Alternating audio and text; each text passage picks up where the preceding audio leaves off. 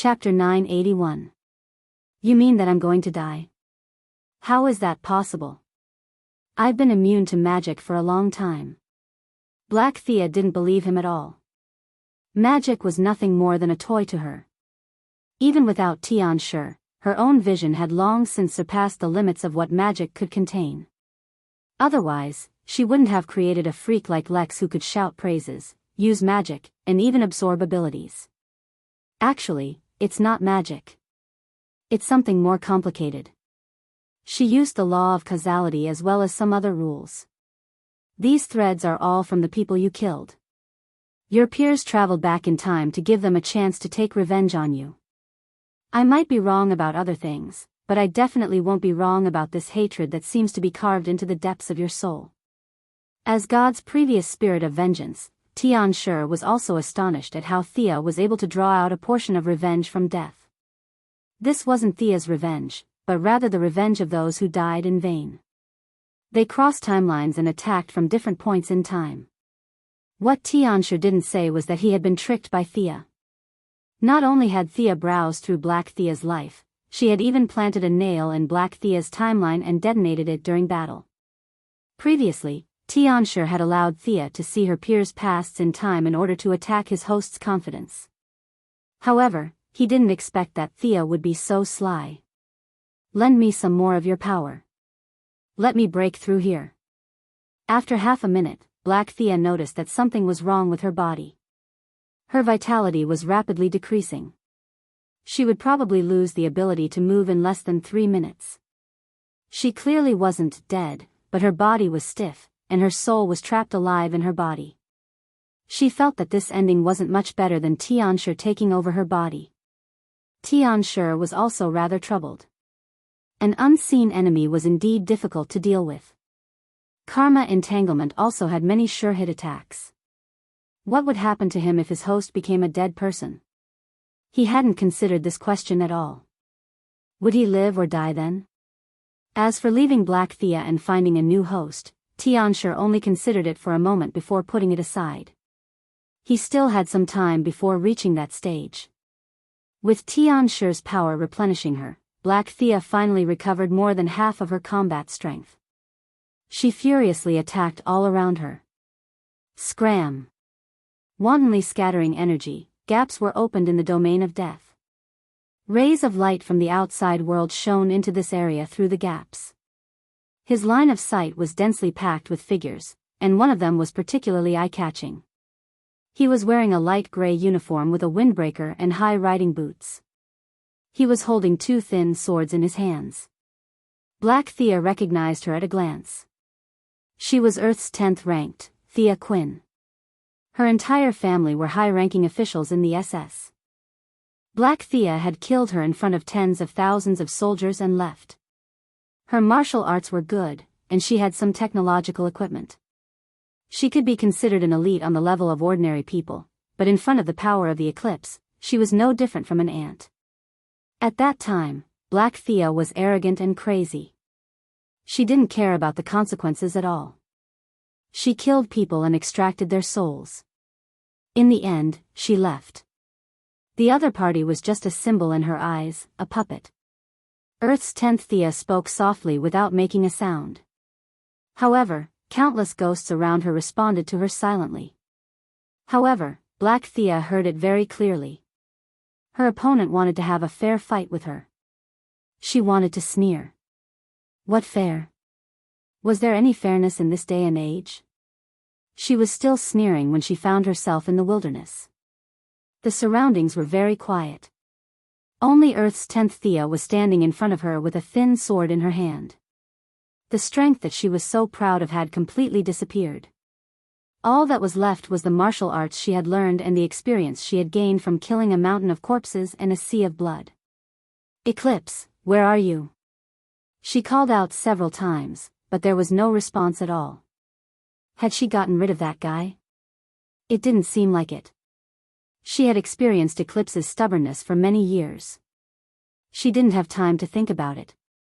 Dual Swords Thea had already rushed forward with a roar. She was very uncomfortable without her extraordinary power. She was completely tenacious. She quickly put away her discomfort and waved her sacred sword to fight with the enemy. After fighting for a full 10 minutes, she finally stabbed the sacred sword into the enemy's chest. Looking at the enemy turn into ashes, she sighed. To be fair, the other party's martial arts were indeed not weak. She was able to crush him at that time only because she had the eclipse as her host and the other party didn't. When the battle ended, her vision turned black again. The bone gangrene in her body once again connected to her soul. "Are you okay?" Eclipse asked strangely. "I'm fine." Black Thea vaguely understood something. She waved her sacred sword as usual. In less than 3 seconds, she entered that strange space again and fought with the other Thea. After ending the battle in that strange space, she returned to her body. The time in the outside world matched perfectly. Eclipse, who was using her body to observe the outside world, didn't notice anything strange. When she entered that strange space for the 8th time, she finally saw the main person. Thea was waiting for her. There were 7 other people with different expressions around her. They were either standing or lying down, looking at her. "What is your purpose?" She couldn't help but ask. "I thought about it. Even if I don't like you, I still want to save you." "Humph, how?" "With your skills?" Black Thea was disdainful. "If it weren't for the fact that you had so many strong people in the universe, you would have died under my sword." "Bah, don't think I didn't investigate. Taking into account the difference in the flow of time between the 2 worlds, I was already a new god when you got the Heart of Darkness. How much of Eclipse's power could you use? I'm afraid you're only awake for 1 or 2 hours a day. From the beginning to the end, you've never caught up to me." Even if she wanted to help her, she couldn't admit defeat verbally. Sia had always been puzzled. She had been driving so crazily that even a tough guy like Darkseid would come up with a bunch of nonsensical ideas to find excuses for her, such as higher dimensional life forms, the daughter of the god of creation. Her improvement speed in the eyes of the world was insane. How could this guy be so much stronger than her? Now that she saw the other 7 Thea, she realized that they were all the same age. There was no one like Thea Quinn who was in her 80s or 90s. This meant that their starting point was about the same. Their starting point was the same. She was so overpowered, how could she be surpassed? How was that possible? The truth was that Black Thea had always been inferior to her. She looked strong and powerful, but that was all because of Eclipse's power. She herself was only a small leader of the Assassin Alliance. Black Thea bit her lip and didn't say anything. Some things would only embarrass herself if she denied it. She instinctively felt that Thea had something else to say. As expected, Thea's next sentence shocked her. "This is a world I created. It's a little small now, but we can talk." With Eclipse as her grandpa, Black Thea had great vision even though he was an evil grandpa preparing to take over her body. Chapter 982. She looked around. The other Thea were all ordinary people. They didn't think that creating a world was difficult, nor did they understand the hardships involved. However, Black Thea could see many things. This place was really simple. Even if she used too much force, the world would collapse. That was why she could only guide a small portion of her spiritual power into it, not her body. The world was too small. Tianshi didn't notice such a dust-like thing. Tianshi will be sealed eventually.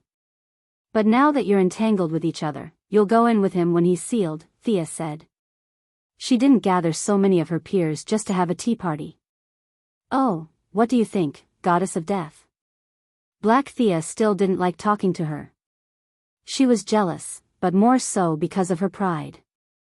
She didn't want to accept Thea's help, but she also didn't want to give up hope. As if she saw through her thoughts, Thea went straight to the point. "I can't save your life.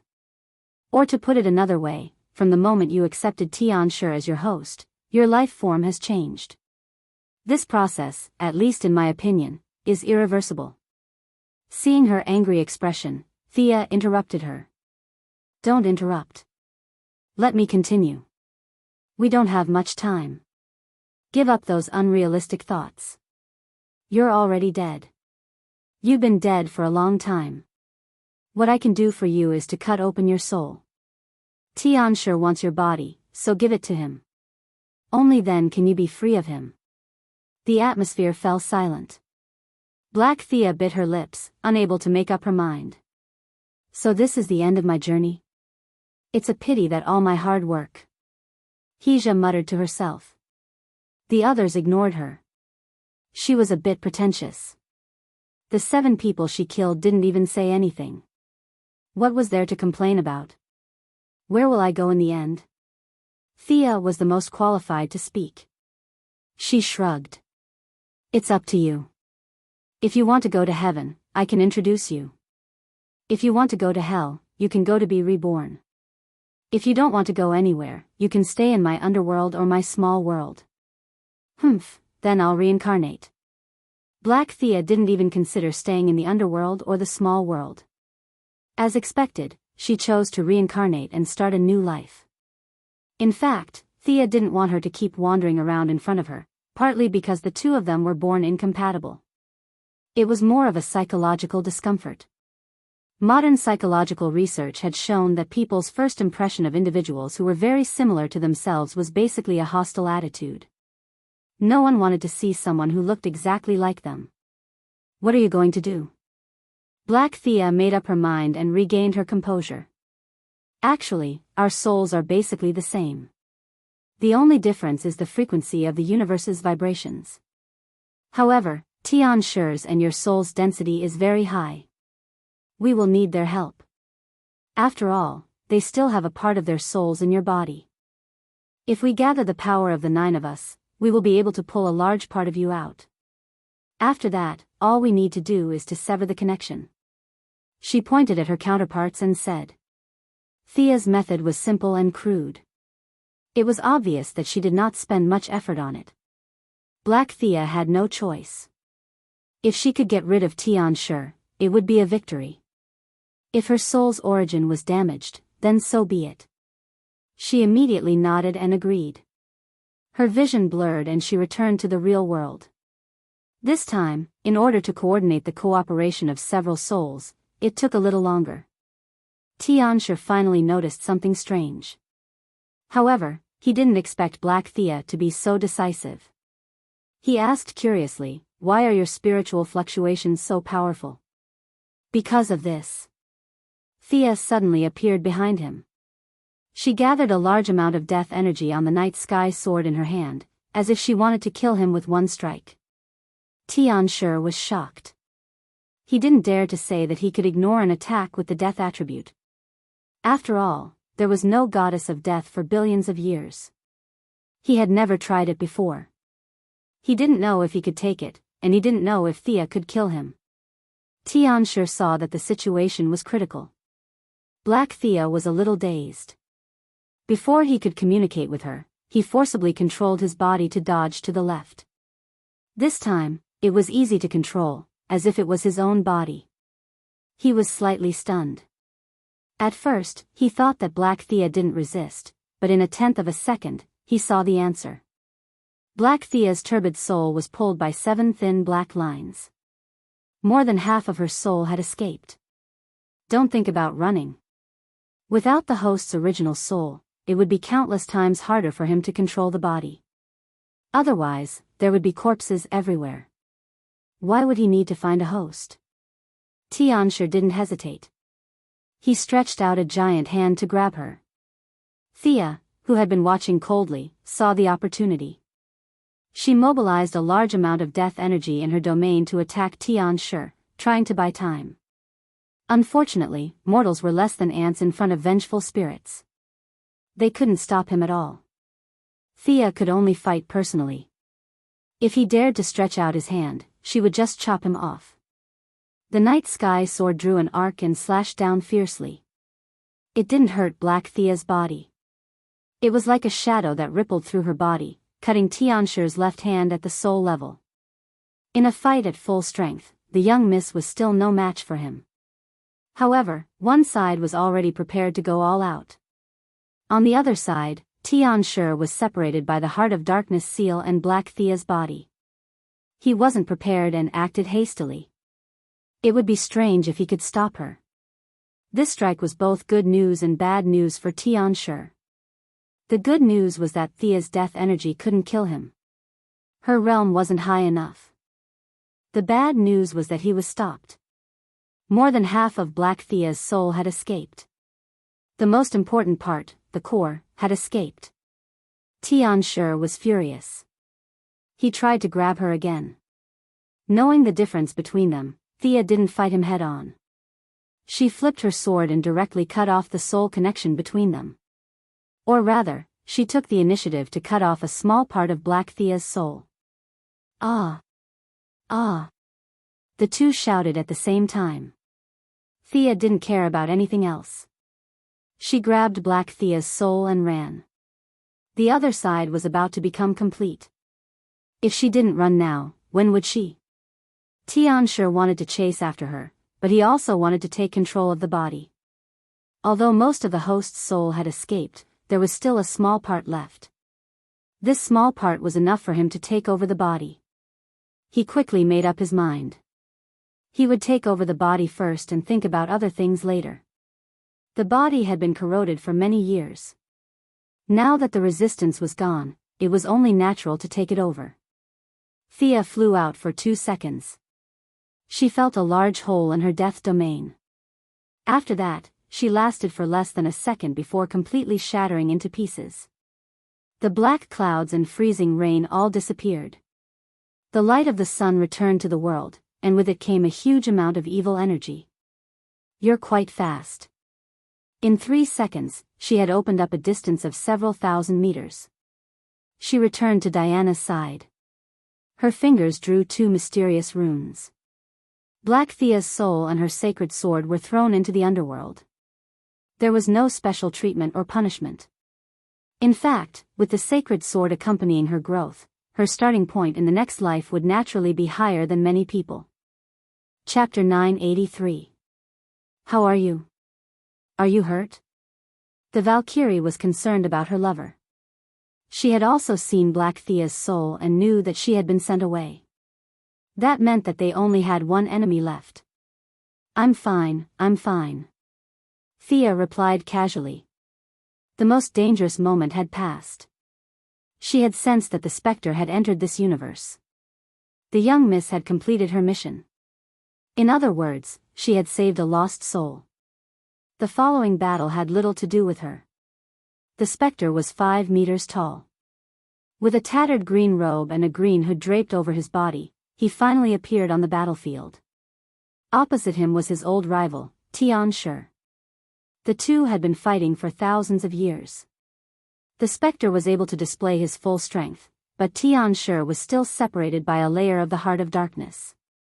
In this semi-sealed state, he had not won for so many years. This battle with a predetermined outcome was more like an entertainment show for the two. After 100 years, they would show their faces and fight. Tianshi was sealed in the heart of darkness. In fact, the specter was also sealed in this great world.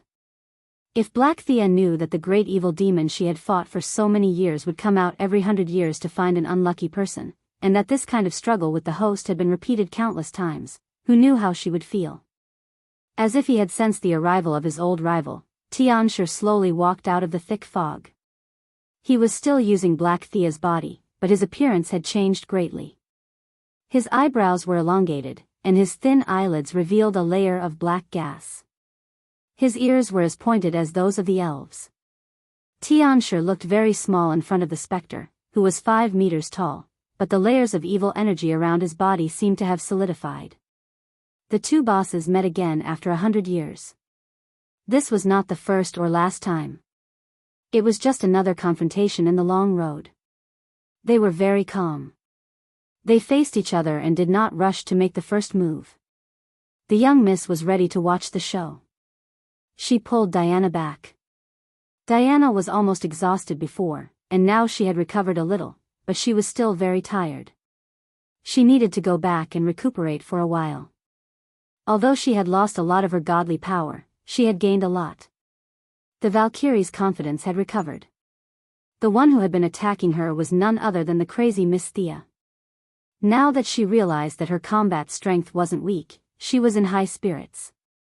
That was a confidence that came from the depths of her heart, dazzling Thea. "Why are you looking at me? Hey, who do you think will win?"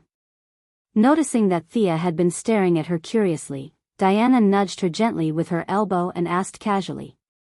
Even if she didn't ask, she knew the answer, but she still wanted to know if her judgment was right. "It's definitely Spectre. Sky Eclipse has been sealed and we've dealt him a few blows. He can't even use half of his strength." They were whispering and staying away from the battlefield. The other battle information was finally gathered. The Ultra Queen was captured, and Lex described it according to Superman's words. No one knew why this guy suddenly exploded and died. Thea didn't say anything.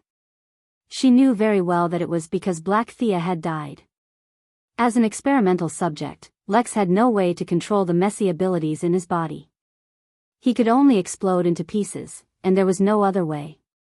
Johnny Quick was also dead. This guy was very unlucky.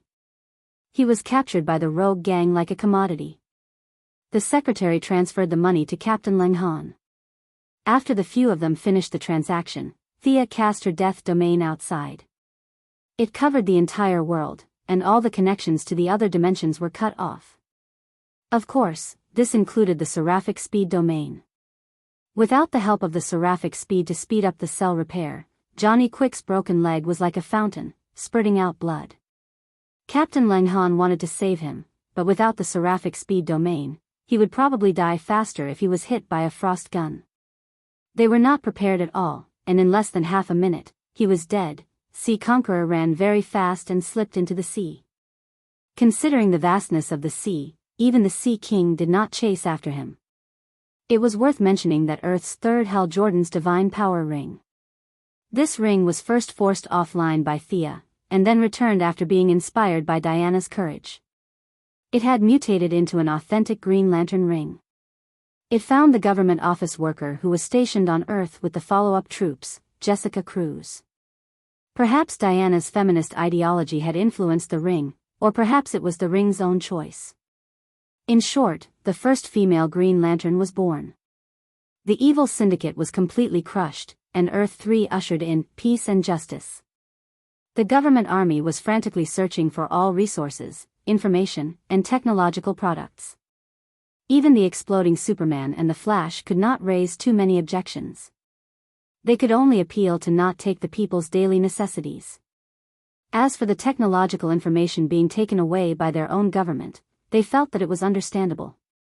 After all, they were the superheroes of Earth 1.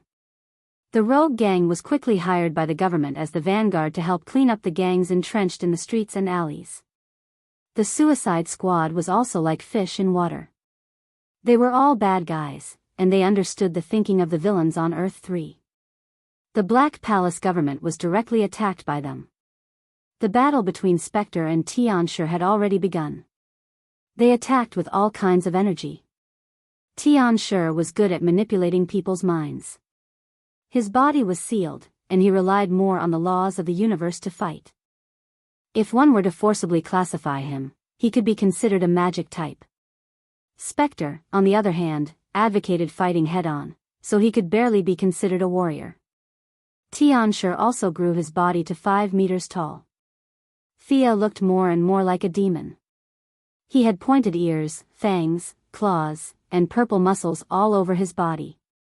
She did not know if it was originally like this, or if it was deliberately set up by God when he was building a smurf. Spectre roared again and again. He was good at using his physical strength to suppress his opponent with energy. Tianshi, on the other hand, could only play to his strengths and avoid his weaknesses. All kinds of energy attacks were at his fingertips. Blue light beams constantly hit Spectre's body, and Spectre also returned the attacks. The two powerhouses went all out from the beginning of the battle. They fought until the sky fell and the earth cracked. The aftermath of their attacks penetrated hundreds of meters underground. This battlefield would probably become a place of chaotic energy for hundreds or thousands of years to come. Thea and Diana had no choice but to go to Earth 3's watchtower. At this time, Batman was still crazily downloading information about Batman. This little Thomas Wayne had disappeared into the crowd. Facial simulation, satellite positioning, and all kinds of methods could not find him. At least, Batman said that he could not find him. Thea felt that the credibility of this sentence was questionable. There was also the death storm that turned into a ball of light in front of everyone's eyes. No one could be sure if he had directly exploded or flew away. The young mistress acted as if nothing had happened and insisted that she did not see him. The Sea King also used the word, did not see, about the Sea Conqueror. The people of the Righteous Alliance could only do their best to search. As for whether they could find these missing people, it was really hard to say. Chapter 984. The antimatter universe, on the other side of the multiverse, was the end of all matter. This was the universe under the control of the Anti-Watcher, the end of all positive matter. There was no way to verify who created this universe. Its existence was older than the oldest records. There were intelligent beings here, and they regarded the Anti-Watcher as the only god of their world. They worshipped him day after day, offering everything they had, just so that he could leave this universe with a chance of survival. Today, in the eyes of countless worshippers, a loud rumble rang out, and an unfamiliar visitor flew out of the Orange Passage. He tore through space and entered the antimatter universe without any obstruction. The visitor sat on the Mobius chair, his gaze wise and full of sympathy. It was Thea's old colleague, the god of knowledge, Mitron. He flew to a giant golden tower filled with technology, his expression grim, looking at the Anti-Watcher who was observing the material world through the tower, and fell silent, as if he was preparing his words. "Hello, Mobius," he greeted the Anti-Watcher. The Anti-Watcher had barely escaped from his near-death state, and his tall body was covered in a thick layer of armor. The armor was forged in the core of the antimatter universe, but the armor did not provide him with much protection, and instead exposed his weakness. "I remember I warned you, Mitron, not to call me that, not to mention that name in front of me." The Anti-Watcher's voice was very hoarse. "Do you want me to call you the Anti-Watcher?" Mitron was not afraid, sitting on the chair as he asked calmly. "I hope you don't disturb me." The Anti-Watcher's left hand lit up with a fierce light, and a beam of energy wrapped in a destructive aura shot towards Mitron. The violent energy hit the Mobius chair, the chair that the Anti-Watcher had created to seek knowledge when he was still a mortal called Mobius.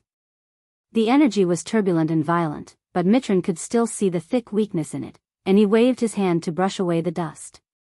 "You should know that as long as I'm sitting on this chair, your antimatter cannot hurt me." The Anti-Watcher was wearing a mask, and his expression could not be seen. He only said dully, "I know, I've been sitting on that chair countless times longer than you." "Yes, that's right. You abandoned the chair and wanted to destroy the universe. Let's not talk about the chair today. I'm here to advise you. Reality is already extremely fragile. It can't withstand your destruction. Stop for now. Don't enter the real world." Mitron was trying to persuade Kieran, which was not exactly a brilliant job. The Anti-Watcher sneered contemptuously. "Even if you're sitting on this chair, you're still ignorant.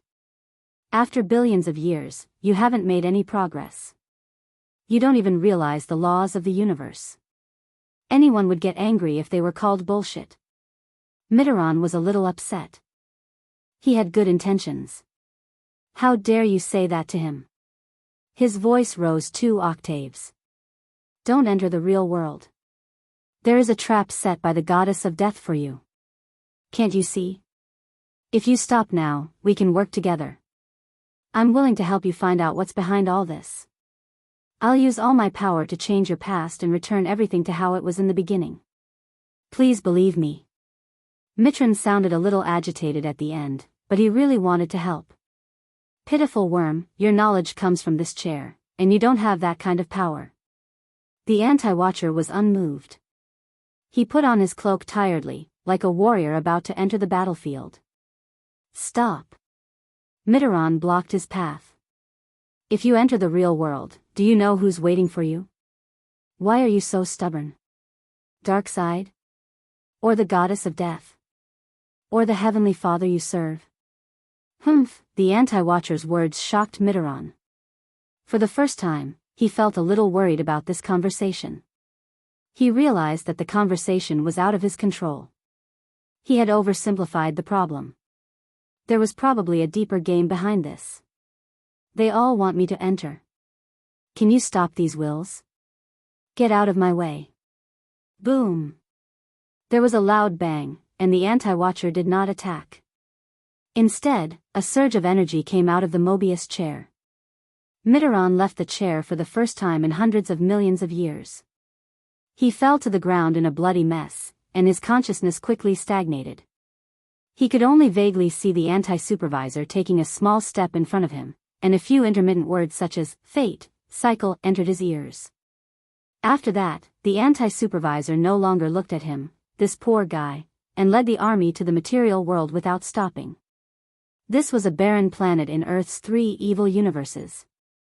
Thea could not affect the battle between the Spectre and Tian-C, but she could choose the location of the battle between the Anti-Watcher and Darkseid. After the Spectre entered the battle, she left a passage in the universe. As long as she entered this universe, she would definitely appear on this planet. Both sides' battlefields were already set up, and all that was left was for the 2 contestants to enter. Darkseid coveted the anti-life equation. The Anti-Watcher's goal was purer. He wanted to be reborn, to escape his fate of destroying the universe. Fate had a strong hold on him, and he needed to break through the boundaries of reality. To do so, he needed to kill a new god, a god who could touch the origin of all things. Darkseid, who had the Omega effect, was his only target. The conflict between both sides was irreconcilable, and only the fall of one side could end everything. Thea added fuel to the fire, the Heavenly Father acquiesced, and many archangels and great demons had their own agendas before the battle was finally decided. As the main contributor to this battle, the 2 powerful beings of the multiverse who were about to fight to the death also tacitly agreed to her choice of battlefield. A barren planet was more convenient for killing each other. The Apocalypse Star's army had entered this universe through the only passage a minute ago. Darkseid did not appear until the Anti-Watcher entered the universe and entered the battlefield. His subordinates did not find anything amiss. Only then did he open his mother box and descend into this universe. The Wasteland Wolf led the Apocalypse Star's army and faced off against the Anti-Watcher's elite forces. The moment the 2 sides clashed, the battlefield was littered with corpses. Neither the Anti-Watcher nor Darkseid made a move. They were sizing each other up and waiting for the Goddess of Death and the Spectre to leave this universe. If the young mistress did not leave, the 2 of them would not dare to fight without restraint. What is that? It's as evil as Tian-C, and it seems to be 2 different types of energy. Diana had barely touched the top level of the new gods. She could vaguely feel the world's consciousness cheering as 2 sources of evil had descended into this universe. Chapter 985. Thea pretended to be confused. One of them is Darkseid, but the other one is very blurry. It looks like the Anti-Watcher who escaped during the night of darkness. He has been watching us all this time. What should we do? Superman asked. They were too far away, and even with his supervision, he could not see across several galaxies. Of course, Sia could not say that they should just sit back and watch the show. She pondered for a moment and said, "It's a good thing that their battle is not on Earth. A battle of this level is not something that can be decided in a short period of time. I think Darkseid has a good chance of winning. Darkseid is also our enemy, right? What will happen to this universe if he wins?" The Flash asked. This time, Thea thought about it carefully. Even if he wins, he will use up half of his divine power. We new gods are fundamentally different from the Anti-Watcher. Even by the most objective estimation, Darkseid will be seriously injured and will not be able to recover in a short time. In fact, she was thinking that Darkseid should go into seclusion after obtaining the anti-life equation. He could conquer the world anytime. Sharpening the axe would not delay the work of cutting firewood. Uncle Duh would know this simple path. He did not care about this little bit of time. Everyone in the Righteous Alliance looked at each other. They had sacrificed themselves to fight against Counter-Supervisor, but in the end, they found that the big boss had been pulled away by someone else, and the one pulling the monster was another big boss. They were a little dumbfounded by this complicated situation. Even Batman, who had prepared 100 plans, did not expect this situation. Right now, the anti-watcher that they wanted to eliminate had been called to the side by Darkseidra for a fight. What should they do in this situation?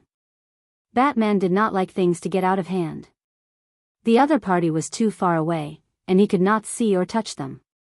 He could only focus on what was in front of him. He pointed at the Spectre Eclipse fighting on the screen and asked, "Who are these two people? Where is your counterpart?" Thea told the story of her counterpart from the beginning. The heroes sighed, but they weren't too surprised. Superman's counterpart and the Flash's counterpart were so bad that it wasn't too surprising to have Thea's counterpart. Young boys and girls who thirsted for power opened up some ruins and were then possessed by demons. This kind of common story filled countless movies, animations, and games. It wasn't anything new, so they accepted it very quickly. Apart from the fact that this demon seemed to have a powerful background, everything else was understandable. Only Batman had a different train of thought. He scratched his chin. Part of the creator's emotions? Can you be more specific? Thea smiled bitterly. This has nothing to do with our current situation. Your thirst for knowledge has broken through a certain limit. Bruce, this is not good. You have strayed far from your original intention. Really? Batman lowered his head and thought about it. He did not find any problems, but he had been searching for answers too much recently. The secret of the new god, the secret of the lamp ring, the secret of the end metal. There were too many things to study, and many of them lacked basic information. This information was too far away from his world, so there was no progress in many of them. I'll go help the Spectre. You guys pack up. This mission is officially over. Thea joined the battle between the Spectre and the Spectre Eclipse. They had to fight quickly. Darkseid and the anti-supervisor were trying to kill each other with their gazes, but neither of them made a move. Thea soon understood their concerns. She could only join the battle again and quickly seal the Spectre Eclipse. Then, she returned to the original universe to watch their live stream. The Spectre Eclipse was already weaker than the Spectre Eclipse. With Thea joining the battle, the Spectre Eclipse was even less of a match. The Spectre Eclipse said that Thea could be his host, which meant that their powers could be partially connected. At this time, both the Spectre Eclipse and the Spectre Eclipse were 5 meters tall. To cooperate with the battle, Thea also enlarged her body. She held the night sky sword and slashed the Spectre Eclipse's shadow attack. "Cooperate with me, goddess of death," the Spectre Eclipse said. As the Spectre Eclipse spoke, a patch of green appeared in her palm. It contained a trace of supreme power. She had been studying the stranger's silver coin and the Judas contract. She immediately felt the purity that was beyond words. Since the Spectre Eclipse wanted to fight, she would not refuse. Thea put away her sword and jumped behind the Spectre Eclipse. She patted the Spectre Eclipse's shoulder and transferred part of her death power. The green beam of light was surrounded by a spiral of black death gas. Like a high-speed drill, it pierced through the Spectre Eclipse's shield and pierced a big hole in his abdomen. The death power and the Spectre of God's vengeance worked well together for the first time. Thea estimated that if she became the Spectre Eclipse's host, the two powers would combine and there would not be many people in the world who could defeat her. Even if the Spectre Eclipse was summoned by the cult of death seeking again, she and the Spectre Eclipse would be able to take it down. However, the Spectre Eclipse belonged to the Spectre Eclipse. At her level, it would be too low to be the host. The Spectre Eclipse had transformed Black Thea's body into a pure energy body. Not a single drop of blood was shed. However, the death power and vengeance Eclipse's wounds were giving him a headache. "You are indeed powerful. But Death Goddess, do you dare to look me in the eye? Your counterpart is still struggling in my body. Come and help her." The Spectre Eclipse's voice was very soft, as if he was mumbling. Thea hid behind the Spectre Eclipse without a word. She would have to be an idiot to look him in the eye. Even an idiot would know that this was a big move. As for the part of Black Thea's soul that was trapped, she could only pray for the best. Her shameless actions almost made the Spectre Eclipse spit out blood. The little bit of God's power he had hit the Spectre Eclipse. Since they were both from the same department, the Spectre Eclipse was naturally not afraid of this thing. She accepted it calmly and even absorbed a part of it. This made the Spectre Eclipse's heart ache. The Spectre Eclipse raised her fists and fought desperately in the front. Thea Eclipse attacked from behind from a distance. She was determined not to be on the front line. Under their rapid attacks, the Spectre Eclipse's counterattacks became weaker and weaker. He was not a match for the Spectre Eclipse in the first place, and Thea Eclipse was even weaker. After a lot of effort, they finally destroyed the Spectre Eclipse's new body. The Sky Eclipse turned back into a sparkling and translucent black diamond that seemed to contain countless secrets. The Spectre Eclipse did not have any objections to Thea Eclipse's plan to seal her predecessor again. If she wanted to seal him, then seal him. He would definitely be able to jump out again. This was the difference between 100 years and 150 years. The battle on Earth 3 came to an end when she sealed the Heart of Darkness into a large rock. This large rock could not be brought back to Earth 1. After some thought, she decided to leave it in this part of the universe. She randomly chose a direction and found a planet with a very poor environment that would not give birth to life in 10,000 years. Then, she buried it deep. Chapter 986. The army from Earth 1 entered this world and raided Earth 3 under the banner of "Help the people hang upside down."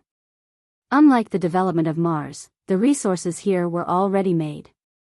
All they had to do was open the warehouses and move them away. A large amount of resources, energy, and technology were transported back to Earth.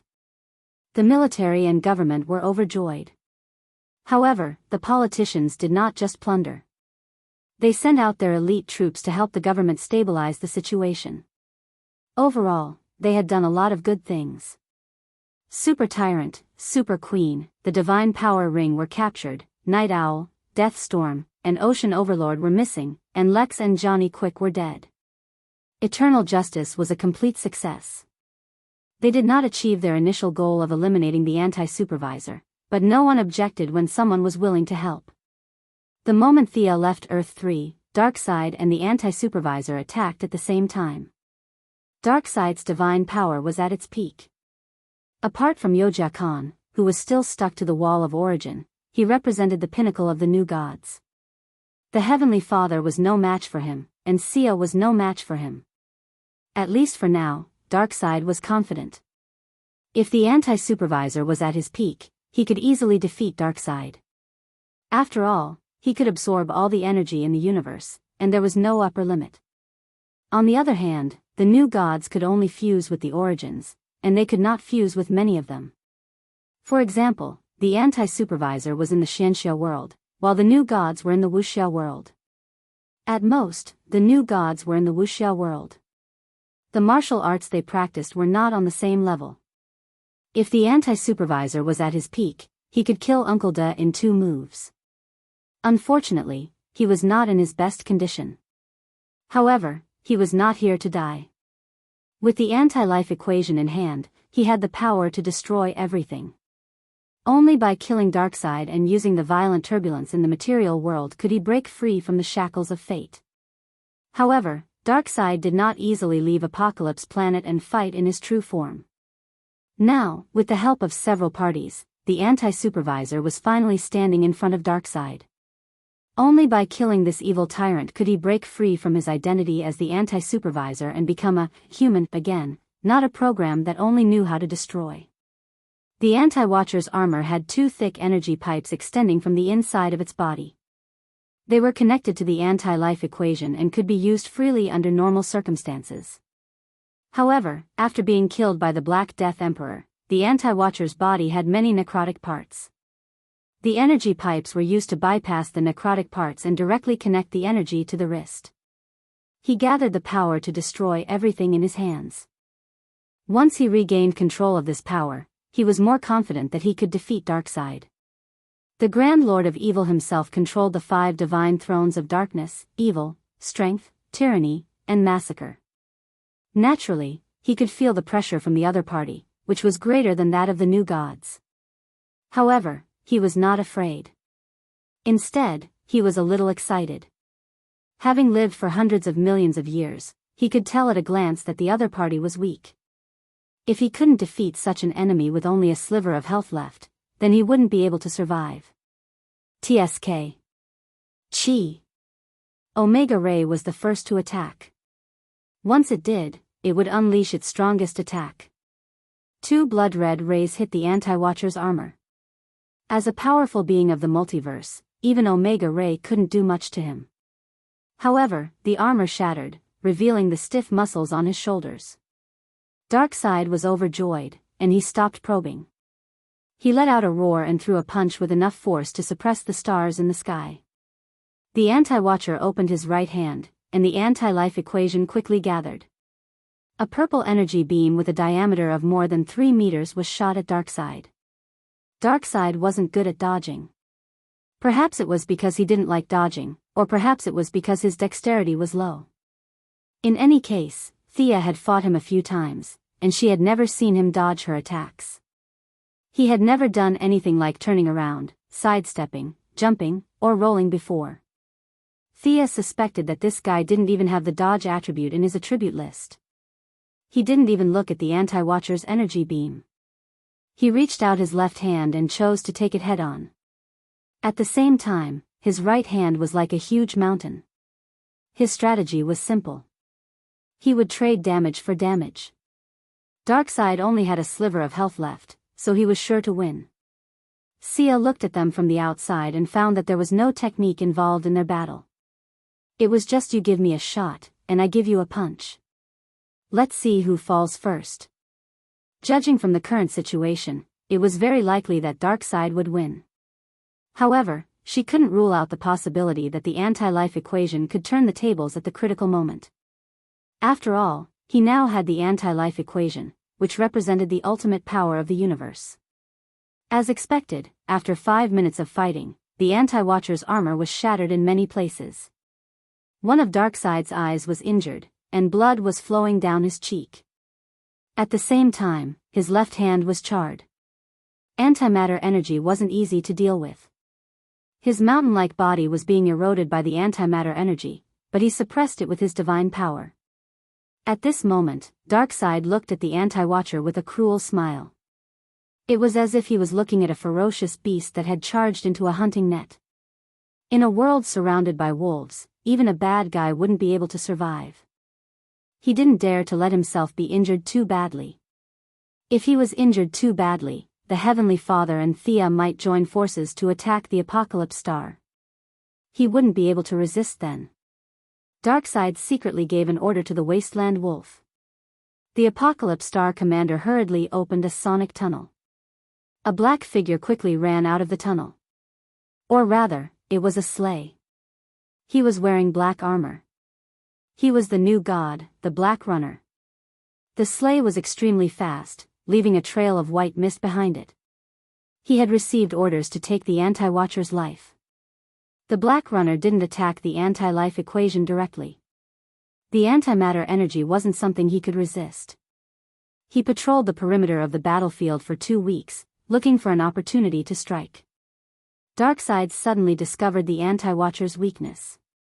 He shot an Omega Ray at the Anti-Watcher's face and appeared behind him at the same time. He clenched his fists and punched with all his might. When they got closer, Darkseid realized that the anti-life equation had been muttering to himself.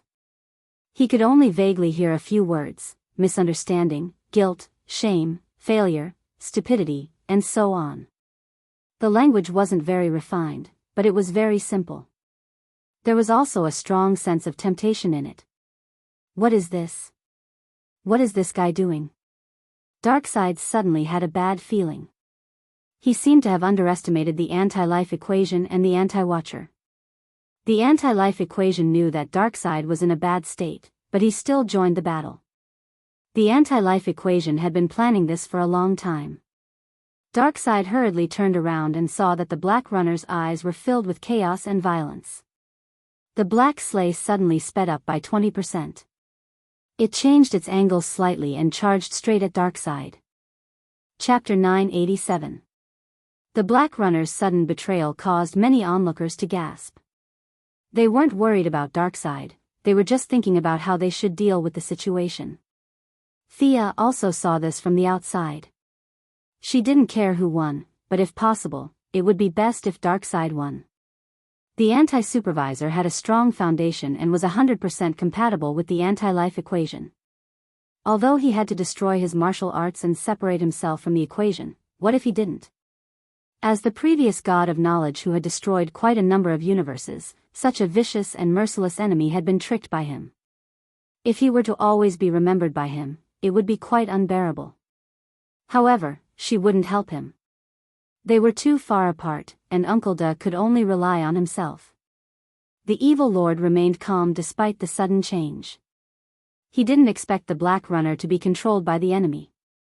He had planned for tens of thousands of years for the god of death, but Thea had ruined everything.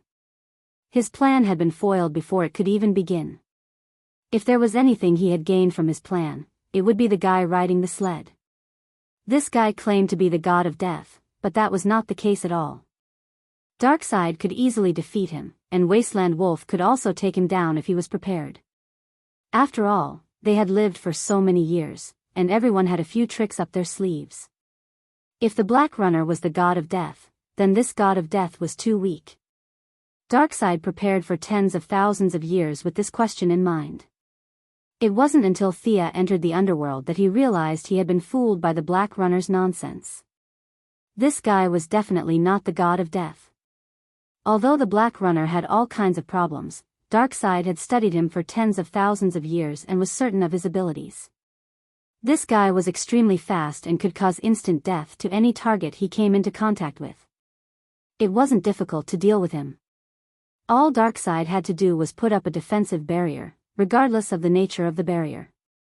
On the other hand, if he wasn't prepared, he was indeed very strong. When Darkseid knew he was going to fight the anti-supervisor, he was prepared to use the Black Runner as a backup, but he didn't expect to be tricked.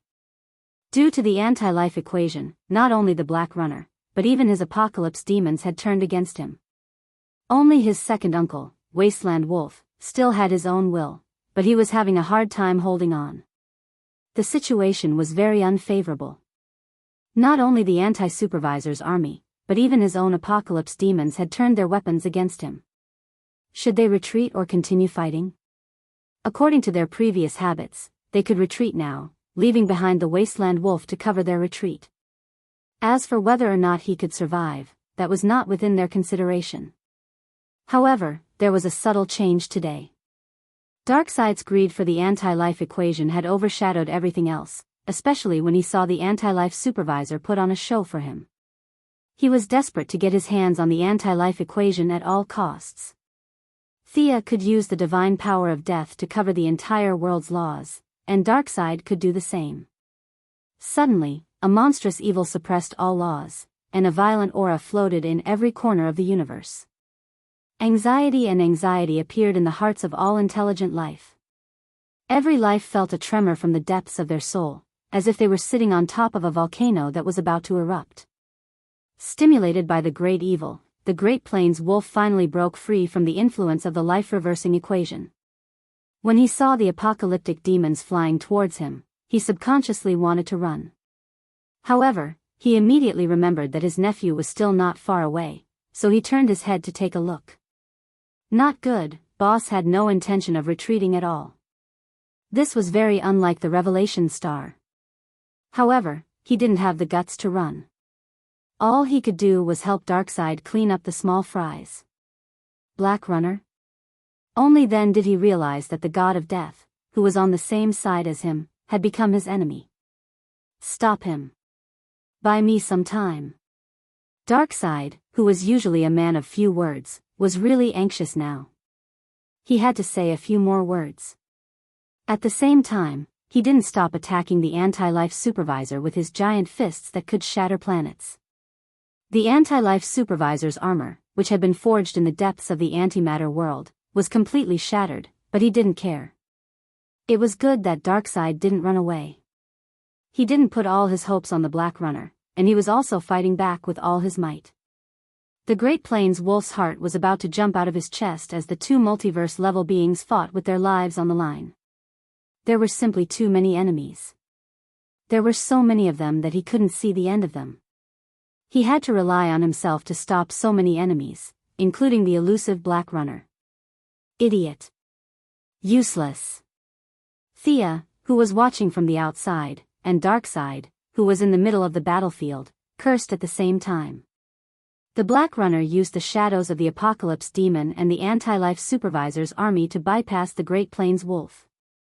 He was as fast as lightning. The Great Plains Wolf could use his hatred to fill the space around him and slow him down, but the Black Runner ignored him completely. He increased his speed to the maximum and charged straight at Darkseid. The Anti-Life Supervisor sneered. As the former god of knowledge, he knew how the Black Runner attacked. He grabbed Darkseid tightly with both hands, not letting him break free. In the blink of an eye, Darkseid only managed to turn his body slightly before he was hit by the Black Runner. The thin figure crashed into the giant. It was like a speeding car crashing into a mountain, but this time, the car was unscathed, and the mountain was about to collapse. Darkseid wasn't the apocalypse. He didn't have a god to rely on. Even death attacks could still hurt him and even take his life. The Black Runner's sleigh left a huge wound under his ribs. The black aura of death began to invade his body. Darkseid tried his best to suppress the injury, but it didn't work. His face was pale as if his life was about to come to an end. The Anti-Life Supervisor laughed loudly. His voice was so hoarse that it sounded like he was sawing wood, but he was very happy. He could almost see himself becoming a human again. Freedom had never been so close to him. He didn't care if killing Darkseid would cause a commotion in the multiverse. Darkseid, you idiot, had played such a good hand. Thea cursed. She wanted to return to Earth 3, but unfortunately, Darkseid had gone berserk, and the evil world had regained its original form with his help. It was even stronger than before. The worlds will remember the experience of being suppressed by her and was now resisting her entry. The Anti-Life Supervisor glanced at the outside world as if he wanted to see the expressions of the onlookers. But to prevent any accidents, he looked at Darkseid again. The Evil Lord's deity position was very suitable for him. He was separated from his position as the Anti-Life Supervisor and the Anti-Life Equation. Of course, he wasn't going to be immortal again. Darkseid's deity position was tailor-made for him, and he wasn't going to give it up. Chapter 988. Huh. The Counter-Supervisor lowered his head and was about to absorb Darkseid's essences. He was no stranger to capturing essences to create the Mobius chair. In fact, he was very familiar with it. After identifying the 5 essences in Darkseid's body, he thought about the order of absorption. Suddenly, he saw a dagger sticking out of Darkseid's rib. The dagger was golden, and time seemed to be flowing within it. Whose dagger was that? He, Darkseid, the Wild Wolf, and the Black Runner did not have a dagger around them, so who could have stabbed Darkseid? He instantly realized the problem. Darkseid had stabbed himself. He was delaying the death from the wound. The Counter-Supervisor realized it too late. Just half a beat. Darkseid's weakness was gone. He jumped up and punched the Counter-Supervisor in the chest. He then stabbed his left hand into the Counter-Supervisor's chest and tore the Counter-Supervisor in half. Thea, who was watching from the outside, felt her teeth ache. She recognized the dagger. It was a divine weapon that the Egyptian gods had created to take revenge on Darkseid. She had given it to Batman after that. According to Batman, he had stabbed Darkseid with the dagger. Logically speaking, the dagger should have been used up. She did not expect him to keep it until now and even recover some of its functions. On one hand, he was suppressing his injuries. On the other hand, he was setting up a trap to lure the Counter-Supervisor into it. Although Darkseid was expressionless, she did not expect him to be so good at acting. The Counter-Supervisor was still breathing, but he had lost the ability to move. After the Black Death Emperor, he was once again on the brink of death. However, there was no White Lantern to save him this time. The Counter-Supervisor had lost control of his body. The Anti-Life Equation automatically stopped spinning. Without the Black Runner and the Apocalypse Demons, they regained their senses. Realizing that he had gotten himself into big trouble, the black runner turned around and ran. He was so fast that the onlookers could only see a blur before he completely disappeared. Thea was a little disappointed. She had wanted to recruit him. She did not expect him to run so fast. The black runner had the ability to run, but the Apocalypse Demon soldiers could not. The Apocalypse Demons looked at their boss nervously. If Darkseid had been as hot-tempered as he was in the past, he would have killed all of them in the most bloody and cruel way possible. But now that he knew what had happened to him, he no longer had the strength to do anything. The injuries caused by the black runner were not complicated. Whether in terms of quality or quantity, they were far inferior to Thea's. It would not be too troublesome to remove them in time. After all, he had hung up the black runner to study for tens of thousands of years. However, in order to induce the anti-eunuch, Darkseid used a more intense method to suppress his injuries. Right now, the power of time of the Egyptian gods had combined with the death of Osiris and the black runner. The combination of the injuries of a new god and an old one was more than enough for him to deal with. In addition, the life-reversing equation wasn't a piece of paper or some divine equipment. If he didn't take the initiative to separate it, it wouldn't drop even if he died 10 times. It had to be extracted from the depths of his soul. The anti-eunuch was of a higher level than a new god, so it would take some time to extract it. Even villains had enemies. Not only were the good guys targeting him, but other villains were also targeting him. The evil lord had obtained such a superweapon in front of everyone. It was the ultimate power of the universe, so it was only natural that people would be jealous of him. At the very least, the demons of hell had their eyes on him. The significance of this was self-evident. Time was tight, and the mission was important. Darkseid carried the anti-eunuch's body that had been torn in two and ordered the wasteland wolves to retreat. The battle had come to an end, and Thea looked away. She didn't care about the life-reversing equation at all. Let the villains fight for it. Even if the Heavenly Father wanted to join the battle, she would not stop him. Unfortunately, the Heavenly Father had been watching from the sidelines and did not have the courage to fight. The people of the Righteous Alliance returned to Earth, and the government took over. They held a meeting to discuss the captives. Super Overlord was easy to deal with. Without kryptonite to replenish his energy, he was no different from an ordinary person under the yellow sun. The cowardly Hal Jordan was also no threat. However, the matter of the Super Queen left the heroes scratching their heads. This pregnant supervillain left them at a loss. How should they deal with her? Where was the best place to lock her up? According to my observations, the child in her belly is also an Esper, and it should be Lex's child. Thea thought about it and decided to tell the truth. The people of the Righteous Alliance booed. This Super Queen was really something. She was Super Overlord's official girlfriend, but she had a secret rendezvous with Night Owl, and she had Lex's child in her belly. Everyone expressed their disdain for this kind of nonsense. While everyone was concerned about the gossip, only Batman realized the key problem. This child has an Esper ability? Yes, it's Lex's ability to absorb Esper abilities for his own use. Moreover, this child's Esper ability is innate. At the genetic level, it has already reached the stage of harmony. It's different from Lex's artificial creation. Seeing Batman's interest, they tried to dissuade him. In the end, all the captives were sent to the Heavenly Eye Society.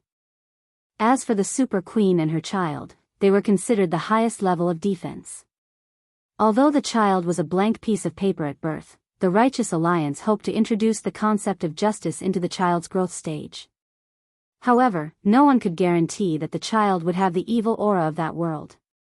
Even Thea could not guarantee it. It was always right to lock him up first. Everyone returned home. Diana, Green Arrow, and Mr. Excellent went to deal with the Silver Swan. Thea felt that she had nothing to do, so she went to the underworld. "Go, we will never meet again," she said to Black Thea's soul. The other party waved at her and followed the staff to be reincarnated. She would start a new life, but by then, she would have nothing to do with the name Thea Quinn. Johnny Quick's soul was pulled into the Seraphic Speed Force space. This guy's Esper ability was mediocre, and Miss Thea was too lazy to stop him. Lex went directly to the underworld. No one knew how many contracts he had signed before he died. He was pulled away by the underworld without even going through the procedures. She did not stop for too long in the underworld. She mobilized a large army and rushed to the anti-material universe.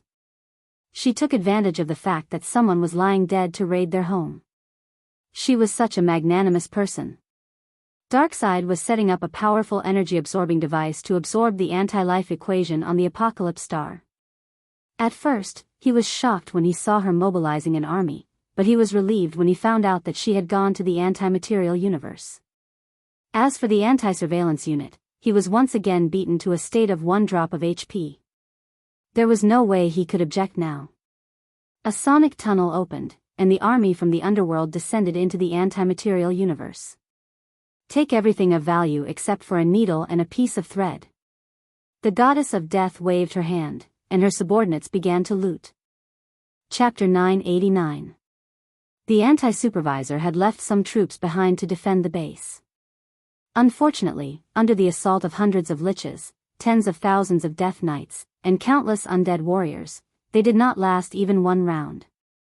The assassin Guangdong, the Siren, and the newly joined Death Storm were all sent out. Death Storm had a fanatical fascination with death. Thea did not even need to recruit him. She only needed to mention her name, and he would bow his head. It was easy. Thea did not go personally like when she robbed Hades' treasury. Instead, she stood in the middle and ordered her subordinates to loot everywhere. Her position as the god of wealth also blessed these liches and death knights. Each of them had a good sense of appreciation. No matter what it was used for, as long as it was valuable, they would take it away. Not long after, Guangdong had a harvest. He dragged a burnt man to Thea. "Your Majesty, we found an old acquaintance." Thea looked down. Who was this? His hair was messy and his face was as black as the bottom of a pot. This guy was burnt. She took a closer look and noticed. This is Mitron, right? I didn't recognize him without the chair. He was an acquaintance. When Thea first ascended, it was Mitron who pulled her to the father's side. Later on, when the weave was built, they had some friendship. He looked like he was burnt, but his injuries were not serious. She did not dare to use the white light ring in the antimatter universe. A few healing spells were thrown out, and Mitron slowly woke up. When he saw Thea, he sighed. He did not know what he was feeling. "Thank you, Your Majesty, for your treatment." He quickly calmed down and bowed solemnly. Thea did not put on airs. "Old friend, why are you in the antimatter universe? Is this an order from the father?" Mitron explained everything without hiding anything. In the end, he asked in confusion, "Your Majesty, why did you facilitate this battle? Don't you know how big of an impact this will have on the reality of the multiverse?" Thea was silent for a moment. "God of knowledge, do you really want to know the reason?" Mitron said, "Even if you kill me afterward, I'll listen. From the perspective of the new gods and mortals, this battle is unnecessary. However, if you were to view it from a grander perspective beyond the multiverse, you would realize that this is a necessary process for the universe to ascend to a higher level. You should know about the dark multiverse. If the present universe is not improved to a higher level before the two converge, the destruction to the present universe would be incalculable once the fusion begins." Thea's main point was to start trouble as soon as possible and not drag it out. After sending the dizzy Mitron away with his twisted logic, the Death Storm brought good news. The anti-surveillance tower, which was over 30 meters tall, was a top-notch technological creation used by the anti-surveillance to monitor the multiverse. The technology contained within made Death Storm intoxicated, and Thea also took a closer look. This tower was equivalent to a supercomputer on Earth, but it was countless times more advanced. Its algorithm had probably reached the pinnacle of technology. The most important thing was that it was easy to operate, and anyone could use it. She immediately gave the order to move it back to the underworld. The underworld also needed to be in touch with the times. The two-faced man was still using paper to deal with cases. How low was that? When the top-notch facilities were moved back, they immediately upgraded to digital offices. There were many good things in the antimatter universe. Many of them were the essence left behind after the universe exploded and burned. Although they couldn't name them, they were extremely tough. Tough, resilient, and had high magic resistance. Thea found several pieces of high-quality metal and showed them to Diana. Her shield had been broken previously, and now it was time to replace it with a new one. There were many materials, but there were also many talents. For example, the weapons master who had joined the Yellow Lantern Corps before, but later went missing. He came from the antimatter universe and was a member of the Thunder team. They were all very skilled and specialized in creating weapons for the anti-surveillance army. They were not life forms in the conventional sense and were somewhat similar to demons. They could also survive in the underworld. Now, the underworld was half threatening and half tempting these skilled craftsmen, pulling them all away. Everyone who participated in this operation was very happy to be able to plunder other people's homes. She didn't care if these liches would take a portion of the loot, as long as she kept the bulk of the loot. The group of people came and went singing under her lead. The atmosphere was harmonious and friendly. The anti-surveillance army couldn't come back anymore, so it was useless to leave these things behind. It was a good chance to help the brothers in the underworld. That was what the young lady thought. When she returned to the underworld, she went back to Earth to rest. The Valkyrie was very tired today and didn't have much energy. Plus, the Silver Swan and the others were very well hidden. After circling Star City twice and not finding any trace of them, she went straight home. The two goddesses didn't play any indescribable games. They were very tired after a day of fighting. They chatted for a while, gossiping about the story of the Super Queen between the three men, and talked about the role of the first female Green Lantern on Earth in promoting feminism. Thea responded with noises and soon the two of them turned off the lights and went to sleep. In the middle of the night, suddenly, her spiritual power warned her that someone was approaching her at a high speed. Thea immediately cut off the connection between the room and the real world. Who was attacking her? How could they not have eyes?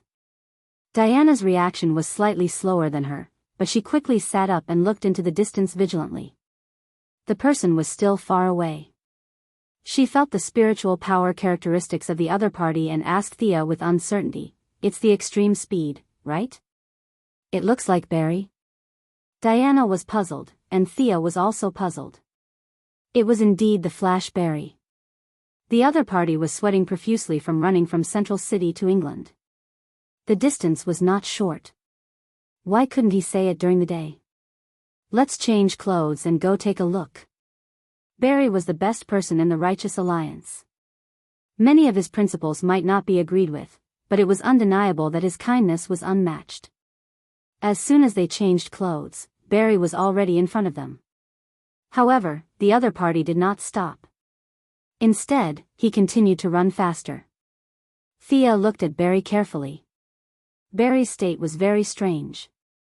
He was running at such a high speed. How could he be chatting happily? Let's also enter the super high speed state. Seeing that the other party was not stopping, she turned around and said to Diana. As a death reserve, they could jump out of the timeline, but Diana could not. It was extremely difficult for a new god to enter and exit the timeline. Barry, what's the matter? Seeing that the Flash was about to reach out and pull them into the super high speed state, Thea waved her hand and refused. Every extra person entering the super high speed was a burden to him. Seeing that Barry was sweating profusely, it was better not to trouble him. Phew. Barry was very tired, but he still felt relieved when he saw that he could communicate normally. A group of people in Central City hijacked the experimental nuclear fission instrument of the Sky's Eye Society. The fission has already started. I can't stop it in time. I have tried all the methods. There's no time. Barry took off his mask. His face was full of pain. He hated himself for his hatred. The explosion had already happened. In the real world, a nuclear bomb that covered Central City would explode in just 1 second. The Flash had no other way. He could only use his super high speed to break the situation. He tried Psyker's shockwave and Caitlin's freezing. In the end, it was useless. Instead, he used a lot of energy to bring the other two people into the super high-speed state. Chapter 990. The nuclear fission in the central city had been completed, and a large amount of heat energy had begun to accumulate. The explosion was right in front of them. Barry, who was at his wits' end, continued to run at high speed while trying to think of a solution. Since he could not find a solution, he could only cross the ocean to England to find the two goddesses. This was his last resort. If it did not work, he could only travel through time to save everything. Don't worry, I'll solve this. Thea would definitely not leave him in the lurch. Not to mention Barry's pleas, even if no one came to her, she could not just watch the nuclear bomb explode without doing anything. The distance was a little far, and time was tight. At this moment, it was already too late to teleport over. The magic that stopped time in Barry's super fast running did not actually stop time completely. It was just a limited extension of that 1 second in reality. Thea cast her sight to the central city far away. The nuclear fission had been completed, and a large amount of heat energy was ready to explode. If no one stopped it, the explosion would happen in the blink of an eye. For the central city, which was second only to Star City, Gotham, and the metropolis, for the more than 1 million citizens, and to not let her mother bear the bad name of being the one who detonated a nuclear bomb in her own land, she really gave it her all. She maintained her high-speed movement, and at the same time, she mobilized her divine power from a long distance. A large amount of divine power was simulated by the fifth dimension, forcibly suppressing the energy of the nuclear explosion, and then modifying reality. This was easy to say, but it was quite difficult to actually do. Thea had to maintain high speed to modify this energy body that was constantly increasing. The long distance, short time, and the constantly changing energy all posed a huge obstacle to her. Barry looked at her nervously. The three of them felt like a minute had passed since they were traveling at high speed. Only then did Sia change the appearance of the nuclear explosion and modify it again. My ability can only suppress it for about 10 seconds. Let's hurry over. She wiped the sweat off her forehead. Only she could do such delicate work. 10 seconds in real time? Barry was still asking. Thea did not have time to explain. She pulled him and Diana and teleported to the central city. This was a cargo center, and there were many familiar faces there. Psyker, Caitlin, Barry's father-in-law, Joe West were all there. There were also several armed robbers and a large container. However, because Thea and the others' own time had been extended, the people in the outside world, including this world, did not move at all. Black Amanda had learned the modern corporate system very well, and they had done a good job in cleaning up, sorting, and marking. They were afraid that the robbers would not be able to find what they were from, so they had drawn a large Heavenly Eye Society logo on the container. Other than not writing that there was a nuclear bomb inside the container, they had done everything else that should and should not have been done. Perhaps Amanda thought that anyone who offended her Heavenly Eye would be punished no matter how far away they were. She was so arrogant that she didn't prepare any preventive measures. Hiding? No. Esper Protector? It didn't exist. The few bodyguards were from the Midtown police station. Back then, when Bane wanted to blow up Gotham, he needed a physicist to fiddle with it before he could detonate it. However, the thing in front of Thea was simple and crude. As long as the switch was pressed, it could blow up the entire city into powder. Transporting such a dangerous device all over the world. The Heavenly Eye Society had a responsibility that could not be denied. As for the robbers, they were even crazier. Not only did they want to blow themselves up, they wanted to bring the entire city down with them. The experimental nuclear fission instrument that was originally emitting high heat had completely disappeared. In its place was an elephant slide that looked very childlike. Seeing the nuclear bomb that almost caused him to die of anxiety in this state, Barry did not know what expression he should have. Don't mind the details. Its essence hasn't changed. Time is tight. Of course, Thea wanted to be more serious. However, the abilities of the fifth-dimensional people were just that funny. She had no choice. Let's do it. You're very tired. After rejecting Barry's help, she quickly looked for an uninhabited asteroid. After that, she opened the portal. Diana picked up the elephant slide and threw it into the portal. The moment she closed the portal, she could faintly hear an earth-shattering explosion coming from the other side. A super disaster that could be recorded in history books was averted. However, the few of them could not rest. They were going to detonate a nuclear bomb on American soil. Not only did they say that, they had already detonated it. This was too serious a problem. Batman, who did not sleep all day, had just finished his daily activities of fighting criminals. When he heard the news, he rushed over immediately. Brother Superman was also called out from his bed by them. The remaining members of the Righteous Alliance were all pulled to Central City for a meeting. The Flash had exhausted too much of his energy. Thea was also very tired from forcibly changing reality in order to suppress the nuclear bomb that had already exploded. The whole story was explained by Diana. A bunch of people were surprised. This was Central City. Just from the name, they knew the location of the city.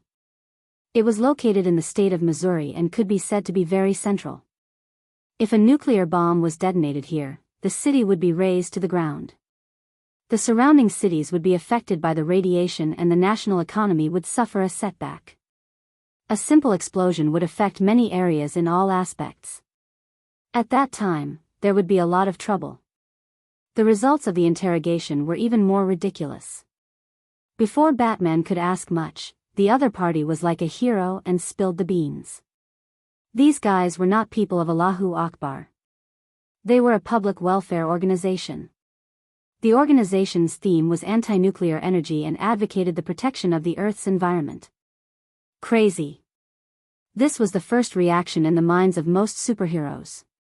The people of Earth have too many weapons in their hands. It's too dangerous. Is it normal for a public welfare organization to be able to get so many weapons?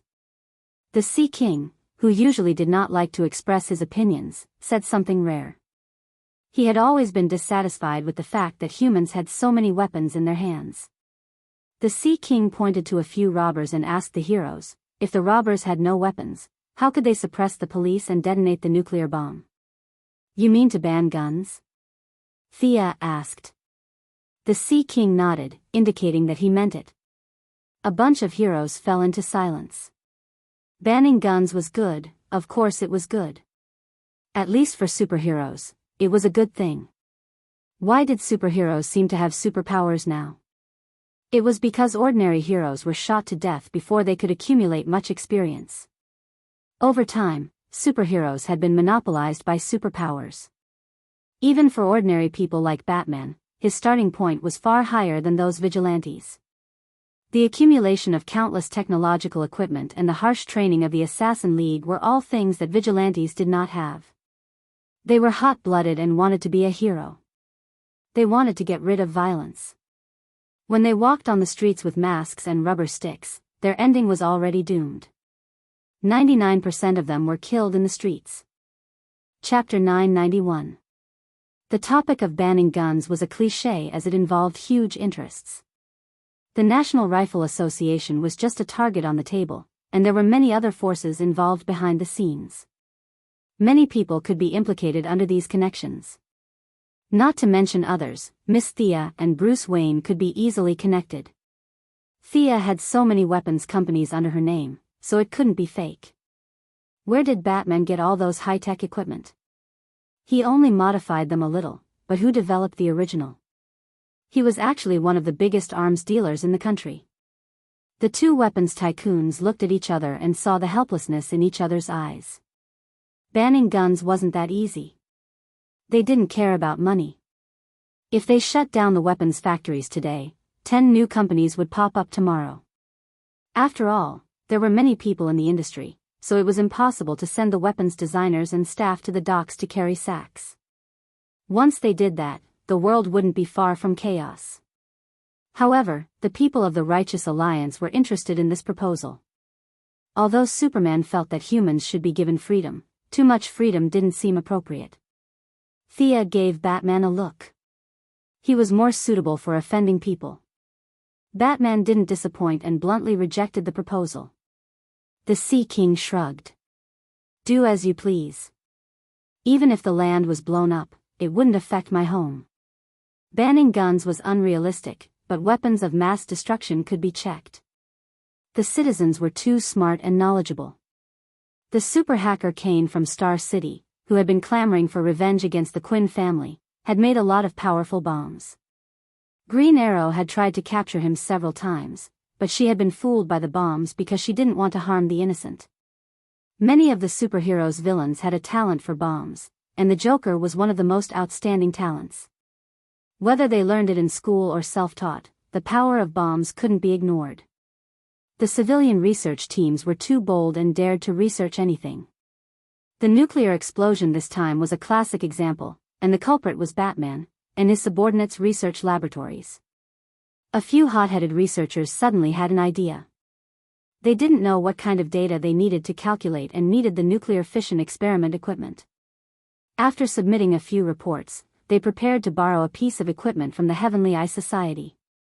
The cooperation between the Heaven's Eye Society and the Righteous Alliance was quite good, and with the face of the young Miss and Batman, the person in charge let them go without much deliberation, which led to today's crisis. The relationship between the army and the people sounded quite touching, but in reality, the leaders of both sides didn't know about it. Their subordinates just did it in a daze. Thea even suspected that the other party might think that Zhenglian wanted to borrow this thing. Otherwise, they wouldn't have sent a truck with 2 drivers carrying a container to transport such a dangerous device. Thea left the couplet for the others to study slowly.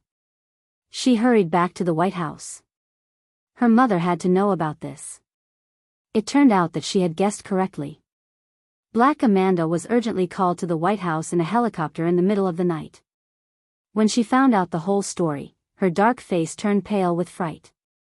It wasn't her order, nor was it Steve Trevor, nor was it the order of the black man's wife, Laura. After investigating, he realized that it was a loan agreement signed by a branch base's person in charge. Don't we have an early warning system? Could anyone come into contact with some highly dangerous equipment? Where is our classified confidentiality system? Is it strictly implemented according to the rules? This time it's Central City. Will it be the White House or the Pentagon next time?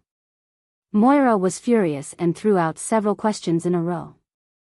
She had always been dissatisfied with the Heaven's Eye Society being out of her control. Now she not only wanted to beat them, but also wanted to add dirt. If Thea hadn't been strong enough, she would have been the first president to detonate a nuclear bomb on the mainland. Once it was detonated, the government would have resigned, and it wouldn't be inconceivable to pursue criminal responsibility. If the nuclear bomb was detonated, millions of people would die. Someone had to take the blame. She, the president, and Ryan, the defense minister, would have to go to jail together.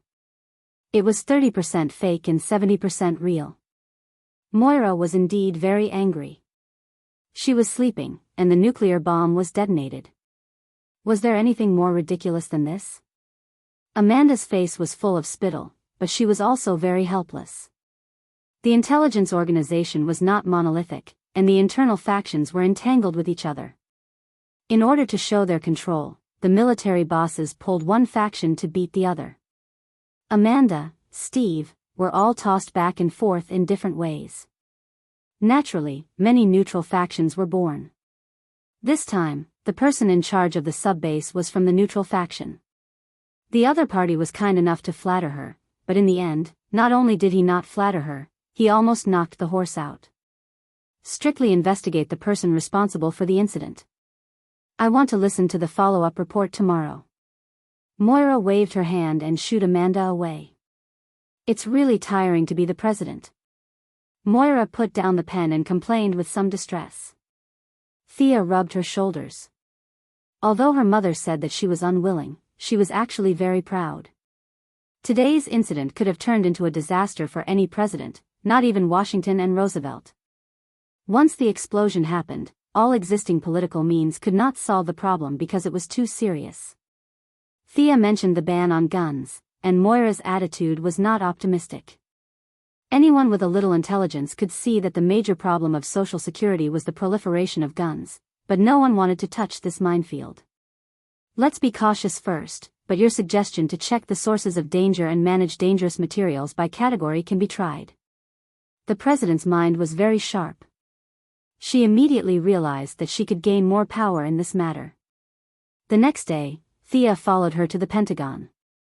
The Vice President and Minister Ryan already knew the topic in advance, but the remaining generals were at a loss.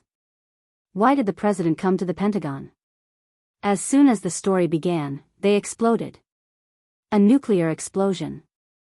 Some unknown public welfare and environmental protection organization had almost detonated a nuclear bomb in their homeland. This news was very terrifying. Moira could rely on the teleportation gem to automatically teleport in a life-threatening situation, but these generals did not have this benefit. They were all stunned. This is too much, this is a crime, the heavens I society these, guys. An old general gritted his teeth. At first, he wanted to call them bastards, but after considering many factors, he finally changed it to guys. However, there were many people who were angrier than him. No one wanted to sleep at home or at a mistress' house, and then everything would be gone with a bang. It was indeed efficient and painless to die, but they did not want to die. Not at all. This time it was Central City. Where would it be next time? No one could guarantee that it would be the city where they lived. Chapter 992. There was no doubt that nuclear bombs should be banned. This was not something that could be bought and set off casually. Even the toilet cleaner in the Pentagon agreed. His job was not easy to come by, so nuclear bombs must be banned. However, if hidden dangers were to be investigated nationwide, everyone from the minister to the toilet manager knew that it would not be easy. To what extent would the investigation be carried out?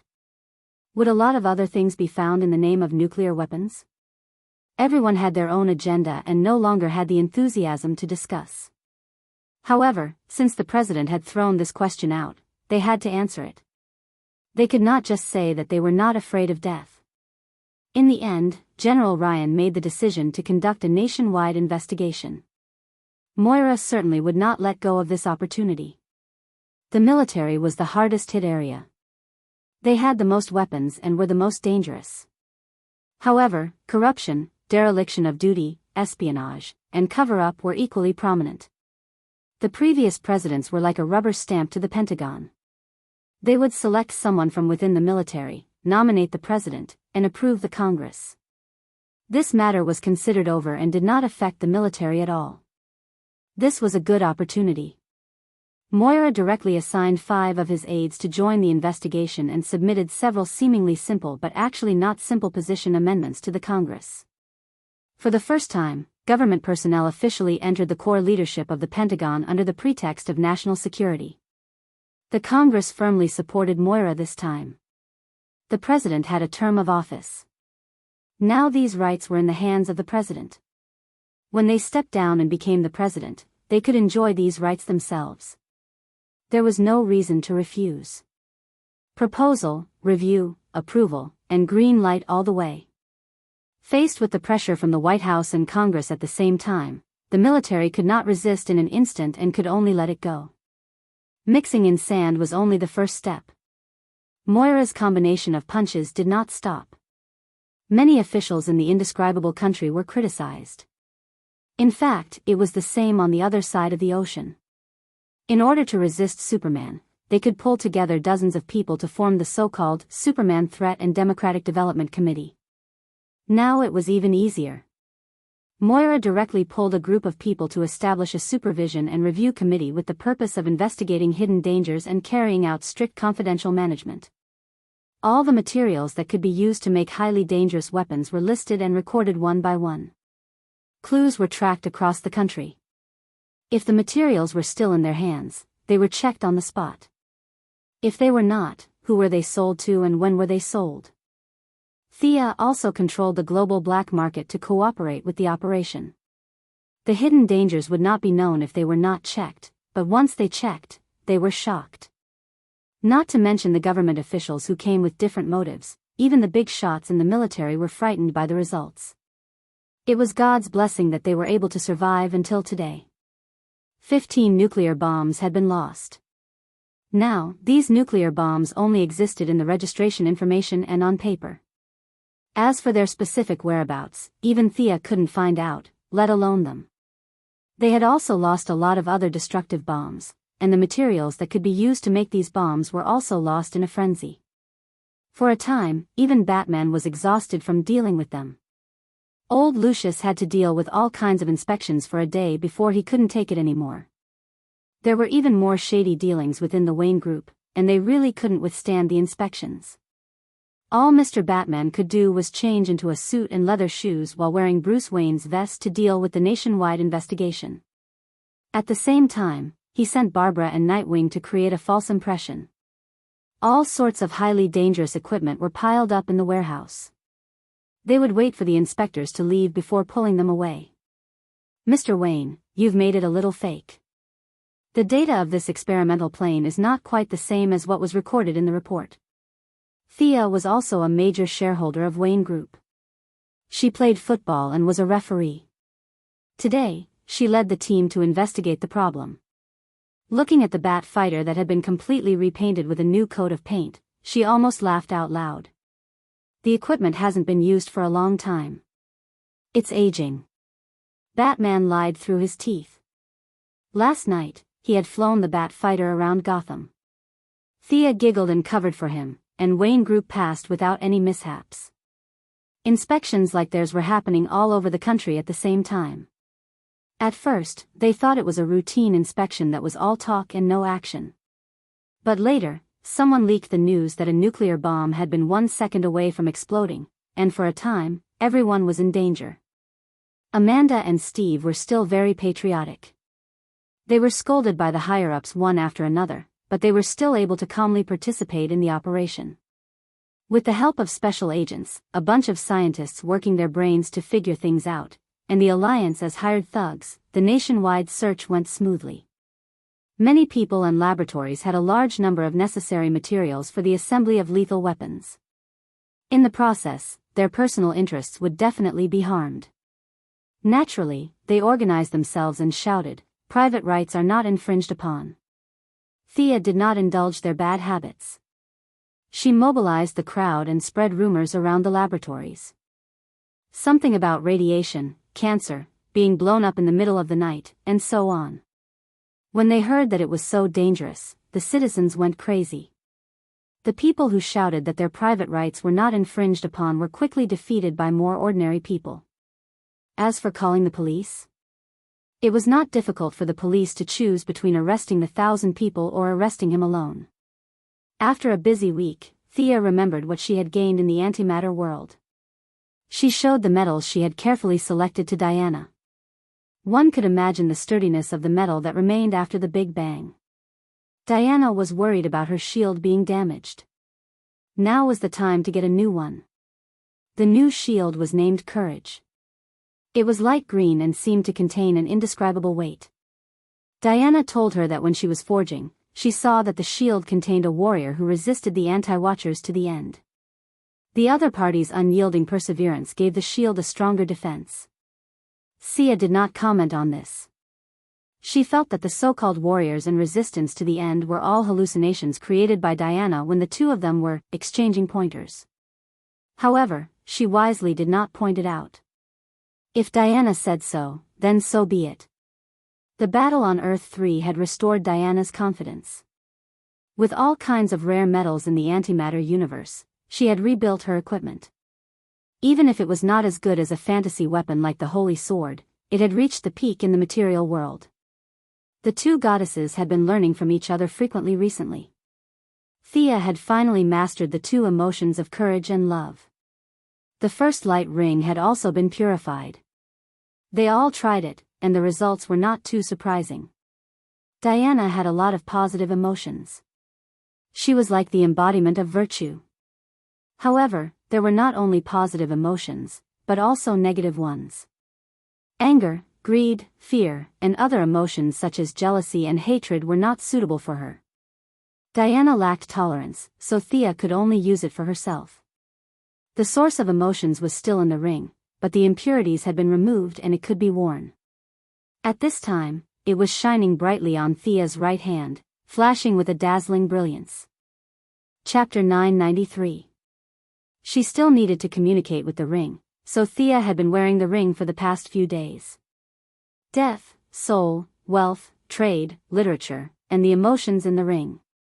She now occupied 6 divine positions. Actually, when she was treating Mitran, she wanted to take the chair of Mobius. The divine position of knowledge was not a bad idea, but Mitran was alert. At least he knew her, so she hesitated and did not kill him. She did not know if it was possible to accommodate more deity thrones, but both the Heavenly Father and Darkseid had 5 deity thrones. She also felt that with the addition of deity thrones, there was a slight imbalance in the divine power. The Heavenly Father had set a good example for her, and she made the same choice. The divine position of literature was given up, but it was best to keep the goodies within the family, so it was a good opportunity to give it to Diana. Whether it was the Valkyrie's own attainments in Greek aesthetics or her ability to command the bards on the new planet of creation, Diana was the most suitable candidate. Of course, the most important reason was that she was one of them. After receiving the divine position of literature, Diana added a touch of gentleness to her valiance, increasing her charm by a lot. She was now more delicate than before. Diana had a strong personality, so the divine position of literature had little effect on her. It was fortunate that she did not become a literary youth. On Sia's side, there was a little bit of trouble. She gave up literature and art and gained emotions, which increased her strength by 20%. Emotions were different from death. They were too active. If left alone, they would be like a wild horse, changing every moment. Perhaps 1 second they would be excited, and the next second they would be depressed. Anger could greatly increase one's strength, fear could increase one's speed, and pity could reduce one's opponent's hostility. Any one of these was actually quite good. For example, Diana specialized in courage.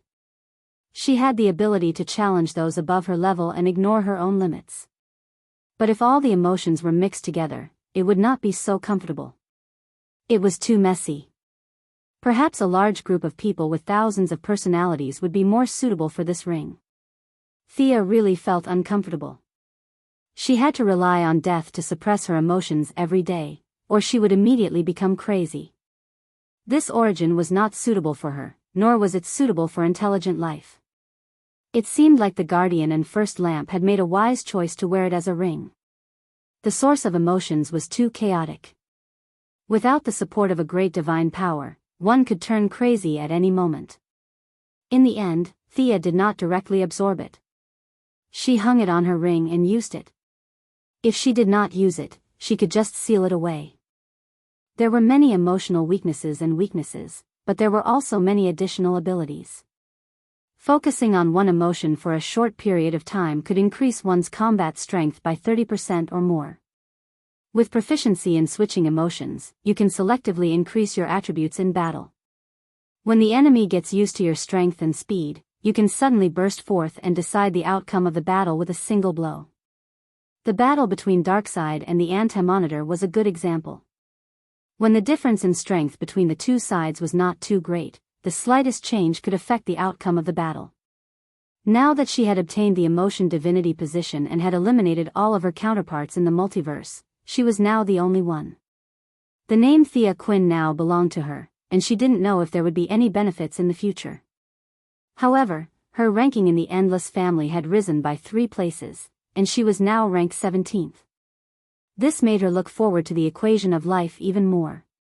She even increased the training for Kyle Rayner's emotional fusion. Unfortunately, the further he progressed, the more difficult it became. Even the super cheater Kyle Rayner found it difficult. His understanding of greed was still not up to par. Now, he had only fused 5 emotions. It had been a week since he had made any progress. She had not made any progress with the equation of life. She could not even see the 8 characters. Darkseid was in a similar situation. The treasure was right in front of him, but he could not take it out. Guangdong, his old subordinate, had sneaked back to investigate. The great warlock, Desard, had set up a huge formation to extract the equation of life. Large numbers of slaves and civilians were slaughtered, and the entire planet was filled with cries of agony. From the outside, the entire planet was covered in a bloody light. Darkseid seemed to have gone mad. He sent his subordinates out every day to capture people and throw them into the formation to be killed. He tried to use the power of blood to draw out the equation of life. Unfortunately, the anti-monitor's level was too high. Darkseid was unwilling to part with the equation of life, so such a stupid method had little effect. Logically speaking, if he persevered and continued to draw hard day after day, year after year, he would definitely be able to extract the anti-life equation. However, what Darkseid lacked now was time. In less than half a month, Darkseid had already defeated 2 waves of Hell's attacks. The invading demons were not too strong, but they were not weak either. They were all Lord-tier demons. Without Darkseid's help, the Great Plains wolves and the others were having a hard time holding on. This was obviously Hell's way of testing Darkseid's strength. After Thea and Batman raided Darkseid, the demons of Hell could no longer suppress their desire for the equation of life. They accepted the mission and started raiding Darkseid 3 times, 4 times, 5 times, and so on. An endless stream of demons swarmed Darkseid, but he did not have the time to be angry. He would not give up on the equation of life. He was the evil tyrant, and he was not afraid of anyone. He would fight to his heart's content. By the time Guangdong left Darkseid, they had already defeated the demon army's 3rd attack. Darkseid personally defeated a Lord-tier demon and used his Omega Ray to kill it until only its head was left. As long as the demon was not dead, the will of Hell would not revive it. Darkseid hung the Lord-tier demon's head on the main door of his palace to show off his strength and boost the morale of his subordinates. It did not have much of a deterrent effect. The demons continued to charge forward like a tidal wave, and Darkseid's subordinates regained some confidence. Heaven and the new creator planet were celebrating, and it was as lively as the new year. The righteous faction was more optimistic about the battle between Darkseid and Hell. Keep fighting. Don't stop. The spies planted by the new creator planet on the Apocalypse planet, the fallen angels whose hearts were in Hell but whose hearts were in heaven, had all received instructions from the higher-ups to think of ways to expand the war forever. It turned out that the archangels were not kind people either. The archangels saw that Darkseid was at a loss for what to do with the equation of life and were afraid that he would not be able to persevere. To help him strengthen his conviction, the archangels decided to create some hope for the evil tyrant. They worked together to awaken their boss, the Lord of Heaven, Michael, who was currently immersed in his own world.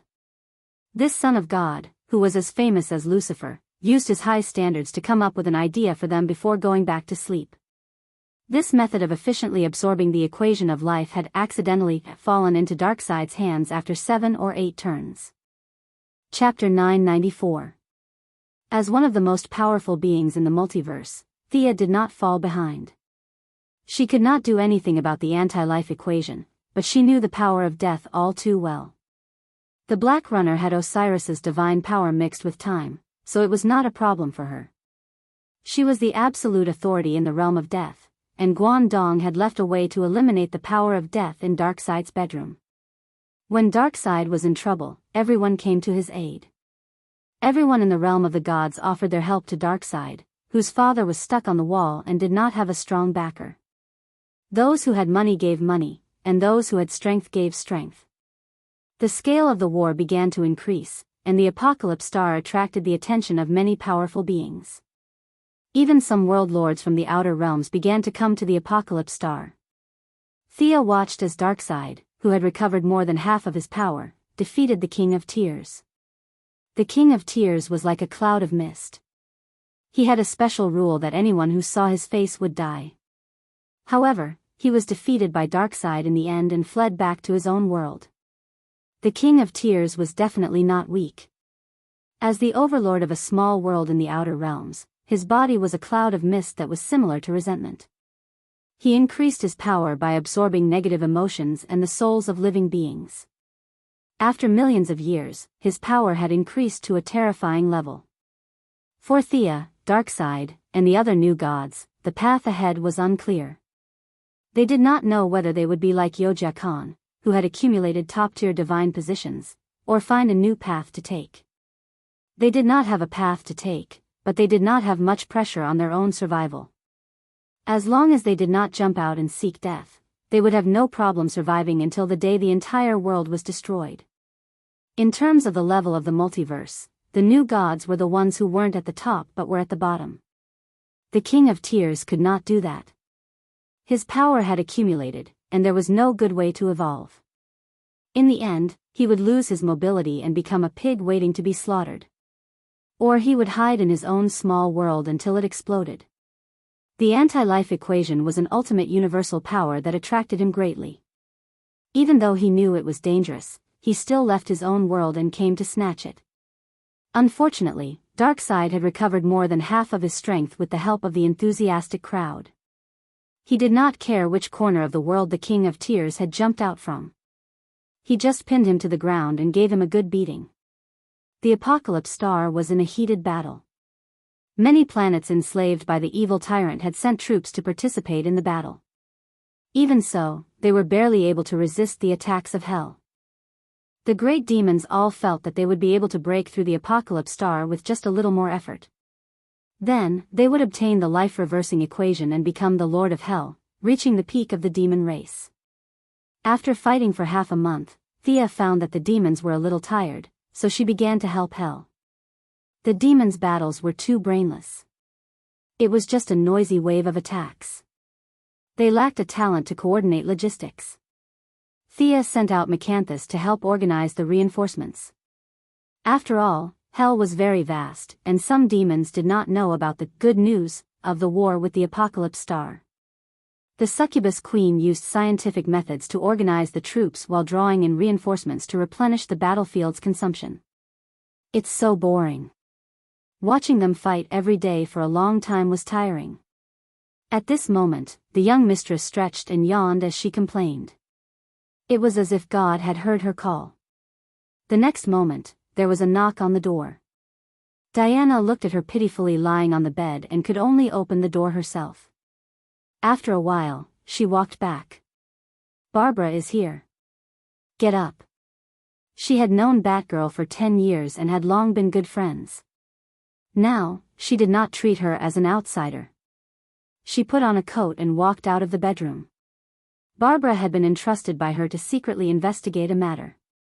Today, there was finally an answer. In front of outsiders, Thea's appearance was not bad. She was wise, steady, and filled with the elegant charm of a woman. Diana was even more mature and strong. The two goddesses looked at each other from time to time. Even a blind person could see the affection in their eyes. Even though Barbara was also a woman, she felt a little dizzy. Fortunately, her sexual orientation was relatively firm and she would occasionally have a friendly chat with Nightwing. She had not been turned gay by this incredible world. She secretly cursed the two goddesses who were showing off their affection.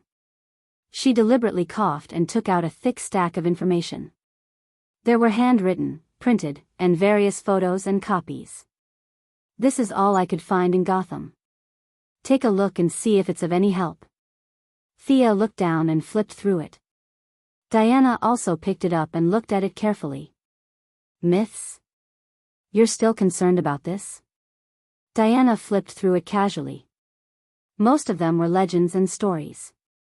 Between the lines, there were hopes that humans had for the gods, for a good harvest, and for the tribe to prosper. Diana was a little confused by her lover's actions. They were already gods.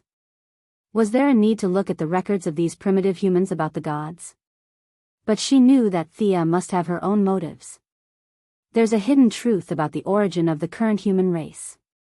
As she spoke, Thea pointed at a rubbing. After the Atlanteans, in the era before the modern humans, there were 3 tribes living in this world. They were the Eagle tribe, the Wolf tribe, and the Bear tribe. But history has changed. Now there are 4 tribes, and there's an additional Bat tribe, she said in a low voice. Diana naturally understood such an obvious hint. You mean Bruce? That's right. This time, it was Barbara who answered. As the librarian of Gotham's library, her daily job was to go out at night to fight monsters and sleep in the library during the day.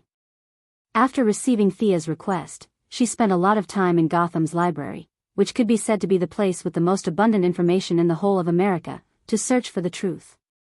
My investigation shows that there were originally 3 tribes. But it seems that a lot of evidence has appeared overnight, showing that there were 4 tribes. My memory is not very clear. Barbara scratched her head. Obviously, this part of her memory had been covered.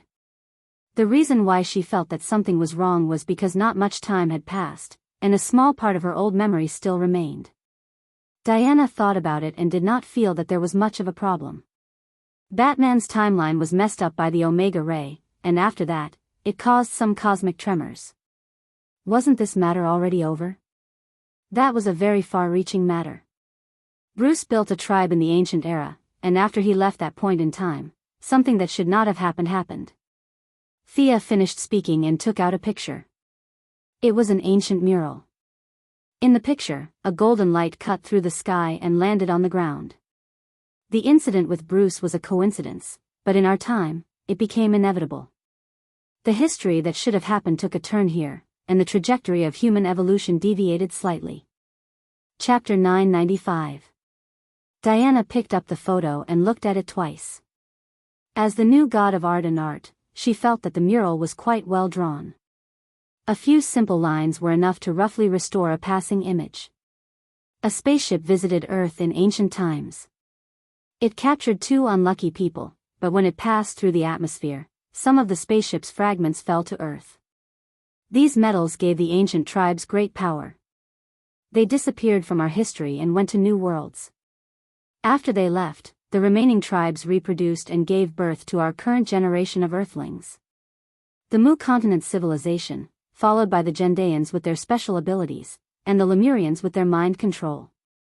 There's no problem with these 3 prehistoric civilizations connecting. However, there's a gap between the brave Atlanteans of the 4th civilization and our current generation of Earthlings. The gap is because of this spaceship, she said as she pointed at the photo. Thea sighed. The reality that Batman had changed was only real from her perspective.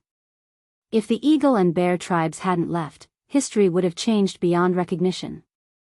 You want me to investigate a bat tribe that's a mixture of reality and illusion. Will it have any effect on reality? Barbara asked. As a Batgirl, she preferred enemies that she could see and touch. She had a headache when it came to illusions and reality. I think the Bat tribe is about to return. They represent a dark force that's still accumulating power. Once they're ready, it'll be a disaster for Earth and the universe. It won't take long because they have a beacon in this world. Their eyes have always been here. Barbara furrowed her brows as she thought about this. After half a minute, she said, but Bruce just returned, that's how time works. For us, Bruce has just returned, but if we analyze the timeline, this Bat tribe has been a thing of the past, Diana explained. That's right. Actually, it's not just the Bat tribe that's about to return. I think the Eagle tribe is coming back too. We have the beacon of the Eagle tribe here too. Thea held up a photo. The man and woman in the photo were Prince Khufu and Priestess Chayala. What are you going to do? Diana asked. Thea already had a plan in mind. The world that represents Bat is in chaos. I haven't found the right way. But we can investigate the Eagle world first and see if they are a threat to Earth. In her impression, the Ing world, no, the Eagle world. There were really only 2 or 3 big eagles and small eagles. There were no powerful people. She wanted to observe the composition of that world. In her own world, the stone man had already died, and life had begun all kinds of evolution. It could barely be considered a small world. How would it develop after that? If possible, he would absorb the world's origin into his own world. Barbara understood this time. He was trying to gain the initiative by striking first. Batgirl feels that this method is better than rummaging through old papers in the library, and she supports it. Thea thought about it and decided that the task was not too dangerous. He might as well pull all the female couplets together. It could be considered a group activity. 3 days later, a group of female heroes gathered in Central City. The reason why they gathered here was because Thea couldn't find the Eagle world. There were many small worlds like this. Some were born naturally, and some were created by strong people. Without the coordinates, she couldn't enter. They came to Central City because there was a bug-level teleportation expert here, Shockwave Cisco Ramon. Simple teleportation wasn't difficult. Thea and Raven could do it. Diana could do it with a little effort. But to sense the destination, Cisco's ability was needed. Shockwave's ability to search and open doors was very powerful. It was just that this guy was limited by his physical fitness and hadn't developed it. Since the cutting-edge technology laboratory was blown up by Scarface, this small apartment was now the Lightning Squad's on-site command center. Cisco and Caitlin's boss had run away. Naturally, no one paid them. Ayers was still giving birth in the 30th century. Even if she came back, it would be useless. She had already quit her job. Wally West was unemployed and didn't have much money. As for Bart Allen, he was a proper child labor. No one dared to hire him. Such a large group of people had to rely on Barry's meager salary at the Central City police station to survive. It seemed quite miserable. Considering that there were still some battles in the Eagle world, Felicity, who had no combat power, was left on Earth. Batwoman, who had announced her retirement, and the Sea King's friends, Yavala and Cassina, who were living in seclusion, weren't there. The remaining female heroes were all here. Thea, Diana, Supergirl, Batwoman, Catwoman, Green Arrow, Starchaser, Wonder Girl, Black Canary, Zatanna, Blazing Ice, who was about to be turned gay in the International Union, Frost Killer Caitlin, Sea King's wife Mira, Superman's wife Louise, Cassandra, Raven, and the new female Green Lantern, Jessica. There were a total of 18 female heroes. There was also Pandora, who had been very close to them and had even experienced many ancient legends. There were also the landmark characters of this operation, Hawkman and Hawkgirl, Kendra Sanders, who were now called Carter Hall. I'm going to take a stroll on the streets. There seems to be a fire on East Street. This group of people, especially a group of women, made Flash run away immediately. Psyker wanted to leave too. Including Pandora and Hawkgirl, a total of 20 fully armed women were looking at him with swords and shields. What was going on? After so many years of experience, he, who now had a somewhat stable temperament, was instantly stunned. Swoosh! Hawkgirl took out her hammer. This hammer was 2 times smaller than when she was in the Purple Lantern Corps. In the past, it was like smashing a watermelon. Now, it could only smash a nail. Psyker was so shocked that he almost jumped up. What was this woman trying to do? Caitlin, Thea, and the others held back their laughter and told him what happened. Ancient civilization. The high-class term instantly attracted Psyker's interest. He really wanted to go and take a look. But there were 20 women and he was a man. It seemed a little strange. Let's go together. There should be many ancient ruins there. Hawkman persuaded him very sincerely. Psyker only then noticed that there was another man with an off-the-charts IQ. He quickly understood what Hawkman was trying to say. This guy also felt that there were too many women and wanted to bring him along as a companion. After thinking for a while, his curiosity about the prehistoric civilization finally overcame his awkwardness. It should be fine if he was thick-skinned. He comforted himself. Thea quickly told him about the mission. Using this metal to find a different dimension?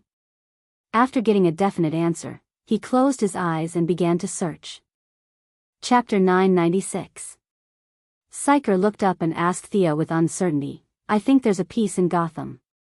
Needless to say, Milady could guess that Batman must have used some technological method to retrieve a large piece of metal from Hawkgirl's hammer. She had kept Hawkman's original hammer for herself and left it in the underworld for the Deathstorm to study. Thea had originally given the couple a hammer, but it seemed like Batman had taken a lot of it. Hawkman and Hawkgirl could not have used just one hammer. They must have smelted it again and split it into 2 to create this small hammer.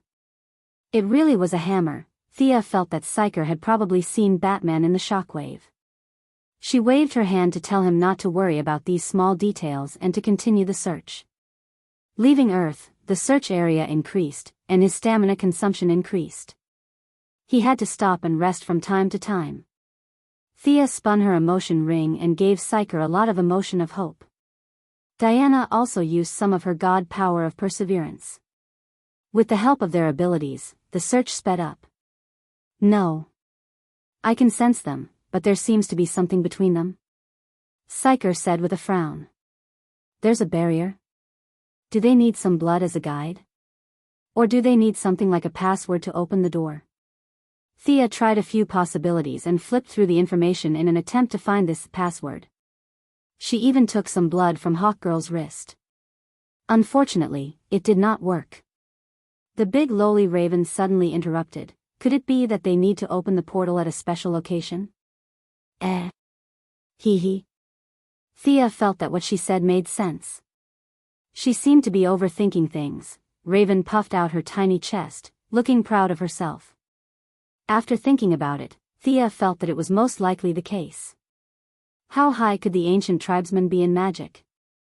It was most likely a small world created by a few shaman priests from a few tribes working together with some ancient gods. There was a fundamental difference between creating a world and creating one. Creation must be made out of nothing, and the impossible must be made possible. Creating a new world was much simpler. It was similar to the new continent that she had created back then. Starting from the real world, borrowing part of the rules of the real world, and relying on the material world, their entrances and exits would definitely be in a special place. He quickly flipped through the information and found the last place where the three tribes disappeared. Peru. He led everyone to a rainforest. The signal is very strong. I think I found it. There's a lot of metal there. After half an hour, Psyker finally had some good news. Thea asked him to open the portal and sent his spiritual power into it to investigate. After 2 minutes, she shook her head. That world is already barren. I'm afraid there are no signs of life. The first search ended in failure. After a short break, the second search began. The second time, the target was still not the Eagle world. It seemed to be attacked by the turbulent flow of energy, and it was impossible for any life to survive. When the portal opened for the third time, she tested it and finally smiled. There's life there. Everyone, get ready. Let's go. After finding their target, everyone packed up their equipment. Diana took the lead and Thea brought up the rear. Everyone walked into the portal one by one. This was a world with dense vegetation. Towering trees could be seen everywhere. Scattered light shone through the shade of the trees and scattered messily on the ground. The few of them looked into the distance and found that there were rare life forms moving around in the treetops. They had wings on their backs and could fly freely. Wings were not the only reason they could fly. Another reason was that the gravity here was lighter than on Earth. 2/3 of Earth's gravity here. Psyker was just about to express his feelings when Barbara, who was on the other side, checked the various data through her wristwatch. Barbara was using the Bat family's equipment to check this world. Psyker pursed his lips. If he had known, he would have brought some equipment over as well. However, his equipment was not as small and portable as the Bat family's. The space here is not big. It's about the same as Iceland in the real world. Most of the life forms are there. Thea also looked at the entire world and quickly found their target. Following her finger, the heroine saw a huge floating island in the sky above the treetops and between the clouds. Why did they abandon Earth and come here? Supergirl was puzzled. Even a fool could tell that the environment here was not good. The place was small and there were few resources. They gave up the chance to become the overlord of Earth and came here to suffer. Were the ancient Eagle tribe a bunch of idiots? No one could answer this question. Who knew what the tribe leader was thinking back then? Someone's coming. Supergirl, who had been staying on Earth and was looking around happily in a new environment, noticed something unusual. She whispered to the heroines. She did not think that the two newcomers would be much of a threat to the heroines. The truth was more or less the same.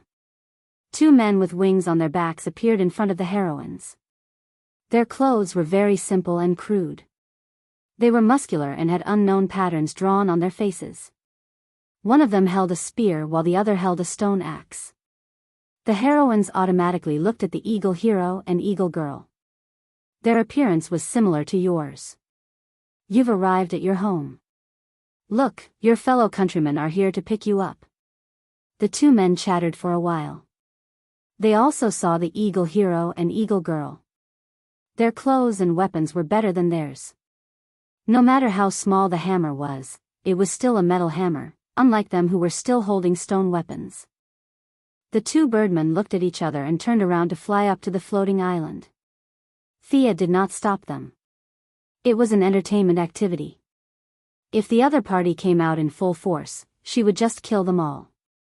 Unfortunately, the Eagle Tribe's birdmen did not come. Instead, a group of uninvited guests came. Roar. The roars of wild beasts spread through the forest. Countless figures appeared in the dense forest. Their eyes were glowing green as they sized up the group of uninvited guests. I feel like they don't have any good intentions. Psycher's combat experience could be counted on one hand.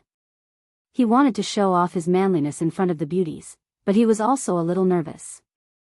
Psycher was vexed. If only his good brother, the Flash, had followed him. He could have waved his hand and said, "Barry, go." After that, all the enemies would be defeated. He would not be in such a predicament now. There were only two men here, him and the Eagle Man. Even if he was not good at fighting, he had to stand in front. "Don't be afraid, Psycher. I'll protect you." A scene that made Psycher want to cry happened.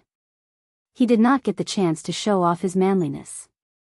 Pandora, who was wearing a long purple windbreaker and holding two guns, stood in front of him. She aimed the anti-magic bullets at the enemies in the dense forest and was ready to fire. Psycher really wanted to shout, "Sister, you can protect me, but can you not call my name?" Chapter 997. Ignoring Psycher's gloominess, the female hero's gazes only lingered on him for a moment before moving away.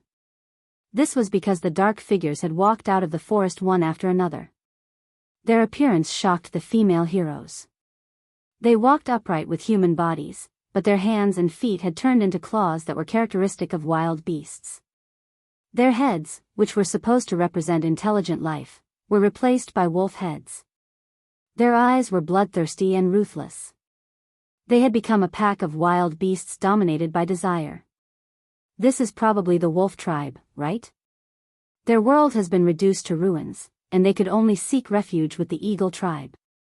Unfortunately, time has turned them into wild beasts. The hero's analytical skills were not bad. They could come to such a simple conclusion, especially since the goal of this mission was to find these tribes.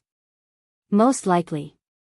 However, their physique is much stronger than humans. Their hunting instincts also make them more ferocious. Everyone, be careful. Thea was afraid that the heroines would underestimate the enemy, so she reminded them. A sharp howl sounded from the depths of the forest. The wolf tribe seemed to have received some kind of order. They all got down on all fours and pounced on the heroines. Bang! Bang! Whoosh! Pandora's pistol and Shadow's arrows were fired at the same time.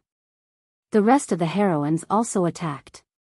Sia saw that everyone's blood was boiling as they went up to fight. Obviously, they all enjoyed fighting. It was a bit boring for her to throw out a super AoE instant death spell. After thinking for a while, she also took out her bow and arrow and pretended to shoot. Diana rolled her eyes at her. She suppressed her strength and charged forward with sword and shield in hand. The two of them had the self-awareness, but the rest of the heroines did not. Raven, Cassandra, and Supergirl were still young. They were at the age where they liked to show off.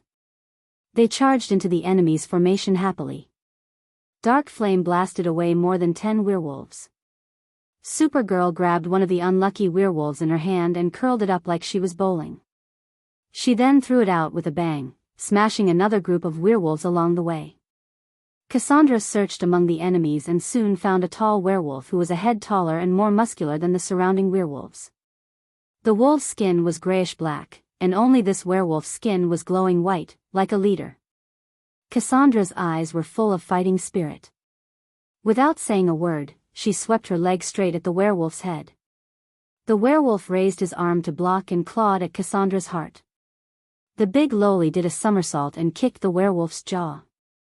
One was fast and the other was ruthless. After 7 or 8 moves, there was no clear winner. Barbara had always intended for Cassandra to take over her name and become the new Batgirl. Seeing that she was challenging a strong enemy, she stood at the side worriedly. Blazing Fire Beatrice and Icy Frost Dora, the former best friends, were now developing in the direction of a couple. One of them was fire and the other was ice, and their cooperation could be said to be tacit. It wasn't difficult for the heroines to deal with a group of unarmed werewolves. Having superpowers and not having superpowers were two different concepts. The werewolves' physical enhancements couldn't erase the difference in strength between the two sides.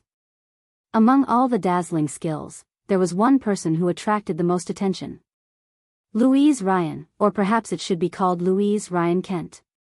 In Thea's view, Louise had far surpassed her own height in the original spacetime.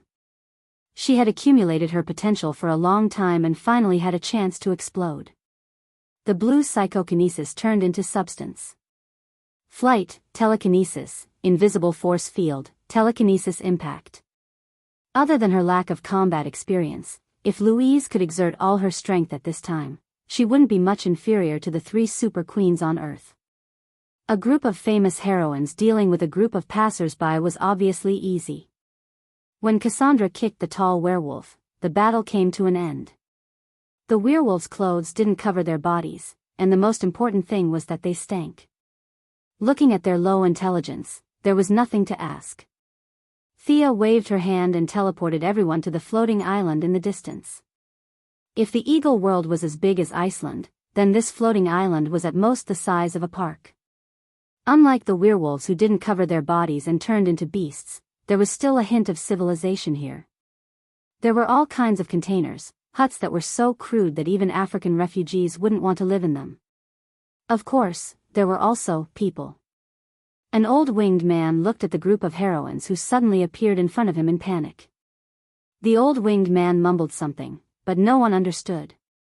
Even the eagle men and eagle girls found it familiar, but they still couldn't understand. Thea raised her hand and cast an all-night language that covered the entire eagle world. She had her pride and didn't need to understand the language of these people, as long as they understood her language. As for whether this magic would make the people of the eagle world forget their original language if it existed for too long, she didn't care. The strength of this world wasn't high. Even with the support of N-Metal, they were still a bunch of weaklings. Thea could beat the entire eagle world with just her projection. Now that her real body was here, it was like a god had descended to Earth. The Empress. The Empress enemy. This time, they finally heard what the old winged man said, but his language was very simple. He kept repeating words like Empress and enemy. Who's the Empress he's talking about? Barbara imitated Batman's analysis. Thea smiled and pointed not far away. The answer you want is flying over. Wings that blotted out the sky quickly flew in front of them. There were more than 300 winged people, and they were fully armed. The spears, shields, and short swords in their hands were more or less mixed with N-Metal, but the metal purity here was very low. It looked like their bodies were only slightly taller than modern people. The leader was a female winged person. She wore a golden mask that covered her entire face. Around her neck was a pure gold necklace. She wore a bright red dress and a pair of huge golden wings on her back. As the woman appeared, the winged people around her shouted, "The Empress! The Empress!" The wingless outsiders. Before the Empress could finish her words, she felt a huge pressure on her body. She tried to maintain her body, but no matter how hard she tried, she couldn't control her body and fell to the ground. When her feet touched the ground, she was a little surprised. How many years had it been? How many years had it been since she used her feet to support her body? It wasn't just her. All the winged people, from the guards to the civilians, landed on the ground without exception. No one was a fool. She naturally understood that this was the doing of these outsiders. The golden mask blocked her vision, but the end metal gave her the ability to see through things. She could see that there was a flow of energy that had pulled her and her clansmen down. "You're too rude," she said through gritted teeth. Chapter 998. Is that so? You're the one who's rude when you're high and mighty, Thea said nonchalantly. How dare you put on airs in front of the goddess of death? You're lucky I didn't make you kneel on the ground. At the same time, Thea was also muttering in her heart. Her goal was to swallow this small world, as well as the 2 previously abandoned worlds, and collect some end metals while she was at it. If the winged ones were like the werewolves, it would be easy to deal with them, but they still had their own consciousness and civilization. It was not appropriate to kill them like wild beasts. Although it was easy to pin a crime on someone, she still needed evidence. Just as she was wondering if she should frame them, Starchaser made a discovery. Over there, that seems to be an ordinary person. They looked in the direction she pointed.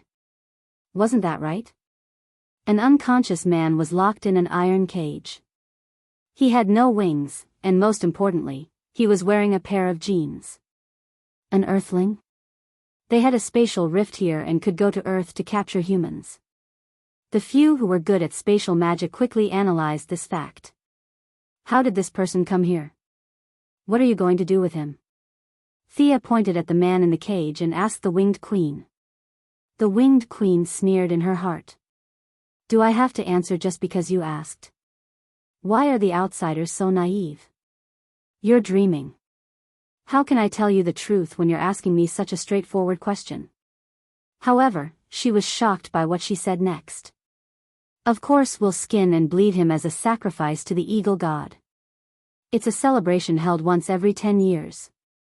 It represents our devout faith, she said without hesitation. Such sensational words instantly ignited the heroines. Such an evil act made them all emotional. Supergirl saw Thea nod and rushed out.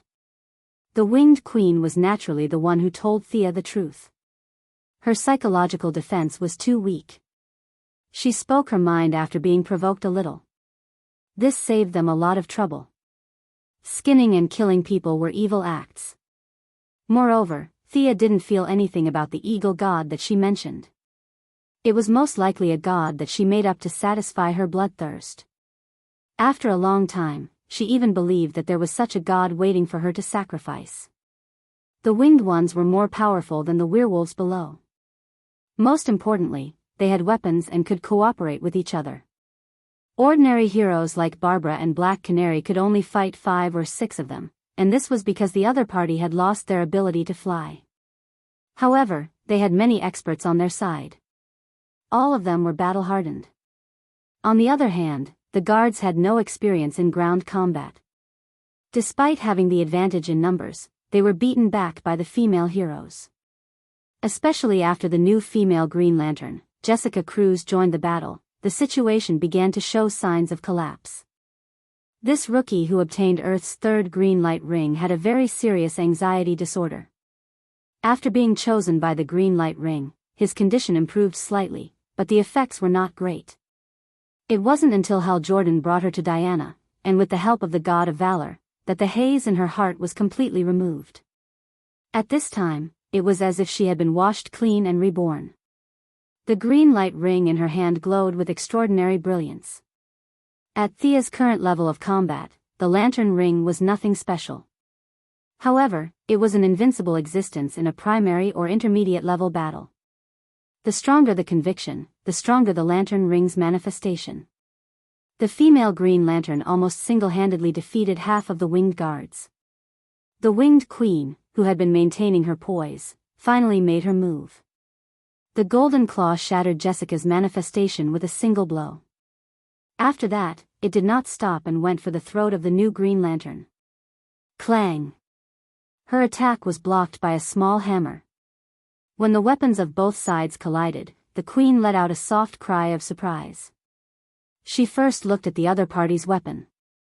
The end metal had been integrated into every aspect of their lives.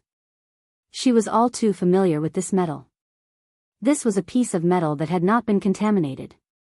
In the eyes of the winged queen, the purity of this hammer was not inferior to the last few pieces of pure metal in the tribe.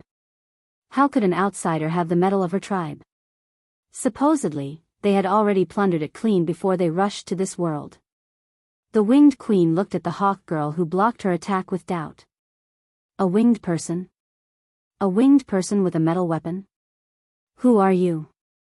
With Thea's language proficiency, both sides could understand each other's language. The winged queen felt that the other party was strange.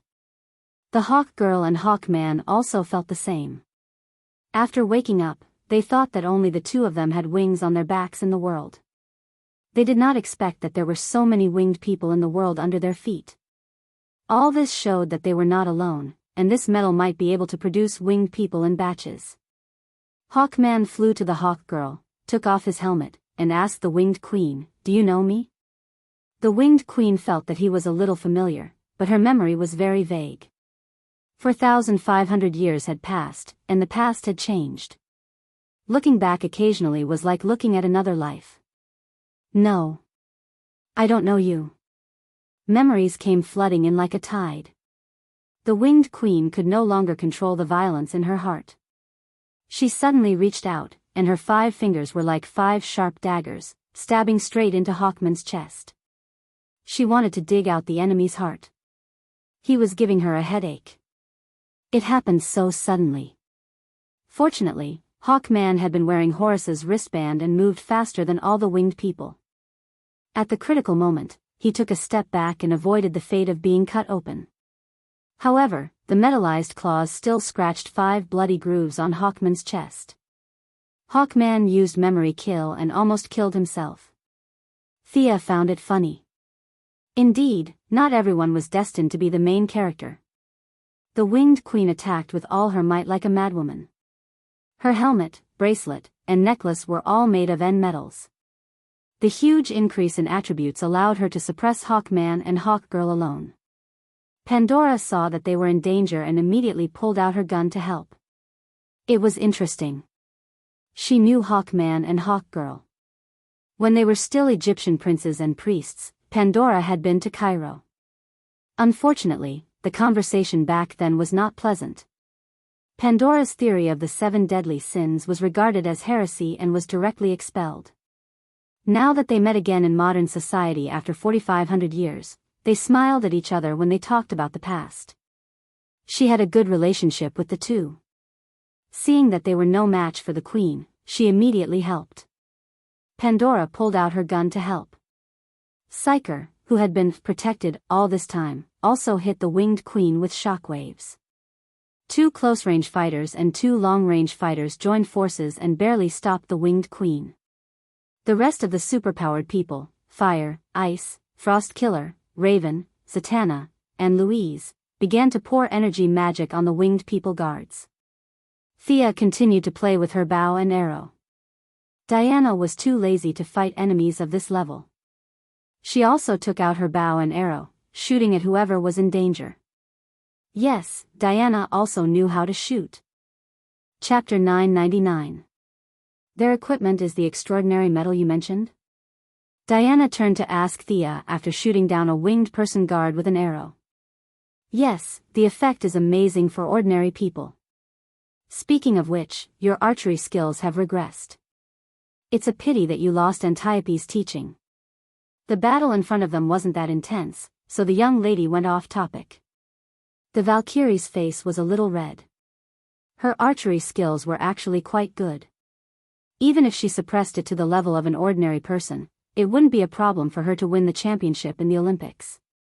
After all, she had trained hard with Antiope when she was young, but it depended on who she was competing with. If she didn't have talent in archery, then she didn't have talent. Unfortunately, the archery talent of the Quinn family had been maxed out. It was an ability that came with their bloodline. Although Sia had been slacking off, her archery skills were still better than hers. You win in archery, let's let's compete in javelins. The Valkyrie proposed, unwilling to admit defeat. Sure.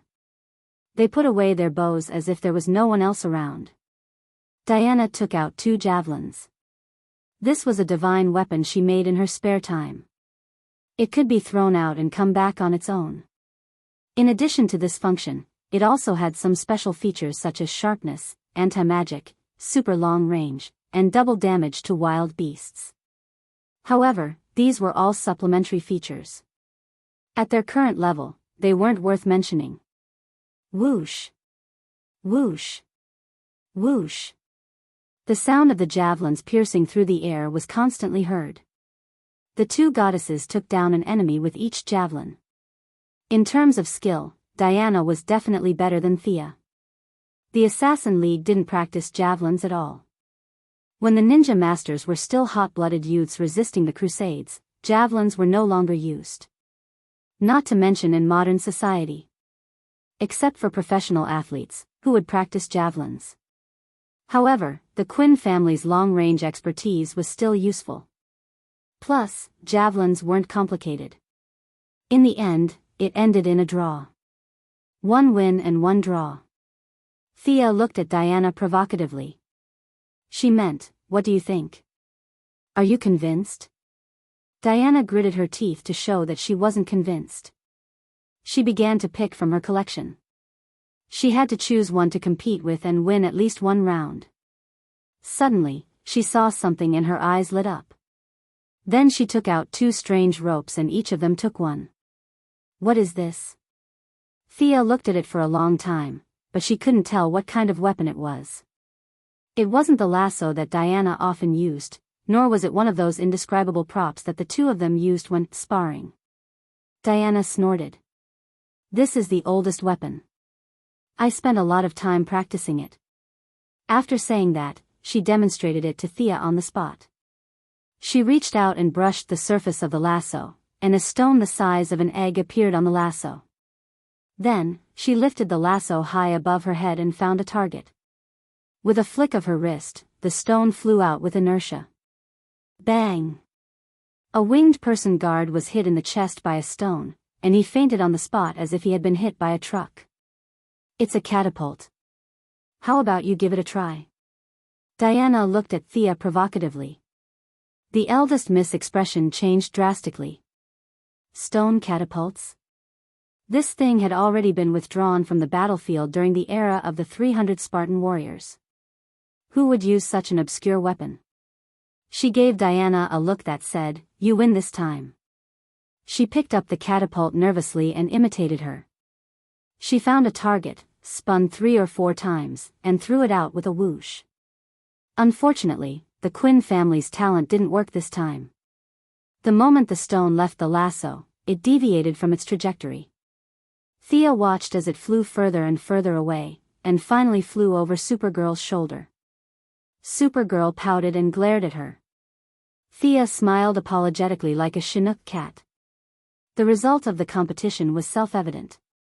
If one didn't spend some time practicing this catapult, they really couldn't play it. 1 win, 1 draw, and 1 loss. In the end, it was a draw. The 2 goddesses had a lot of fun, and the battle in the Eagle world ended with the heroine's victory. The winged person queen's mask was taken off. After wearing it for a long time, her facial features had regressed. Her eyes were small, her nose was flat, and her skin had a metallic luster. Eagle Man felt that she looked familiar, but Eagle Girl recognized this woman. Don't you recognize her? She's the previous priestess of Chayala. Eagle Girl said expressionlessly. Under Hawkman's strange gaze, Hawk Girl continued, yes, it's my respected mother. The remaining heroines looked like onlookers, watching the reunion of mother and daughter. The winged person queen was still agitated, but with Thea's help, she quickly calmed down. With her narration, the secret history of mankind was finally unveiled. The winged person queen was Eagle Girl's mother, but their relationship was no different from that of a passerby. Chayala was the special name of their priestess. As long as one became a priestess, they would automatically use this name. Many countries and races in the world had this custom. Its meaning was nothing more than to prove that one was God's messenger, and that one was eternal and indestructible. Originally, Eagle Girl would follow the path of her predecessors and become her priestess. Then, she would choose one of her daughters to inherit the name of Chayala and become the next priestess. However, history changed, and an alien spaceship landed on Earth. The alien spaceship did not stay on Earth for too long. They either accidentally or intentionally captured Eagle Man and Eagle Girl. However, the spaceship seemed to have a problem with its piloting system. It liked to crash into planets with its hull. In the end, they crashed on Zamalin, the main planet of the Purple Lantern. Eagle Man and Eagle Girl were inexperienced ancient people. They were thrown on a deserted planet. No matter how much they cried for help, they could not eat metal. The two starved to death. After they died, they became the main energy source of the Purple Lantern because of love until the darkest night came. On Egypt's side, the Eagle tribe had always been hidden among the country's rulers. They realized the powerful effect of metal. Whether it was wings or the strength on their bodies, it made them different from ordinary people. Pharaohs, generals, and powerful people all over the world had their eyes on them. The Eagle tribe did not want to give up the power they had. However, Earth's gravity was too strong. Except for a few leaders, the rest of the tribe could not fly freely with their wings. After a series of experiments, such as oracles and blood sacrifices, they left Egypt with all the metal and their people, went to Peru, and finally entered this world. The Bear tribe and the Wolf tribe had similar experiences. The three parties agreed to enter the small world to live a good life, leaving the bad, natural environment of the Earth, which was prone to earthquakes, floods, and sandstorms, to the inferior people. Unfortunately, the small world they thought was a paradise became worse and worse because of a large number of people. The Bear tribe was exterminated with the collapse of the world, and a part of the Wolf tribe escaped before the world was destroyed. More than half of them came to the Eagle world, and a small group of people went to the more comfortable Earth. There were many legends of werewolves in the cultures of various countries. The three major tribes were made and destroyed by metal. Chapter 1000. The end metal gave them a lot of superpowers and a long lifespan, but it also made them unable to leave this metal. Moreover, after a long period of interaction, a slight resonance was formed between humans and the metal. The longer the metal was in contact with humans, the lower the purity of the metal itself. The metal was their life. In order to maintain her ruling position, the queen targeted the Wolf tribe that came to join them. The bloody massacre began. The Wolf tribe was robbed of their remaining metal and eventually became wild beasts. Even so, the consumption of metal was still huge. The Empress had also stolen the metal of her own tribe's civilians. Now, she was the only one who still maintained a high battle prowess and a high lifespan of 4,500 years. The rest of the tribe had already reproduced for dozens of generations. They had also set their sights on Earth. Unfortunately, there was no such metal in the real world. They would only weaken themselves if they stayed on Earth. After invading Earth several times, other than leaving some legends of the Harpies, there was no other meaning. Waiting for death was the only thought in the Queen's mind. How much do you know about the Bat tribe? Thea had already understood everything about the Eagle world. She finally asked about the original purpose of this operation. At the mention of the Bat tribe, the Queen recalled for a while and a trace of fear appeared in her eyes. They are all demons, evil spirits that crawled out from hell. The Queen spoke intermittently and used a lot of adjectives. Some of the words were repeated over and over again. They only understood after a long time. The Bat tribe had entered the Iron Age when they were still using bronze weapons. Perhaps Batman's style had influenced them. They liked to move in the middle of the night, wearing black cloaks, and then piercing sharp iron weapons into the hearts of their enemies. They had the most end metal in their hands. Unfortunately, they followed the principle of secrecy and rarely communicated with the other three tribes. After leaving Earth, the two sides did not have any contact. However, the Queen felt that most of their people were still on Earth. Thea agreed. Many of the famous assassinations in modern society could be seen. An unknown person killed an important person and changed history according to a certain predetermined trajectory. The assassination of Grand Duke Ferdinand, Ito Hirobumi, Lincoln, and Bruce's parents in that small alley. History had been crudely altered, and there was a clue hidden behind the scenes. They were doing everything they could to help Bruce become Batman. As for whether Batman established the Bat Tribe first, or whether the tribe entered human society and created Batman through a series of events, who was the beginning and who was the end, it was meaningless in the face of time. The collective activity of the Female Righteous Alliance had ended successfully. They had rescued many Earthlings who had been captured by them, but these winged race prisoners still needed to be dealt with. It was definitely impossible to dig a hole and bury it. It was also not appropriate to let it go so easily. From time to time, they would go to Earth to capture a few people and torture them. Their hands were stained with blood. Locking them up in a prison would require an extremely large prison that prohibited superpowers. It would be better to just leave them in the Eagle world with that time cost. As for depriving them of their metals and turning them into ordinary people, that was even more inhumane. Without their metals, more than half of them would die in 3 days. In the end, Louise made a suggestion to freeze them all and wait for humans to research the mysteries of metals. After that, the curse would be lifted and they would be sent to prison to serve their sentences. Thea vetoed this idea as it was too troublesome. She called Superman over and threw these winged race people, who looked very Kryptonian, into the Phantom Zone. Back then, Zod and Fiora had been thrown in there before. There was no concept of time there, and it was a good place for long-term imprisonment. After dealing with the winged race and the werewolves, Thea packed up all the resources of the Eagle world and took them away. The remaining metals had pitifully low purity, and only the few accessories on the Queen were barely acceptable. Looking at the pitiful Eagle hero and Eagle girl, Thea gave them a portion of the high-purity metals and gave some to Barbara for research. Thea did not care if she handed them over to Batman after the event. She kept more than half of the remaining metals for herself. Then, with a wave of her hand, she grabbed the world's origin and poured it into her own small world. She did not let go of the bear world and the wolf world, and each of them extracted a small group of sparkling and dazzling world origin.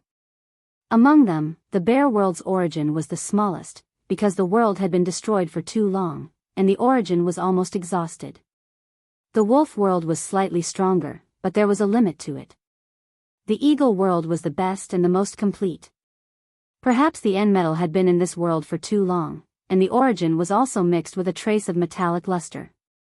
The 3 groups of origin were all transferred into her own world, and the area of the whole world doubled. Thea just looked at it and did not ask any more questions. At this time, the world was still a small world and had not evolved to the level of a universe. The whole world was still in the accumulation stage. When all the conditions were met, the world would begin to shrink and produce a complete Big Bang, and the world would be officially formed into a universe. The inspection of Earth was still in full swing. Moira introduced some new policies, such as exchanging guns for food. The reason was definitely not to ban guns. The excuse used by the White House was that old guns were easy to misfire, and for the safety of the general public, the old guns and ammunition were recycled. In addition, a new personal file database was also established.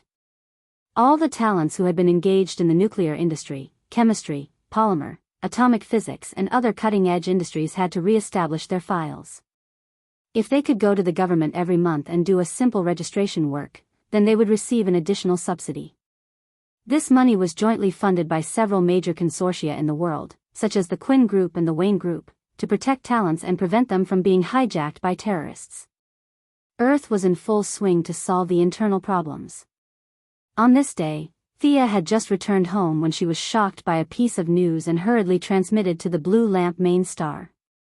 The lamp beasts are missing. This was the news that the saint reported to her. Which lamp beasts are missing? When did this happen? Who did it?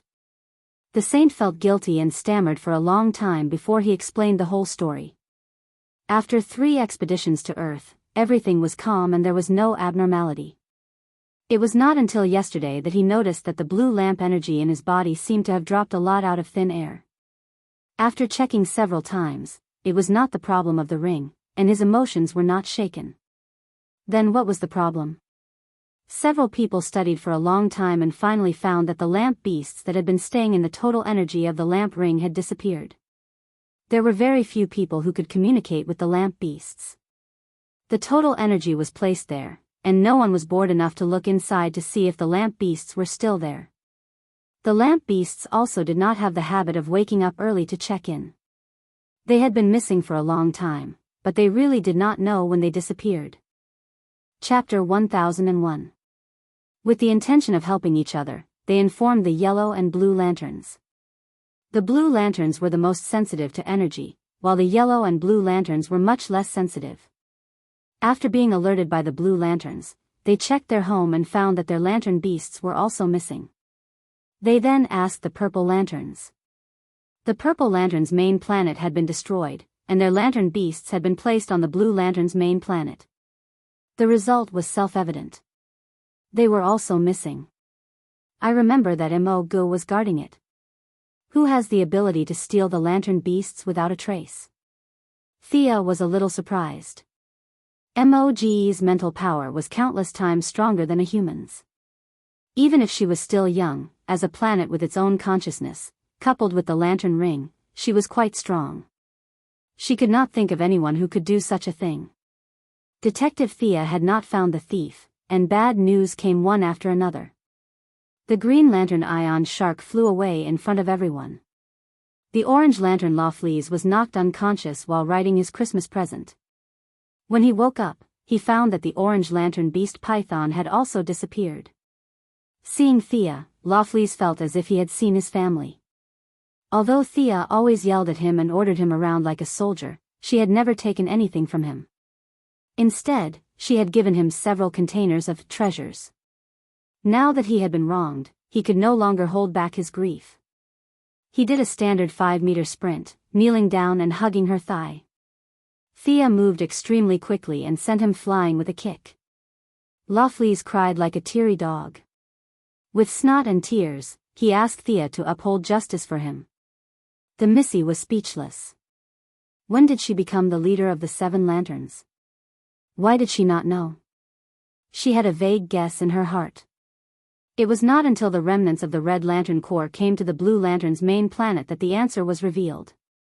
Kalana, it's Kalana. I can't be wrong. Atakitas gritted his teeth. He was covered in injuries. His red clothes were not obvious, but if one looked closely, they would find that his blood had completely dyed his clothes red. This long-lived species' injuries were far more serious than they looked. Kalana was also a member of the Little Blue Men. Hundreds of millions of years ago, he had secretly modified the settings of the mechanical hunter without telling his Little Blue Men colleagues, causing the massacre in Sector 666. His original intention was to say that machines were not trustworthy and that only emotions could control emotions. This matter had a far-reaching impact on the universe. Kalana was exiled, the mechanical hunters were all abandoned, the Green Lantern Corps became the new subordinates of the Guardians, and Red Lantern Atakitas' revenge. Until the recent Night of Darkness, everything was related to this massacre. There were only a few black technology experts in the entire DC world. If one were to make a list of them, Batman would be ranked 3rd, Joe Ale would be ranked 2nd, and Kalana would be ranked 1st. Furthermore, he was the first person to have ever been able to use technology to create a cosmic probe that traced back to the moment of creation, thus creating a parallel dimension and allowing the universe to evolve into the era of the multiverse. He represented a possibility that technology could also reach the pinnacle. Tracing back to creation was something that the new gods, the Watchers, and the anti-Watchers could not do. However, the real culprit shocked Thea. She looked at Atakitas strangely. Kalana is already dead. If my sources are correct, his body is still on your Red Lantern main planet. She had definitely been on guard against such a black technology expert. Whether it was Haruba's memories, the 4 advisors of the underworld, or Ganthercide, she had inquired about the Little Blue Men, whether they were alive or dead. As Kalana's student, Haruba had a deep impression of his teacher. Among the advisors, Ganther and the others were certain that Kalana was dead, completely dead. Moreover, his body was stolen by Attikitas, but that was many years ago. In Haruba's memories, Attikitas had an inexplicable affection for Kalana. He believed that Kalana had made him who he was today. Thea analyzed that it was a bit like Stockholm Syndrome, but countless times more severe. Attikitas would run to Kalana's body to talk to him. The Guardians knew about this. What was the situation now? A guy who had been dead for God knows how long had come back to life. Her expression was a little cold. Attikitas, don't tell me you're the one who resurrected him? The Red Lantern leader wanted to refute loudly, but when he saw Thea's expression, he knew that she knew him very well.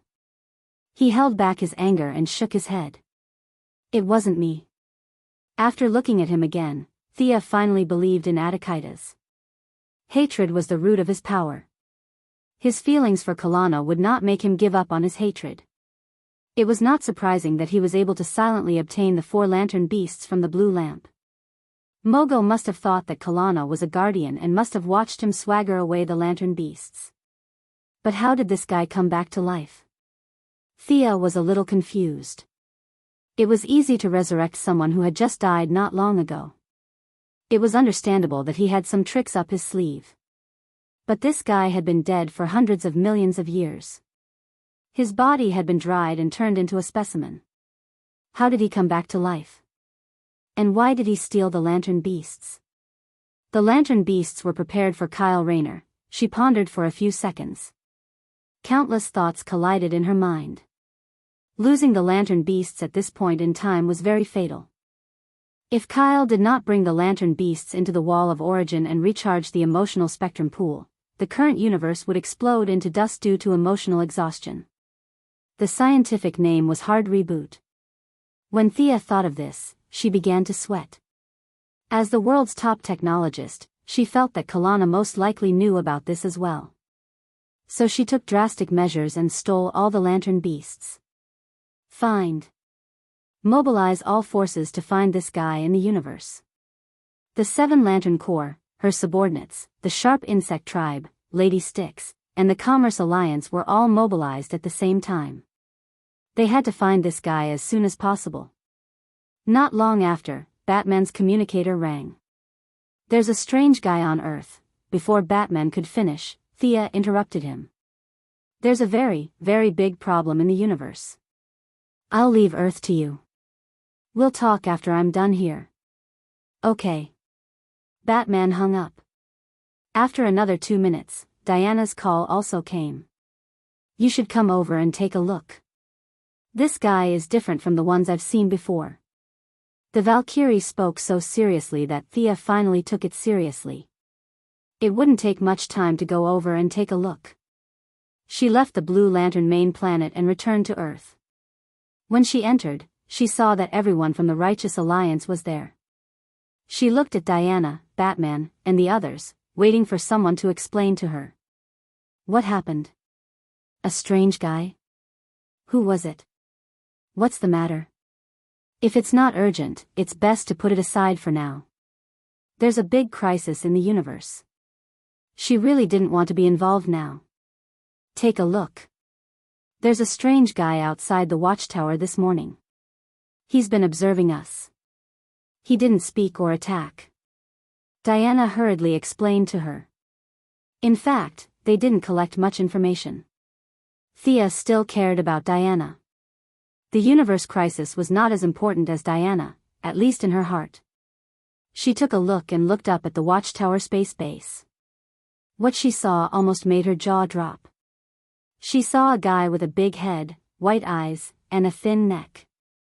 He looked like Papa Ma, but he was more than 10 times bigger than Papa Ma.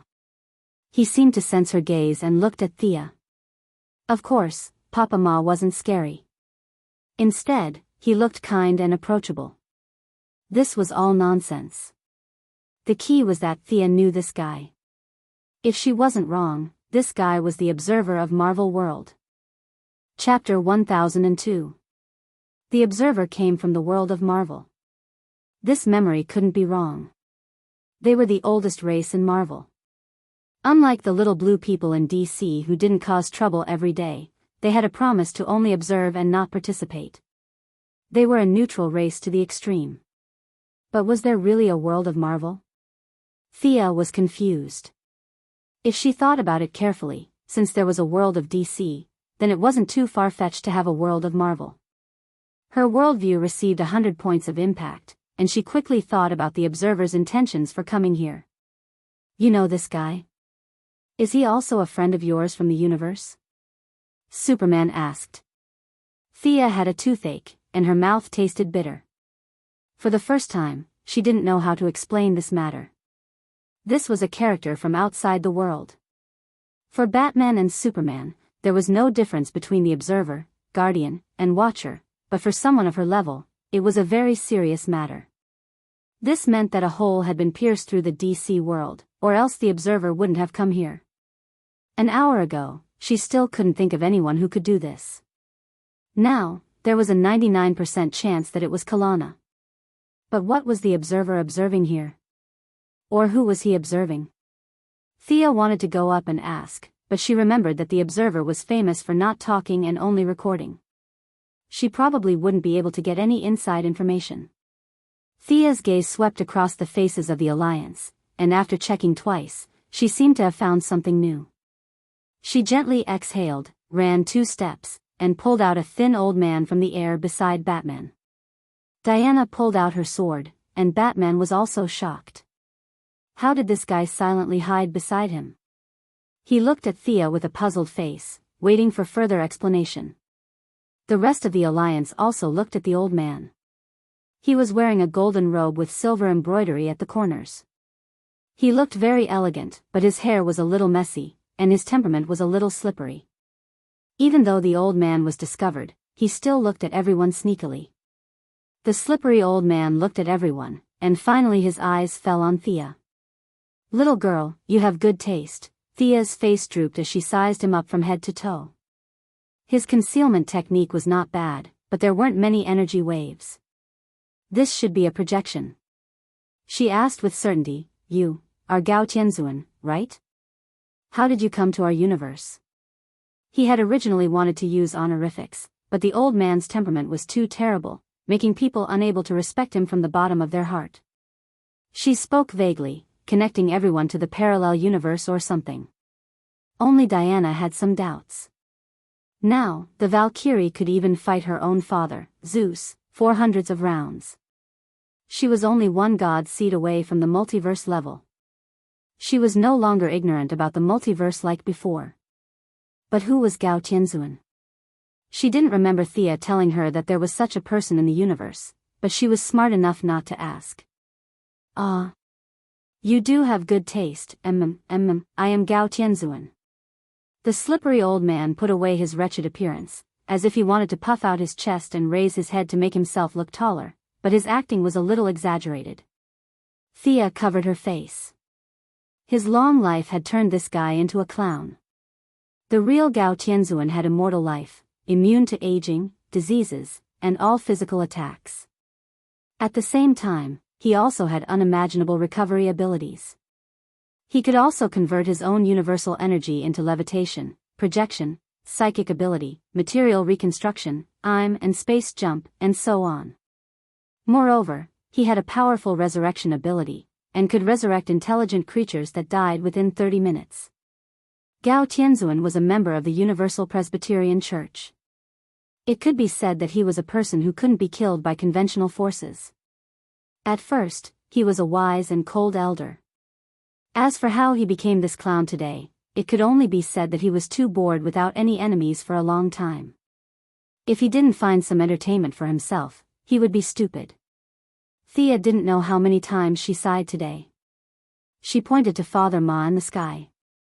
"The observer outside followed you here, right? By the way, what are you doing here?" Gao Tianzuan's eyes flickered, and finally stopped on Thea and Batman. "Which one of you is the ruler of this universe? Or is this a democratic system? CEO? Elder? I do have something to say, but I don't know who to tell." Thea waved at him, indicating that he should talk to her. Gao Tianzuan's vision was still there, and he could see that Batman was extraordinary. Perhaps in his heart, Batman was more important than Diana. This was also the main reason why he had been hiding beside Batman to observe. Thea wasn't ready to reveal the connection. Batman was also stunned. He didn't have as much foresight as Thea, but he was good at observation and thinking. This strange person actually compared him to Thea. It definitely wasn't because of his 127 sets of martial arts. A strong person came to my universe. He appeared 3 days ago, and he is an invincible strong person. His name is Kalana. Gao Tianzuan's words shattered the last bit of hope in Thea's heart. The person who caused all this trouble was indeed Kalana. As for how he got to Marvel, it had nothing to do with the Lantern Beast. It was most likely some shocking technological product. Thea frowned deeply. Whether she liked it or not, things were out of her control. This group of people who made technology was too good at causing trouble. Ha, ha. Kalana is on your side, right? Gao Tianzuan clicked his tongue, and a smug expression appeared on his face as if he had finally found the culprit. Ah. Thea rubbed her hair, not knowing what to do. Everyone in the Righteous Alliance could see that there was definitely a huge problem here, but the heroes were ignorant and fearless. Batman was still pondering over Gao Tianzuan's words when Superman asked kindly, "What kind of trouble is it?" "We can definitely solve it if we unite." Diana also held her hand, expressing her encouragement. The young lady looked troubled and depressed. "Our universe is in big trouble. The danger this time is far greater than the Dark Knight, and it is also greater than the Anti-Watcher." Barry asked, "Is it the Kalana you were talking about just now? Where is this guy from? An alien, an enemy from a parallel universe, or from the future?" Thea said softly, "Kalana is the former guardian of the Green Lantern Corps." Everyone in the Righteous Alliance showed an expression of, "Oh," as expected. Most of the things that happened recently were related to the Green Lantern Corps. Now, the Justice League was about to become the Green Lantern Corps' Aftermath Committee. The Arab Green Lantern Simon Baz and the first female Green Lantern from Earth, Jessica Cruz, were pretending to be invisible. Hal Jordan, the greatest Green Lantern, suddenly became the focus of attention. He was dumbfounded. What Kalana? He had never heard of him. Chapter 1003. Thea helped Hal explain, Kalana was the previous Guardian, but he died hundreds of millions of years ago. Not many people in the Green Lantern Corps know about this secret. Kalana was the greatest scientist on planet Mardis. I don't know much about his life, but I know that he had a strong desire to explore and was extremely curious about everything. He was the kind of person who wouldn't give up until he found the answer. As soon as she finished speaking, everyone looked at Batman. They also had a guy who liked to get to the bottom of things. Batman pretended not to see the gazes around him and asked, "How did someone who died hundreds of millions of years ago come back to life? Was he resurrected during the darkest night?" Thea shook her head. "It has something to do with the darkest night. From the information I've gathered so far, he had mastered the Book of Death of the Black Lanterns and sealed a part of his life force in the book. When a certain condition was met in the outside world, the Book of Death would return that part of his life force to him, and he would naturally come back to life." She didn't have much of a prophetic advantage when it came to Kalana. This was the conclusion she came to after gathering information from several sources. The only thing that was similar to the original spacetime was that Lisa Dracker, the fangirl who swore to follow Kalana to death, was still bewitched by the Book of Death. She was probably the one who found the Book of Death and resurrected Kalana. Not only did Kalana come back to life, but his goal was also so strong. He wanted to find the truth of the universe's creation. "Your universe actually has such a madman, it's unbelievable." Gao Tianzuan, who had been pretending to be invisible, interjected naturally, as if he was very familiar with them. Batman nodded. "Well, a mad scientist who seeks the truth. There are many people like that on Earth." "I think I understand, and then?" "And then there's today's story. This guy stole the 7 lantern beasts, broke through the space barrier, and went to another world. Let me introduce him to you. This old man is a member of the Universal Presbyterian Church, Gao Tianzuan. They are the first highly intelligent race to appear after the Big Bang." Thea introduced Gao Tianzuan. Gao Tianzun pretended to nod to them, but no one paid him any attention. What? The lantern beasts are lost? Plasma sharks are lost too? Hearing this news, Hal Jordan was shocked. Thea looked at him strangely. What happened to the promised green light leader? Those fellows saw that you were an earthling and were easier to fool, so they used you as a shield. The rest of the people didn't think much of it. If they lost it, then so be it. What's the big deal? As for this mad scientist going to another universe, we can pay close attention to him. If he needs support, we can also provide it. It doesn't seem to be a very urgent matter. Diana was the one who knew Miss Thea the best. She knew that there must be something else. What danger will the disappearance of the lantern beasts cause to the universe? Thea couldn't tell them that the emotion pool was drying up and the universe was about to explode. Otherwise, she would have to explain the series of arrangements she made on Kyle. If the heroes knew that Kyle was going to sacrifice himself for the universe, they would definitely help. If 7 or 8 of them rushed into the wall of origin, where would she find the life equation? Fortunately, making up lies was a talent of the Quinn family. She said sadly, the lantern beasts represent an emotion in the universe. If they leave for too long, we will lose this emotion forever. Our universe will have no anger, no greed, no fear, no courage, no hope, no pity, and no love. I can't imagine that scene, she said sadly. Thea's lies were very convincing. She was the authority on the spectrum of emotions, and no one could refute her. Several people also wore lantern rings during the dark night. There were 3 in front of the green light, and Batman still had the yellow light ring in his pocket. It was not impossible to accept the materialization of emotions. A bunch of people believed her instantly. They couldn't tolerate it. If there was no anger, greed, or fear, then so be it. However, they couldn't live without hope, courage, and love. Kalana is the strongest enemy we have to deal with at the moment. If you don't want to join the battle, I won't force you. Thea said righteously. As expected, none of the heroes backed down. Strongest? Why do you call him the strongest? He's stronger than Darkseid?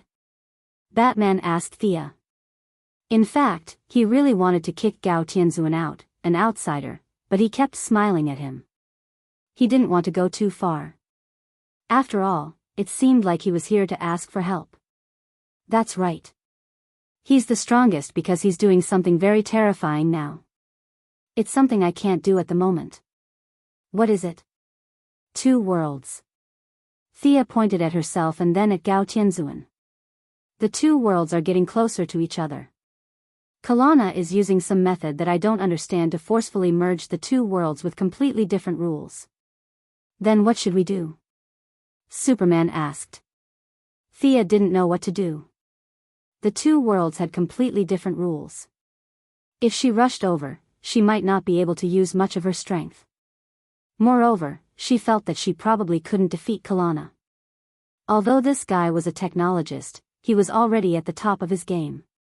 He had some strange tricks up his sleeve that were impossible to guard against. Besides, who in Marvel could help her? She couldn't ask Asgard's goddess of death, Hela, for help, could she? Everyone in the Righteous Alliance wanted to help. She couldn't ask Gao Tianzun aside, so she had to make the conversation public. What's the situation on your side? What's your purpose for coming here? She asked Gao Tianzun. Gao Tianzun seemed to have suddenly remembered something. He said happily, we made a bet. Each side will choose a warrior to fight. Before he finished, Thea interrupted him. This is fake. He doesn't care about your bet at all. He just wants to see the 2 worlds merge and be destroyed, and peek at the secret of creation.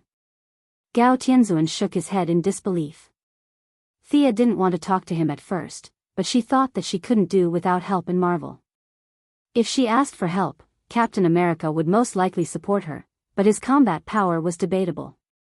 She didn't believe a word of his American spirit. Was there such a thing as spirit in America? How much was it? She turned to Gao Tianzun and yelled, idiot. That guy was just being perfunctory. Can't you tell?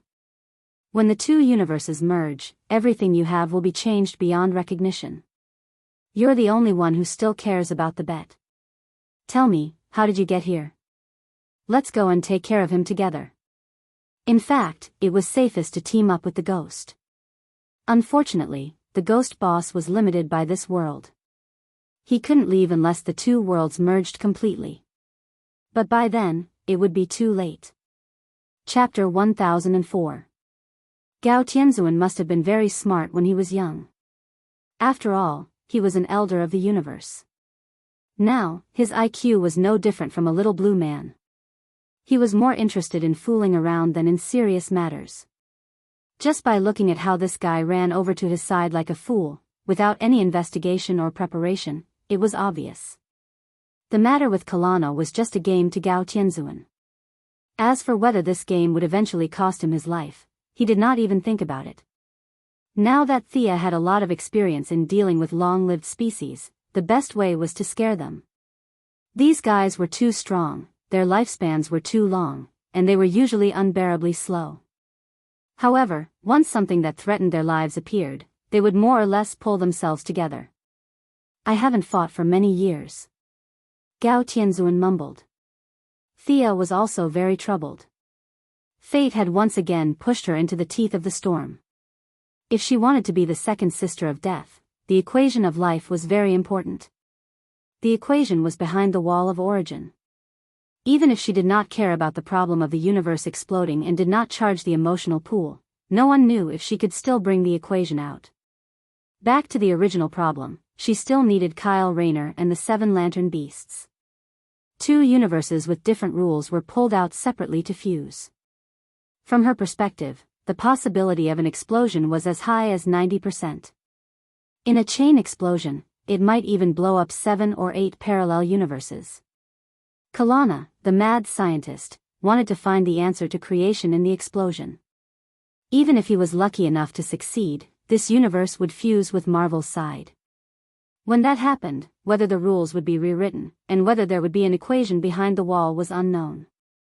Unless she gave up on the equation and stayed in the underworld for the rest of her life, she would have to step forward bravely to eliminate this crisis. Thea's expression was ugly.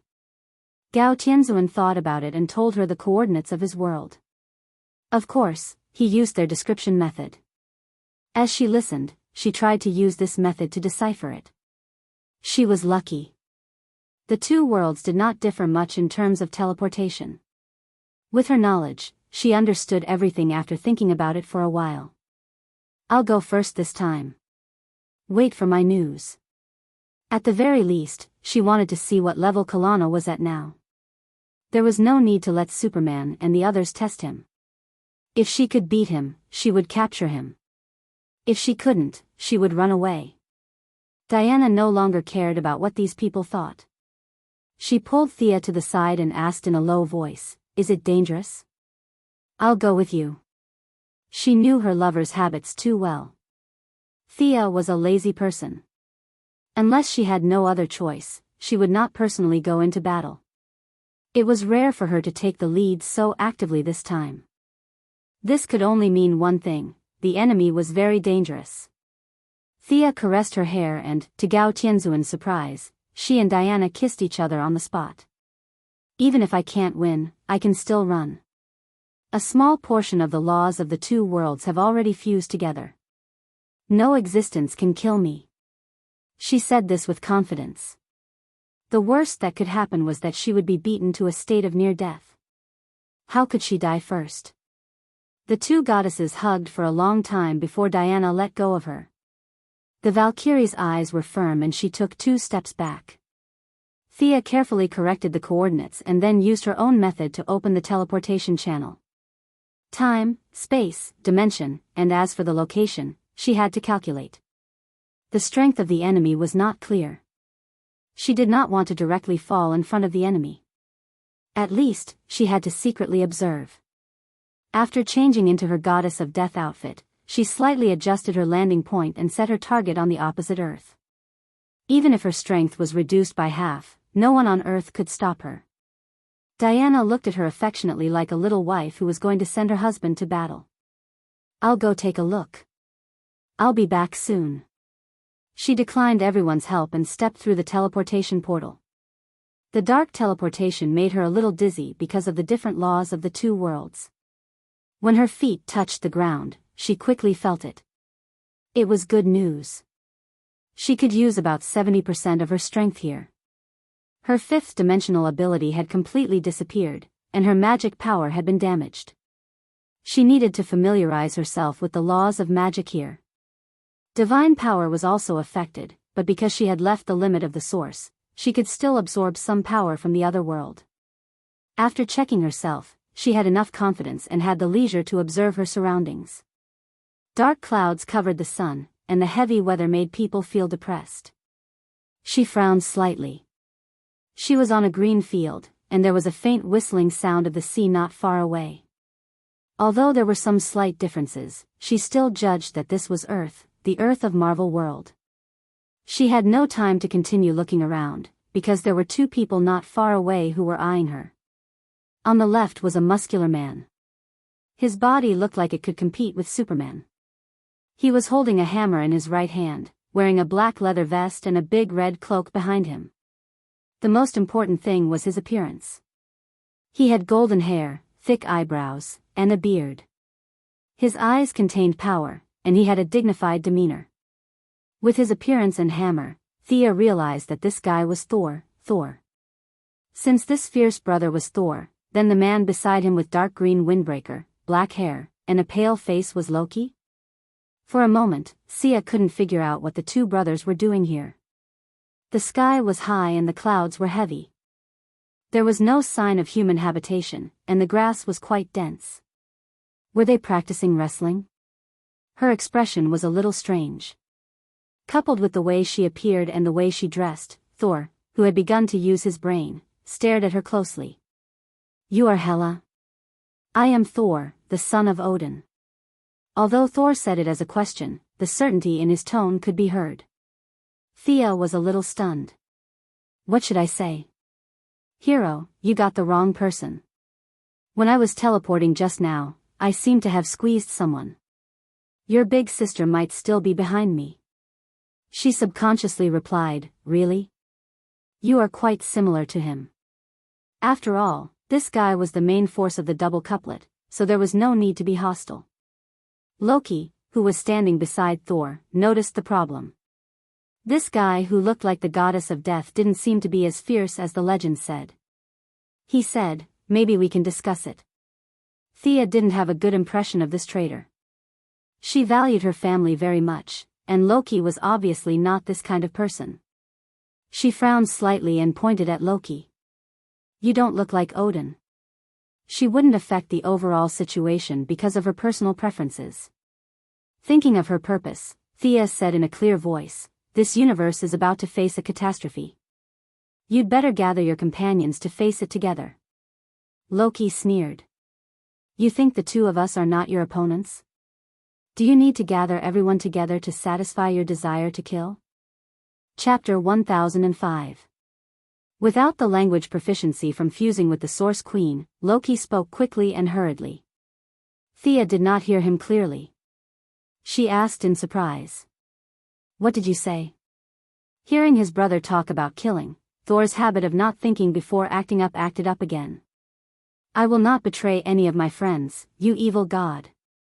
Before he finished speaking, he swung his right arm in a half circle. Mjolnir, the divine weapon war hammer made from the core of a planet, was thrown out with a whoosh. Damn! Can't we talk nicely? Throwing out a hammer without saying anything, what kind of bad habit is that? She felt that he was a little different from the impulsive Thor in her impression, but now it seemed that he was still the same. Sia sighed. Her power had declined a little in this world, especially her position of god of death, which was greatly suppressed here. Unsurprisingly, the death of the 5 great gods of creation had taken over the source of her power. She could not extract much death divine power, but because she obtained the emotion divine seat, which was something that all life had, her power was barely maintained at 70%. She reached out with her right hand and grabbed Thor's hammer with 5 slender fingers. Thor gritted his teeth and used all his strength to try to get the hammer out of her right hand. However, his strength seemed to have been thrown into the void. The hammer was still firmly in Thea's hand. As they fought, the ground began to shake slightly. Thea wanted to throw the hammer back to him, but the hammer kept shaking. Thor was also controlling it. If she let go now, she would hurt herself. Both sides were in a stalemate. Your timeline is wrong. Come back quickly. A valiant woman's voice echoed in their ears. Thor and Loki could not tell who it was. Thea frowned slightly. It was Diana's voice. Their love extended through the spectrum of emotions, breaking through the distance of time and space. That shouldn't be. She began to think about which step went wrong. Logically speaking, with her level of attainment, it was impossible for her to make a mistake. Come back quickly. Gao Tianzuan's concept of time is a bit vague. You're 2 years too early. Diana said angrily. She almost pulled her back with a lasso. Thea was furious. Gao Tianzuan, this idiot with no concept of time, caused him to come early. Being in another world, the characteristics of the divine power of emotions was similar to that of the tides. It fluctuated between high and low, and it was extremely unstable. Her control over her body had reached the lowest level in history. In her excitement, her fingers unknowingly increased the strength. Kacha! Kacha! An ear-piercing cracking sound was heard. Only then did she see that the hammer in her hand was already covered with web-like cracks. Before she could think of a way to fix it, she saw that the star core was finally unable to bear the burden and was violently crushed. The rest of the star core also broke into pieces like garbage. Thor, Loki, and Thea were all dumbfounded. I really didn't use any strength. She really wanted to explain, but looking at Thor's expression, she felt that it was better not to. At this time, Loki was already shouting for the Rainbow Bridge to pick them up. Thea waved her hand. Sorry, I'm afraid you've got the wrong person. I'll leave first. I'll come back in a few years. After saying that, she opened a portal and was about to go back. Before she left, she felt that crushing Thor's hammer would be very detrimental to their future cooperation. She turned her head and looked at him from inside out. She had to admit that this Thor was really weak. Without the hammer, he was even more useless. This is a little knowledge about the use of lightning in our world. Consider it as a hammer to accompany you. After saying that, she reached out and pointed, and a large piece of information entered the depths of Thor's soul. This was the way to use lightning that he extracted from old Shazan. It was passed down from Zeus, but it was not suitable for her. Now, she copied it as a favor. After sending the information, she did not wait for the two to speak and directly entered the portal. Vaguely, she seemed to have bumped into someone. The other party was also dressed in black. Judging from the body shape, it seemed to be a woman. The portal was very short. After brushing past the woman and a violent tremor, they finally returned to their original world. Are you okay? Diana asked nervously. The Valkyrie had already realized that the other side was a completely different world. It was completely different from their parallel universe. Thea took a deep breath. The original world was still the most comfortable. She looked at Gao Tianzuan in annoyance. What's going on? Small mistake, small mistake. My life is too long. I've seen the rise and fall of the entire universe, the glory and fall of empires. Thea waved her hand and interrupted Gao Tianzuan's boasting. She adjusted the time again. This time, she did not plan to go over by herself. If Superman had followed her just now, he would not have been able to beat her up. Of course, this beat was for Thor and his brother. For her, this level was not considered a battle. Superman's image and temperament were without a doubt. He was simply a moral role model among superheroes. No one would say that he was a bad person when they saw him.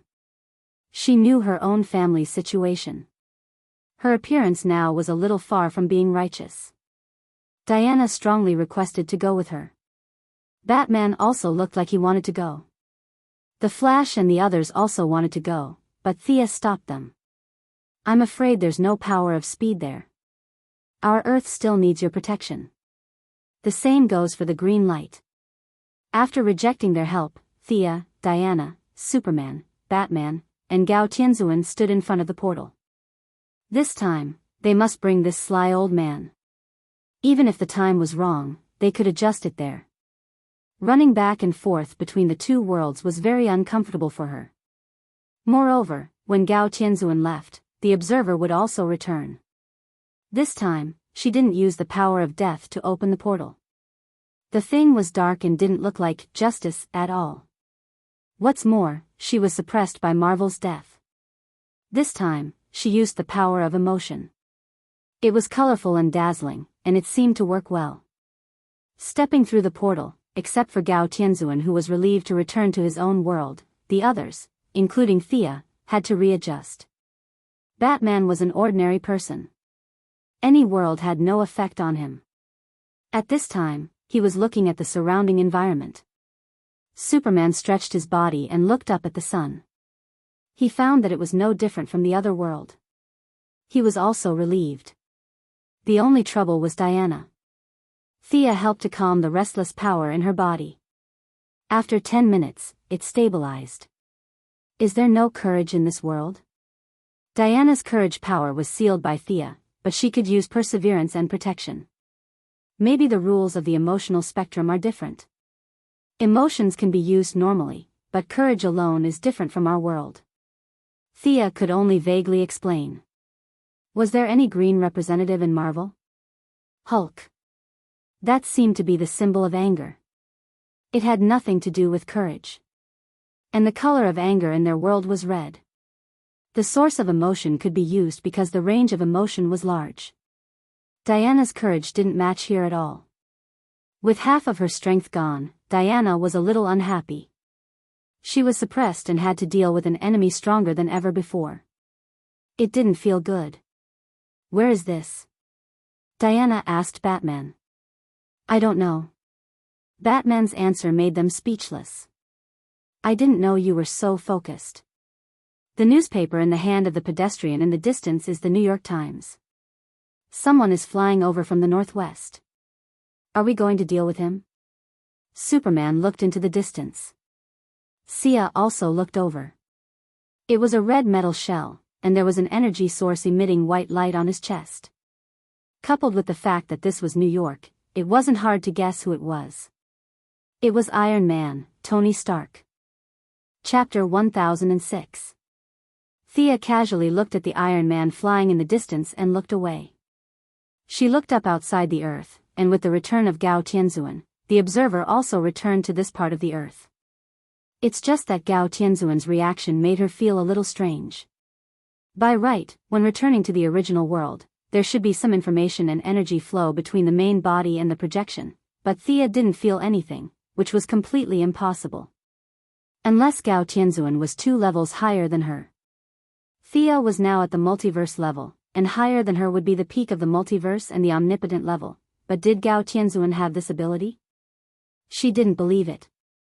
Another possibility was that Gao Tianzuan was a big liar, an American version of Qiu Qianzhang, but seeing that he could cross into her world, it didn't seem like it.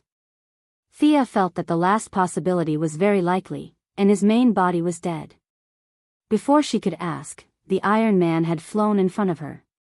Tony Stark was a genius in the Marvel world, the representative of the superheroes, and similar to Thea's deeds there, he also revealed his superhero identity to ordinary people. He relied on various technological equipment and his Iron Man armor in battle, and could use his Iron Man armor to deal with 80% of the enemies. Today, he was doing experiments when he suddenly found several warning signals ringing, and the monitor showed that 5 unknown targets had appeared in New York. Aliens. This was his first thought, but after observation, he found that the people who came didn't have any violent aura. After the other party arrived, they looked around and didn't find any hostility in a short time. After thinking for a while, he informed several of his companions, and then without hesitation, he put on his armor and came to them. Who are you? Why did you come to Earth? The Iron Man floated more than 2 meters above the ground, and the energy in his palm was ready, but not released. He was fully alert, and at the same time, he looked at these strangers. This time, Thea didn't wear the Goddess of Death's outfit. Instead, she changed into her usual clothes. She wore a red woolen coat, cropped pants that revealed her white ankles, and a pair of pointed high heels. She originally had a satchel with her, but Diana frowned and put it away. He was dressed normally, but compared to the people around him, he looked abnormal. Superman, Batman, and Diana were all wearing battle suits. Gao Tianzuan was wearing a shiny golden robe inlaid with silver. He might look cool on his planet, but on Earth, he could only look very different and flashy. The Iron Man's eyes wandered over their faces. Gao Tianzuan looked strange and was obviously not a good person to talk to, so he was eliminated at the first moment. Diana carried a shield and a long sword, looking like she was about to enter the battlefield. Thea, a city beauty, was also very strange to be mixed in with a group of suspected aliens. Although both of them were super beautiful and very fierce, and he usually wouldn't mind chatting them up, at this time, he was still ready to put business first. Batman was even worse, dressed in black and habitually standing in the shadows. The Iron Man muttered for a while, "This guy wouldn't be a bad guy, right?" The Iron Man finally set his eyes on Superman. Intuition told him that this guy with a sunny face should be a good person. Thea didn't know what time period Marvel was in now, and she didn't care much about the life and death of Thanos. She gently pushed their righteous and handsome Superman, "You should speak on behalf of the company. We are from another Earth, and there is a major matter involving both of us that we need to discuss with you." Superman flew into the air and was level with the Iron Man, and said in a gentle tone. The strong man in the red cloak in front of him could fly without any equipment, which made the Iron Man more certain that the other party was an alien. However, after living for so long, he could still judge whether there was hostility or not.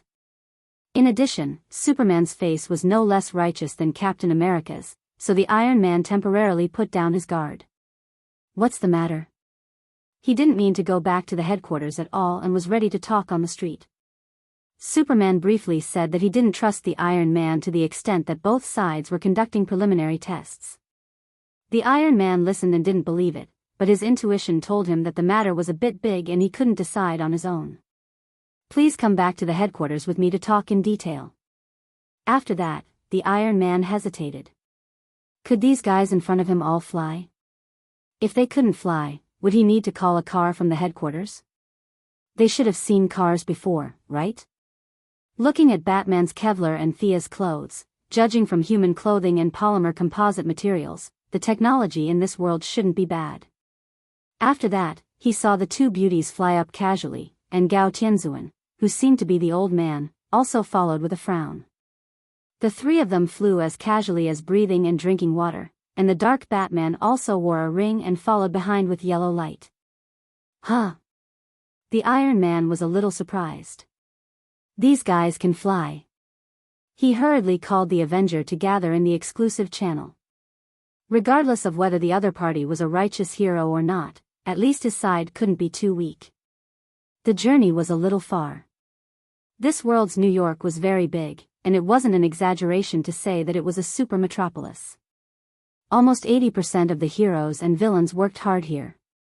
Sometimes, when a plane crashed, 7 or 8 heroes would jump out to rescue it. Thea scanned with her telepathic mind and saw a few very strong reactions. 3 of them were the most eye-catching. One was a pure and peaceful spiritual power. Thea guessed that it was Professor X. The other was in a small world, and the vast and surging energy was different from the DC world, but she could still recognize some of its characteristics. It was magic power, and if she wasn't wrong, it was Dr. Strange who was in the New York sanctum. The last one was their destination, and Thea couldn't think of who it was for a moment. Avoiding the city, the group flew to the suburbs. After flying for half an hour, they came to the outside of a huge building complex. An irregular pentagonal building was the main building, and the members' daily rest and employees' work were all here. The air corridor connected to the military facilities at the back and the training ground. Thea also saw 2 famous Quinjet on the tarmac. Above the main building and the training ground, there was a large letter A. Superman was very curious, and asked what this A meant. We call ourselves the Avenger Alliance, which is the acronym for Avengers. Tony answered the question very quickly. We call ourselves the Justice League. Superman said proudly. The term Avengers referred to taking revenge on behalf of someone. This kind of action was a bit like exchanging violence for violence. Conceptually, their name was much more positive. Walking into the main building, they saw many ordinary people doing work. Thea also saw the third person that caught her interest. Chapter 1007. There was not a single strand of hair on the person's body, and his gaze was calm. This was a man with purple skin and a yellow cloak. The most eye-catching thing was that there was a dent on his forehead, as if the gem that was supposed to be there had never existed. Thea recognized him. This was Vision, the original owner of the soul gem. Now that the gem had disappeared, he was still standing here. There must be a complicated story behind this. Although the gem had disappeared, she could still feel some unusual energy. Vision's body still had the remnants of the soul gem, and the gem's remnant was integrated with his life. In the face of Thea's prying, the remnant had been desperately resisting, constantly emitting invisible ripples, trying to confuse her gaze. Thea smiled slightly and looked away. Walking with Vision was a woman in a red trench coat, with shoulder-length hair and a beautiful appearance. However, the energy in her body was violent and primitive, with a destructive aura, like a huge volcano. The characteristics were very obvious. This was Scarlet Witch. Both of them were strong. In her opinion, Vision was similar to the Martian Hunter. Scarlet Witch's current strength was similar to Zatanna's, but her potential was very deep. As long as she developed steadily, it would not be a problem for her to reach the multi-level in the future. That remnant aura is the Infinity Stone kept by the Universal Presbyterian Church, right? She asked Gao Tianzuan in her consciousness. Yes, I didn't expect the Soul Gem's aura to be here. You know a lot. Have you been here before? Gao Tianzuan answered casually, then suddenly realized that something was wrong and frowned. Didn't I teleport wrongly once before? At that time, I saw a lot of things in the timeline. She quickly fooled Gao Tianzuan, and also set up an ambush for the future prophet. She stopped probing them. Scarlet Witch and Iron Man did not find any clues, only Vision looked around strangely. I don't mean to offend, but are there only 3 righteous people here? Superman asked. Just as he finished speaking, a muscular man wearing a red cloak and carrying a hammer flew in from afar. As he walked, he said, Tony, why did you call me? Gao Tianzuan. The muscular man was shocked. He raised his hammer and was about to rush over. A group of people, mainly the double couplet, stopped Thor, who was still impulsive and brainless. This was a good thing about heroes of justice. They did not hold grudges, especially when they knew that they had to face a super enemy together.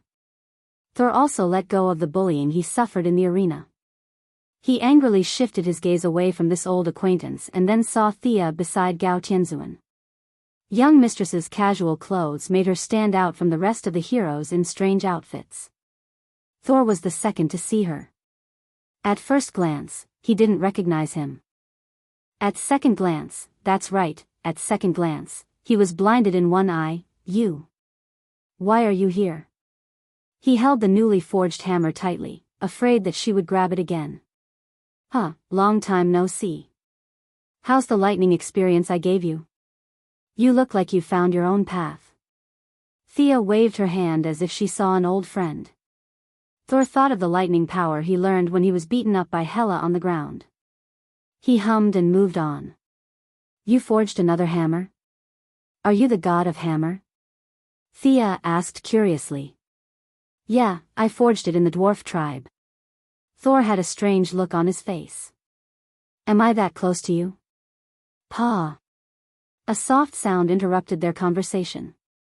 Thea and the others followed the sound and looked over. They saw a strange person in red and blue tights with a spider pattern on his chest lying on the window looking at them carefully and curiously. Does such a young hero have to join the battle here?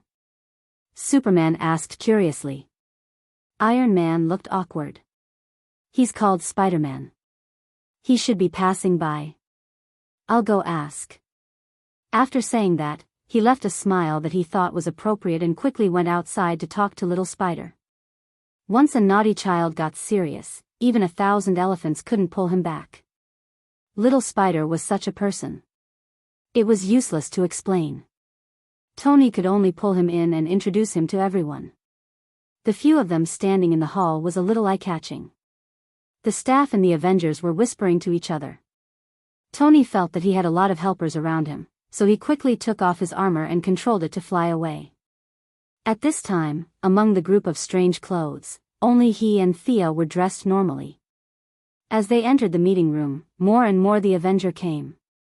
Hawkeye, Black Widow, Hulk, Ant-Man, War Machine, Black Panther. A golden wave lit up, and the thin Doctor Strange also came out of the portal. He first looked at Gao Tianzuan, and then at Thea and the others. The last to arrive was a middle-aged man. He looked a little tired and had a beard. He was wearing a black combat suit with a 5-pointed star on his chest. He looked ordinary, but the Avenger respected him. Even if Tony had a big conflict with him, he didn't show it in front of outsiders. This was Captain America. Captain America was the soul of the Avenger Alliance. Even if he had retired to the second line, his reputation and moral character still played an influence. Like Tony, he also didn't put the conflict between them in this kind of situation. The two of them discussed in a low voice. Thea and the others were also discussing. In the end, it was decided that Thea would tell the whole story, and the righteous and good-looking person would take second place. The two sides briefly introduced themselves, and Thea began to speak in a clear voice. Kalana, an ancient race scientist from our world. His curiosity is endless, and now he is preparing to solve the mystery of the world's creation. Seeing that most of them were confused, Thea knew that she was too vague. She stretched out her hand and quickly turned into countless golden lines, simulating the phantom of two universes. She was dressed as a city beauty, but she only showed one hand, and it shocked the group of the Avenger. Seeing this familiar movement and energy wave, the Avenger turned to look at Doctor Strange. The thin middle-aged man asked with some surprise, "Why did you use our camouflage technique? Were you once a mage as well?" Thea laughed. "Mage? I'm not a mage for a long time. I'm just borrowing your technique. But the magic in your world is a bit strange. It seems to be deliberately suppressing the power of magic. Forget it, let's talk about the current situation. Kalana is trying to merge our two worlds.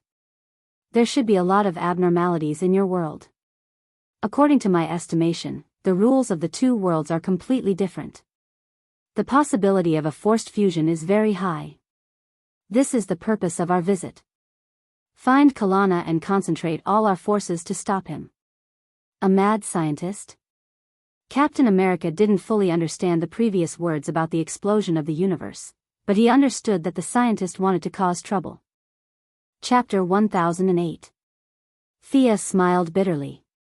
"You can't use common sense to judge them.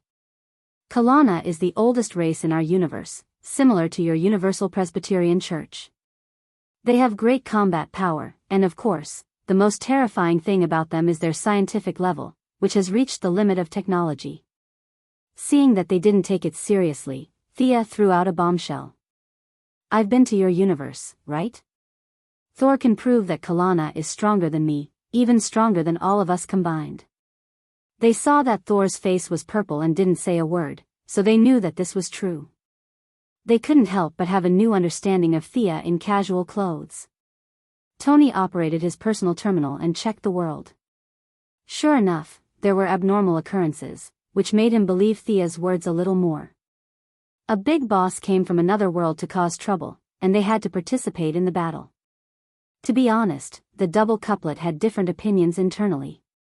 However, the heroes of justice still had the basic awareness, and they all expressed their willingness to participate in the battle.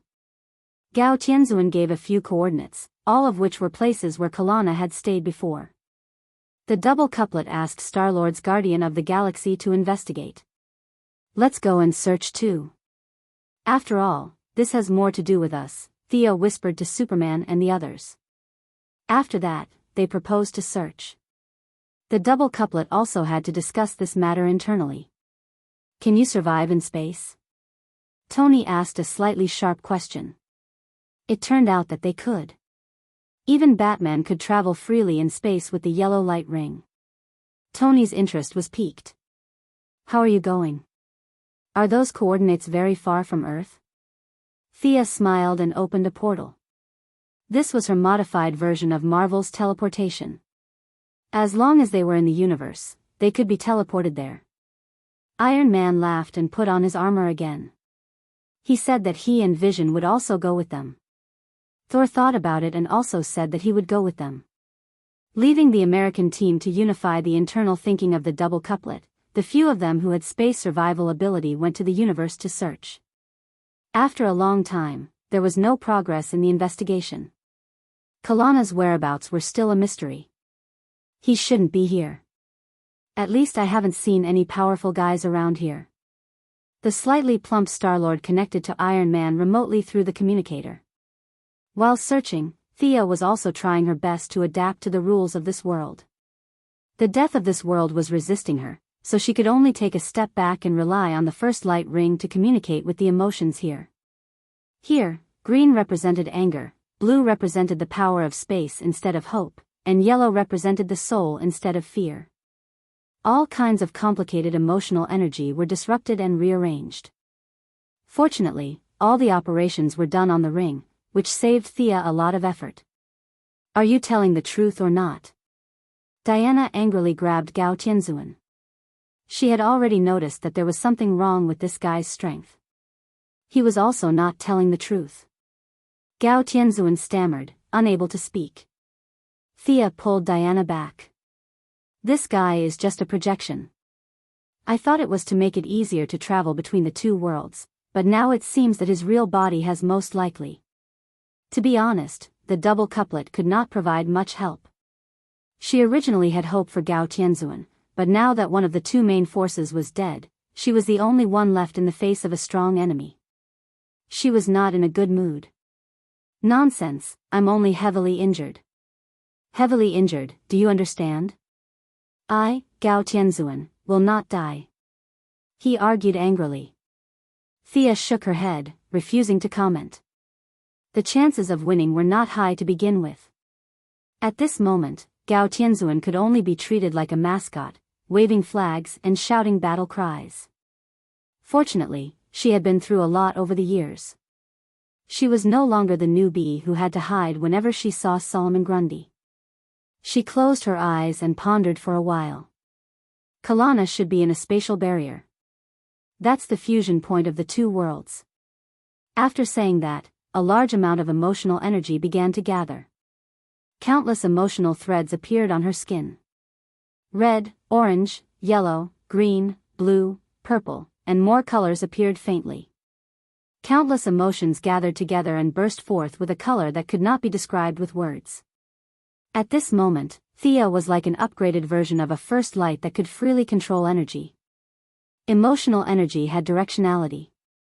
The 7 lantern beasts were like shining lamps in her eyes, showing her the direction. It was less than 70% of her peak state, and this kind of emotional energy came and went quickly. It was not good for a long battle. She had to use the current surge of emotions to find Kalana. She looked around and quickly found a gap. She said to everyone, I'll open the door. After that, no matter the result of the battle, we only have 3 minutes to fight. Star-Lord, help me keep an eye on this Gao Tianzuan. Don't let him run away. Iron Man wanted to say, we haven't finished mobilizing yet. Aren't you guys a little too impatient? Before he could finish his words, he saw Sia's hands grabbing the void. Her jade-white fingers seemed to be holding a door, and colorful colors flowed between her fingers. As she exerted her strength, a more gorgeous world was revealed little by little. Before Iron Man could say anything, the Righteous Alliance flew in. Thor, who had always been at the front, followed in without saying anything. Even Vision flew in. Helplessly, Star-Lord led the Guardian of the Galaxy and Gao Tianzuan and smiled at each other. Iron Man said a few words and rushed in with this group of impatient people. The space was not big. It was independent of time. It was a chaotic and illusory world. Iron Man's eyes were quickly attracted by a behemoth.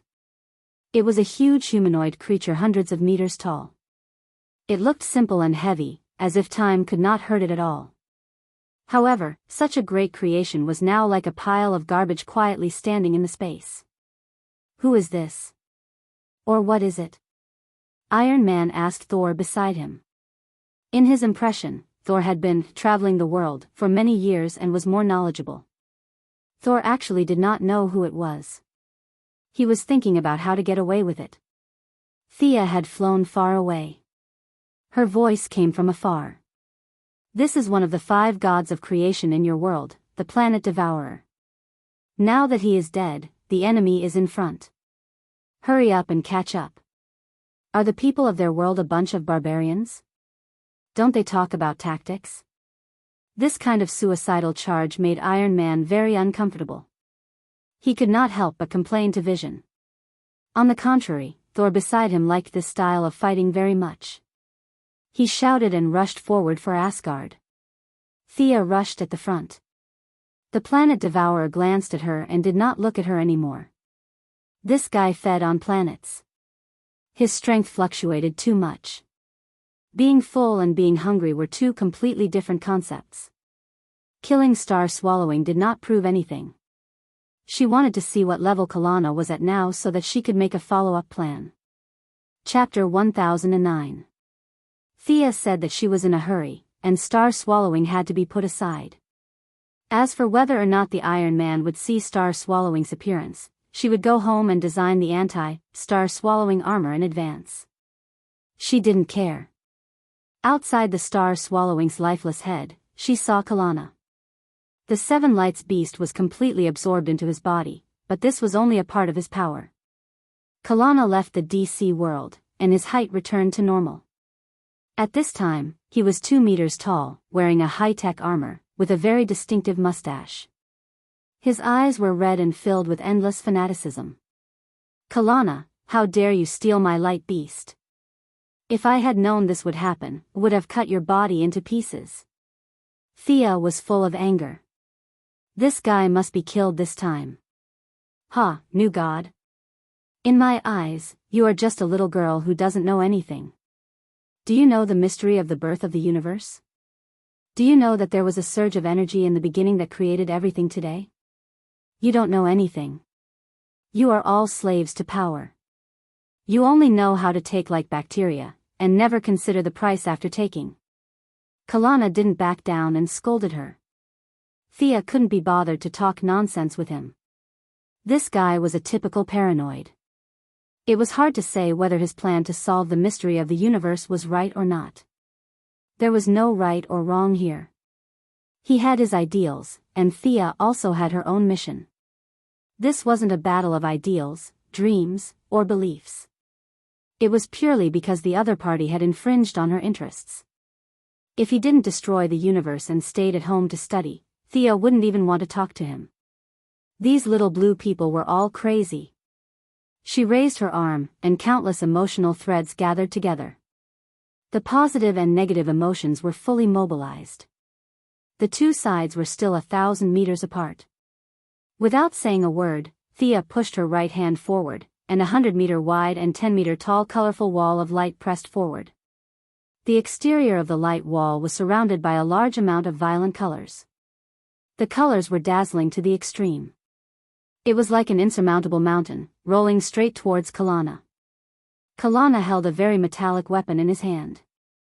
It looked like an energy gun, but both ends of his energy gun were surrounded by incomparably huge electric arcs. He took a serious look at the incoming wall of light as if he was dealing with a mathematical problem. He examined, probed, and dissected it. However, he lost interest in less than a second. He raised the weapon in his hand and rammed it into the emotional shockwave like a spear. The two different types of energy collided with each other. Following an incomparably loud explosion, a large amount of light and heat exploded. The strong light blinded everyone, but they were all veterans of battle. No one would close their eyes or do anything like that. The two scarlet dots in the strong light were very eye-catching. Thea knew that it was Karana. He was not injured at all. Strong, really strong. He took a blow with 70% of her strength and came out unscathed. This guy was the most powerful enemy she had encountered so far. Little girl, you have some skill. Tell me the truth, tell me your secret. Now, immediately, tell me. Kalana roared somewhat crazily. Thea wanted to punch him in the face. Tell you? Tell your sister. You dare to underestimate me. She grabbed Kalana with both hands, ready to drag him back to the DC world. In his normal state, Kalana was a 2-meter-tall man with frightening strength. If he returned to the original world and turned back into a little blue man under the restrictions of the rules, even Diana could beat him up. The two sides were 1,000 meters apart, but Thea's fingers crossed the distance and rested on his shoulder. She exerted force, but he did not move. Although strength was not her forte, Thea had no problem using pure physical force to move a planet. Not to mention, this was not just pure physical force, but also the power of the rules. This guy's equipment was strange. She could see that Kalana's armor was not just for show. The armor used a method that she did not understand at all to dissolve the pulling force and pull her back to Kalana. I take back what I said before. You still have some knowledge for me to read. Kalana grabbed Thea's wrist with one hand and clenched his other hand into a fist to punch Thea's head. Kalana's strength was beyond imagination. Even the god of strength, Darkside, did not seem to be as strong as him. Was there a scientist in this world with such strength? This was so King illogical. Thea thought to herself. A scientist wanted to fight her in close combat, and she was full of helplessness. She did not have time to use brute force to break free. She gathered a lot of emotional energy in her arm and exploded it, making Kalana grab empty air. Then, she gathered all the divine power in her palm again and punched the enemy's iron fist. The fist that was as white as jade and the fist that was wrapped in thick heavy armor met in midair. Even though it was almost empty space, there was still a huge explosion. The energy shockwave struck the Star Devourer's corpse, smashing out countless craters of varying depths. Thea was sent flying 100 meters, but Kalana's body only shook slightly. He did not retreat but advanced. He raised his energy gun and a bright beam of energy shot directly at Thea. Clang! Thea wiped the blood from the corner of her mouth in midair. The energy beam was already in front of her, and there was no way to dodge. She was ready to leave the space. Fortunately, Diana arrived at the critical moment. The newly built shield took the blow that was equivalent to the power of the whole universe. The energy was very pure. It was the energy that Kalana absorbed after destroying the universe. He believed that there was a part of the power of creation in it. This guy was actually equivalent to the Anti-Watcher in its peak state. When the energy was abundant, it seemed to be endless. It kept hitting the shield with a chi-chi sound. Diana raised the shield with both hands. The shield was built with the materials plundered from the anti-material world. These materials survived the Big Bang, so one could imagine how strong they were. Even so, it was difficult for the shield to resist the energy beam. Optimistically, the shield could not take more than a few attacks of this level. You're courting death. After being defeated, Thea was also angry. This time, she did not use the power of death. She could use the holy sword again. She instantly changed into the costume that was as tall as Artoria and attacked with the holy sword in her hand. For the original universe, Kalana was a fugitive. The will of the universe wanted to capture him. At this time, the Marvel universe also did not welcome him. If Sia was the role model of following the heavens, then Corona was the role model of going against the heavens and changing his fate. One universe refused to let him in, and the other universe wanted to take him back. The two universes could not come in person. They could only give some help to Thea. A wider range of emotions was mobilized. She could not tell if it was billions, or a sign. She only knew that there were countless intelligent lives providing her with emotions. Chapter 10:10. After so many years, Thea experienced the feeling of seed for the first time.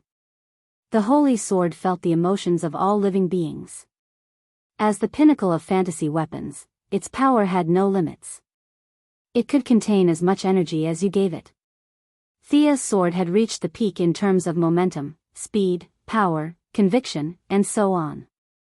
Kalana had a unique vision. Of course, he would not use his own neck to test the sword. With a light snort, he gave up on Diana and retracted all his power to focus on Thea. The two quickly exchanged 3 moves. Kalana and Thea, who had gone seed, were tied for the moment. At this time, Superman and Thor, who were in the second echelon, rushed over. One swung a fist, the other swung a hammer, and Diana, who took a breather, attacked Kalana together. Are all the women in your world so powerful? Iron Man's armor had an energy detection device. He could naturally see the energy that erupted from Thea and Kalana's moves. He asked Batman a little unhappily. Batman did not pay attention to him. Instead, he took out a toy-like robot from his belt. Then, he took out something like a ray gun and shot it at the robot. Finally, he jumped in quickly. The giant robot was more than 3 meters tall. It was painted iron gray and had a crab-like head. Batman jumped into the giant robot, quickly adjusted various data, and flew to the battlefield. Looks good. Iron Man felt that this big guy was a bit like his anti-Hulk armor. As for its actual combat power, he would only know after fighting it. Thea's sword was now faster than the last. However, the martial arts on Earth were not enough. Kalana's combat power was also amazing. He was like a humanoid supercomputer. He could instinctively analyze the flaws in Thea's moves and counterattack. After the first few moves, she was once again at a disadvantage. Kalana dodged her slash and bent his elbow to attack. The armor around his joints not only provided him with a large amount of energy, but also increased his speed and strength by tens of thousands of times. The power of this attack was not inferior to the full-powered attack of the main cannons of some top technological civilizations. Thea wanted to dodge, but from the corner of her eye, she saw a black shadow jump out from behind her. The black shadow's speed was not fast, but it seemed to have been calculated thousands of times. It was right before the opponent's energy was about to be fired. Batman? Thea saw Batman operating a strange-looking armor. He pushed Kalana's elbow, but he didn't even use half of his strength. Instead, Thea took advantage of the situation and slashed Kalana's left shoulder. This armor isn't bad. It looks familiar. I remember Damien telling me that this is the anti-Thea armor, right? Milady asked while panting. 70% of Kalana's attacks were on her, so she was under a lot of pressure. Batman's voice was still like a dead man's. His voice came from inside the armor and was a little distorted in this space environment. I modified the original armor. This armor is now called the Anti-Justice League armor, also known as the Fenrir armor. Batman's tone was like he was introducing a new product of his own company. The members of the Justice League were not surprised at all. They looked at each other from the corner of their eyes and saw the calmness in each other's eyes.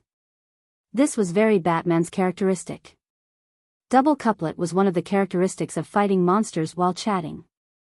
No matter how dangerous the situation was, they could not forget to chat and fart.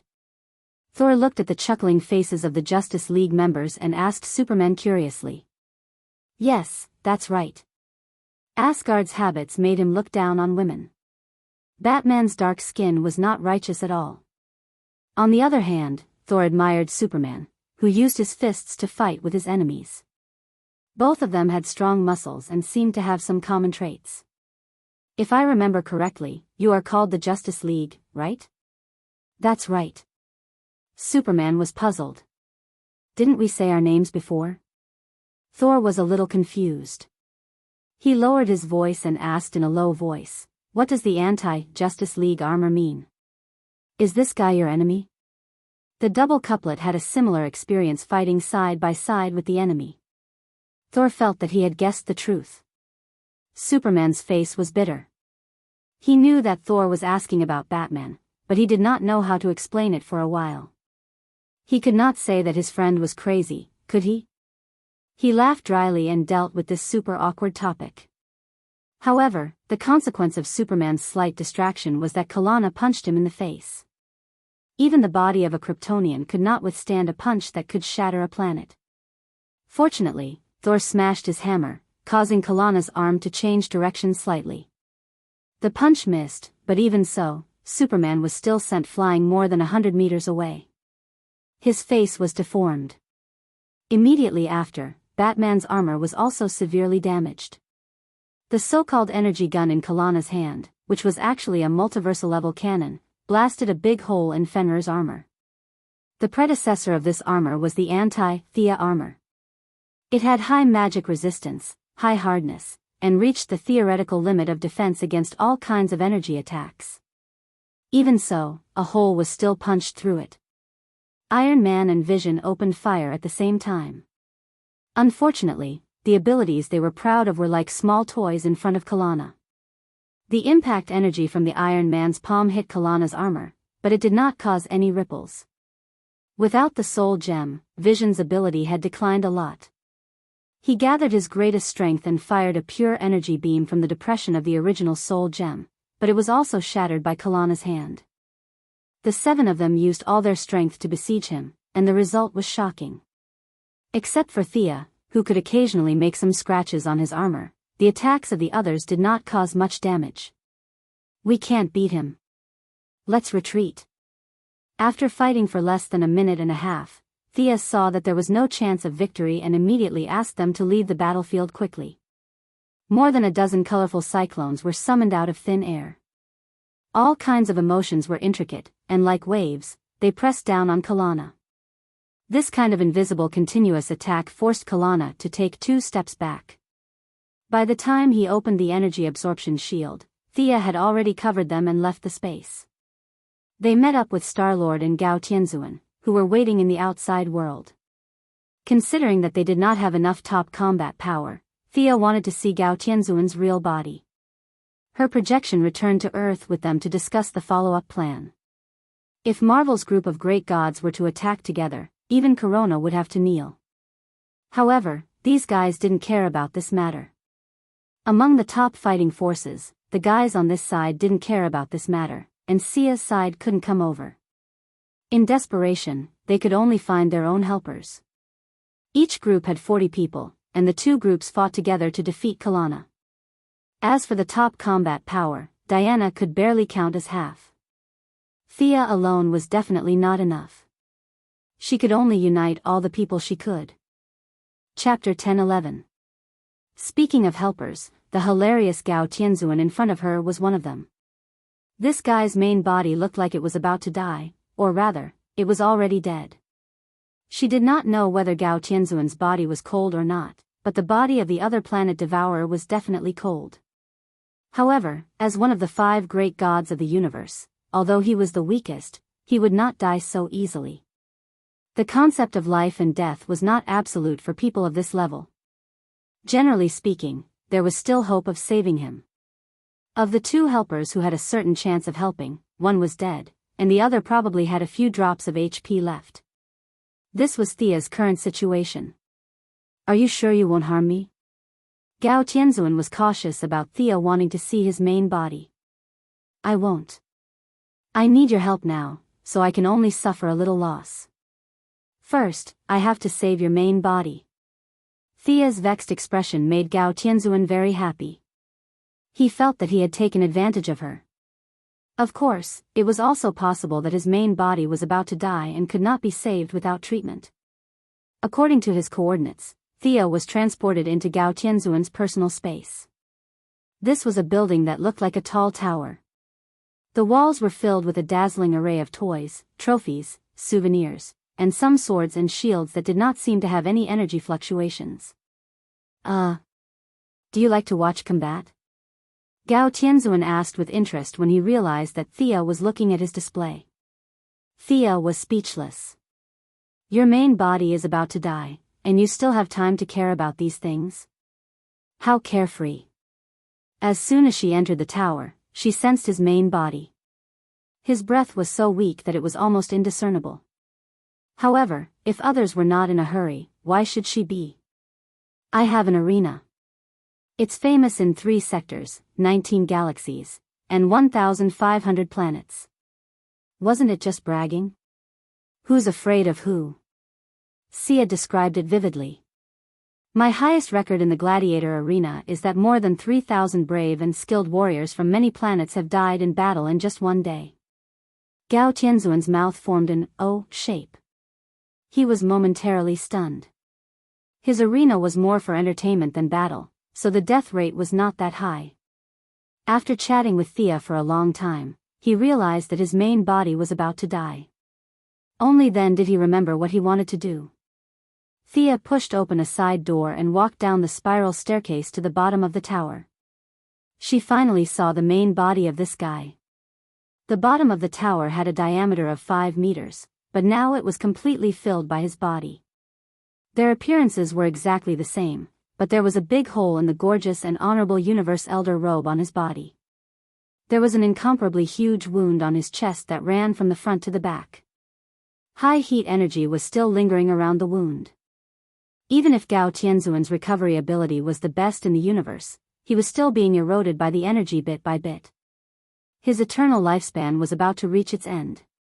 As long as this energy was sucked out, he would be able to recover in a short period of time with his recovery ability. However, Thea did not want to work for nothing. If I remember correctly, your Universal Presbyterian Church has more than 10 people, right? Don't you have any colleagues to help you? She asked curiously. Gao Tianzuan mumbled and did not say anything. It seemed that people of the same trade were enemies. This saying was true no matter where you looked at it. Thea could not help but sigh. The Universal Presbyterian Church was also not united. She looked around the outside world and felt a little disappointed. The rules of Marvel's world were different from her world. The divine weapons here were basically useless. First of all, she did not lack divine weapons. Secondly, Gao Tianzuan's toys accounted for more than half of the things here. Even if she did not need them, she could not give up on collecting payment. She picked and picked, taking away half of Gao Tianzuan's collection. She left all the toys and trophies for him to slowly recall when he had nothing to do. Her thieving behavior caused Gao Tianzuan to be dissatisfied. However, it was only dissatisfaction. Both of them knew that those things were more valuable than practical. It was not difficult to treat him. After all, it was not the 7 bugs and 7 flowers ointment. Kalana was a scientist, not a poison master.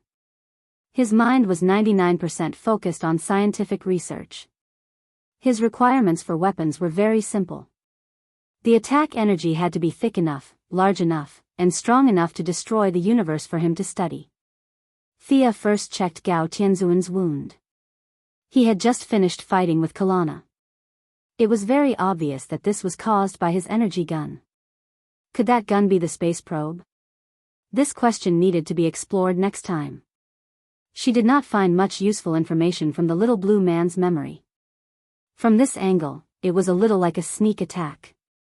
Gao Tianzuan, this idiot, thought that the other party was playing a game with him. He lost completely because he was brainless. The premise of treatment was to remove the energy residue from the wound. However, the purity of this energy was extremely high. Even if Gao Tianzuan's self-healing ability offset part of it, the rich energy contained in it was still shocking. After thinking about it, using her own energy to slowly erase it was a way, but it would take too long. Thea did not have that much time now. Plus, it would be a pity to erase this energy. After all, such pure energy was very rare in the universe. God knows what kind of black technology Kalana used to collect it. Thea felt that if she placed it in her own small world, it would definitely speed up the process of development. At that point, it would not be far from the creation of a real universe. After considering several factors, she prepared to seal this energy. Previously, she had prepared 7 or 8 pieces of hard material to seal the tea on sure. Later, she searched the antimatter universe. She even had a lot of N-metal in her hands. Then, under Gao Tianzuan's puzzled gaze, she took out 3 pieces of broken copper and iron and began to synthesize them. The metal of hell was salvaged from the abyss where the aura of the dead was the strongest. The resentment in it was so strong that even she, the goddess of death, could not help but raise her eyebrows.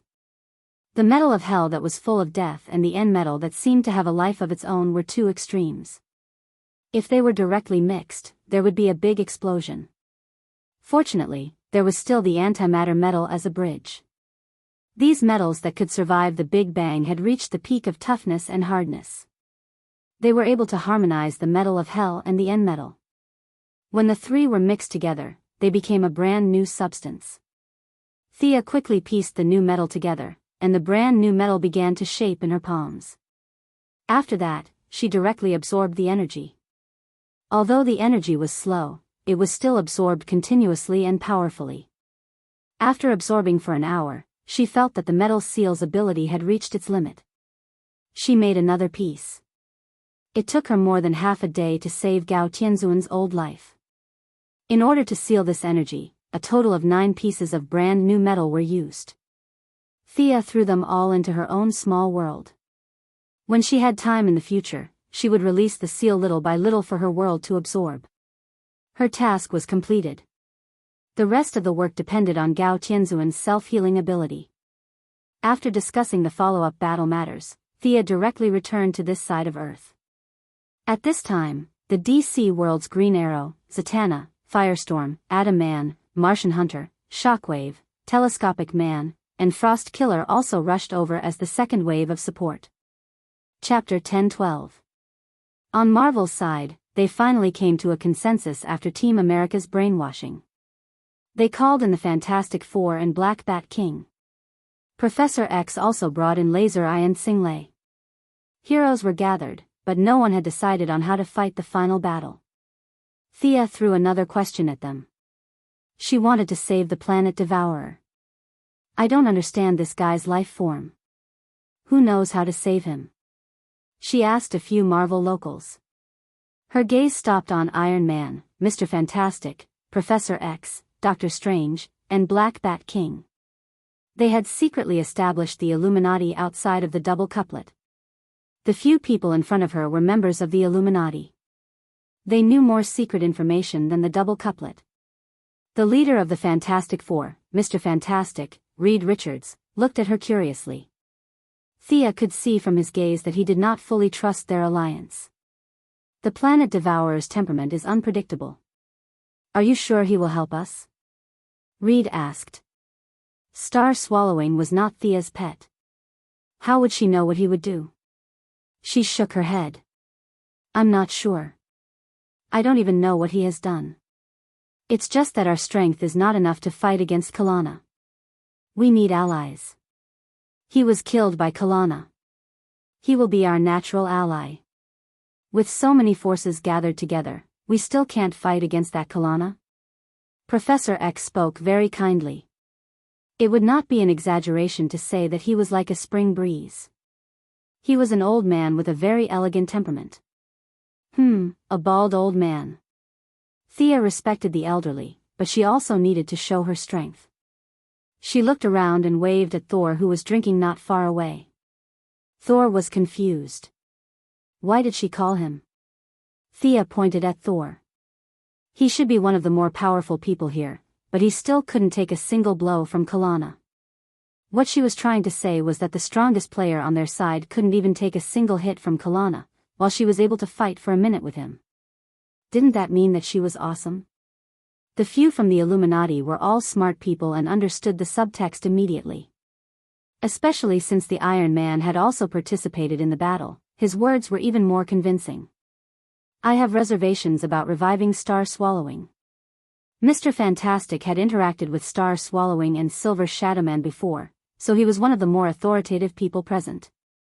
How about this? This is our last resort. We don't know if we can revive Star Swallowing, so we can only give it a try. It's hard to guarantee the outcome. Professor X tried to smooth things over. Sia did not force him too much. The Star Devourer could just lie there like a corpse. She had just found a better target. She pointed at Singlei, who was sitting on the sofa not far away and seemed to be absent-minded. That lady's strength is simply shocking. If she also participates in the battle, I'll have confidence. The few from the Illuminati gasped in unison. Should they let Kalana fuse the two worlds and cause the universe to explode, let the Dark Phoenix destroy the universe, or let Star Swallowing eat the universe? There seemed to be no worse choice among the three, only worse. Even Professor X's expression changed drastically. He didn't know how to answer this woman from another world. Singlei's strength was not under her control at all. Thea looked at them, exchanging glances. She didn't say anything to persuade them, nor did she leave. She just sat there and waited. The power of the Phoenix was an unexpected surprise. She had been so busy with Kalana that she didn't even think about the power of the Phoenix before seeing Singlei. Even though she was far away, she could feel the power. It was the embodiment of the life and emotions of the universe. The power of the Phoenix was like the child of the universe. This power covered 1 to 10 dimensions. It was immortal and changeable. It was impossible to control this power with human thoughts. Other powers would definitely lose their effectiveness after leaving Marvel and entering DC, but the power of the Phoenix wouldn't. It was an omnipotent universe-level power. Singlei's power was not even the tip of the iceberg. If Thea could observe this power at a close distance, it would be of great benefit to her. In the face of Thea's questions, they didn't use excuses such as denying, refusing to cooperate, or saying that they had seen wrongly. Although the few from the Illuminati had a lot of problems, as human elites, they still had their pride and couldn't lie to her face. It was still Professor X who spoke. Madam, I don't know what you saw, but Jean's power is very dangerous. She can't control it herself. I suggest that we don't choose this option. I can help her control her own power. We are just passers-by. The power still belongs to this lady. If you are in danger again in the future, she will be an important combat force, unless you think that her nature is not righteous. Professor X was speechless again. Jean was definitely not evil, but she could give birth to an evil personality. It would be a bit of a lie to say that she was righteous. The universe is about to be destroyed. My family is there. I don't want to complicate things, but her power is very important to both universes. Why don't we listen to her opinion? Thea took a step back in order to advance. Professor X couldn't make the decision on this issue that involved personal freedom and democracy. He and Jean exchanged a few words on the mental channel. This intellectual beauty in her 30s who could be considered a mature woman walked over slowly. Everyone knew that they had spoken on the mental channel, but Professor X still asked the question again in front of everyone. Laser Eye, who had always had an unusual affection for Jean, looked at her nervously, not knowing what choice she would make. Has the crisis become so serious? As the oldest generation of X-Men, Jean had a sense of the big picture. Her question hit the nail on the head. The few people from the Illuminati looked at Iron Man. At this moment, their own judgment was the most accurate. Iron Man nodded without thinking too much. At the same time, Dr. Strange also said, London Sanctum lost contact a minute ago. The fusion of the two universes is accelerating. Then I will join the battle. Tell me what to do. Jean said generously. Sia raised her hand and waved, and the few of them instantly seemed to be among the stars in the universe. Countless stars flashed past, and the universe seemed to be accelerated by dozens of times. The galaxy danced in the sky, and the surrounding scenery was extremely bright. She wanted to pull Jean out for a private chat, but she knew that it was impossible. She could only pull in the Illuminati and Laser Thor. They were all elites among superheroes. They didn't have any problems with shouting, except for Laser Eye, who was a little nervous. Ms. Gray, do you know your ability? Not really. I only know that it's called the Phoenix Power. There's another personality in my body. She might know, but I really don't. Also, you can call me Jean. That's what my friends call me. Jean was very calm. She had faced countless hardships and had the courage to make choices, even if it meant sacrificing her life. Chapter 10:13. Xinglei, the mature woman, was neither servile nor overbearing. Although her tone was a little pessimistic, she still maintained good etiquette. All right, you can also call me Thea. I'll try to explain it as simply as possible. This is very important for successfully communicating with the power in your body. Thea spoke slowly so that the people around her could hear. I don't know why you call that power the power of the phoenix. In my opinion, it's very pure and broad, to the extent that it can't be described with words. We have a similar ability, but the level of the energy in your body is not as high. With that, she showed Jean the white light in her left hand and the first light in her right. The power of life and the power of emotions mixed together. This is the foundation of the energy in your body. With that, Thea took out a small ball of energy from each of her rings and mixed it together, indicating for Jean to feel it herself. Jean reached out to touch the energy ball nervously, and a look of realization appeared on her face. She had been holding back the power of the phoenix for so many years, guarding it to the death, not allowing any of the energy to leak out. However, she had never studied what the power of the phoenix was and what it was made of. Now that she had come into contact with it, she was enlightened. That's true. Sia, you're amazing. Is this your own ability? Of course. Back to the topic, humans have life and emotions. Actually, if we magnify these two concepts, planets have life and emotions too. We have a planet called Mogo that has its own consciousness, but she's still very young, like a child. Do you have a planet with self-consciousness here? Thea asked casually, as if she was chatting casually. You've met Star-Lord. His father is said to be a planet. Iron Man replied. If they had one, he could not say that he did not have one. How could he be afraid at this time? Ignore the fact that Star-Lord's father was a bad planet. Thea replied with an "oh" and continued, the energy in your body is of a higher level than the planet's consciousness. It's the life and emotions born in your original universe. You have to surpass humans and planets. Imagine the entire universe as an individual. It has always been there and has been evolving along with the evolution of the entire universe. At this time, not only Jean, but a few of the smarter ones were also pondering. Imagining such a huge universe as an individual was a test of one's imagination. If the universe was an individual, what was one? Microbes? Seeing that they had digested the information, Thea changed the topic. With all due respect, you can't exert even 1/10,000th of the power of that energy because it's too great. But even this 1/10,000th is enough to help us defeat Kalana. Then what do you want me to do? Of course I'm willing to participate in the battle, but this kind of power is completely uncontrollable. I've tried everything I can. Thea stretched out 2 fingers. It's actually not that difficult. You need someone to share the phoenix's power with you. I'm just starting to. I'll do it. I'm willing to do it. Radium Ray didn't wait for her to finish before volunteering himself. To be able to share the burden of the person he loved, he would smile even in his dreams. The more he looked at this woman from another world, the more he liked her. Thea was a little speechless. My initial plan is to create 2 rings. One of them is the power of emotions. The wearer must have sufficient emotions. Laser, I was overjoyed. I'm famous for my rich emotions.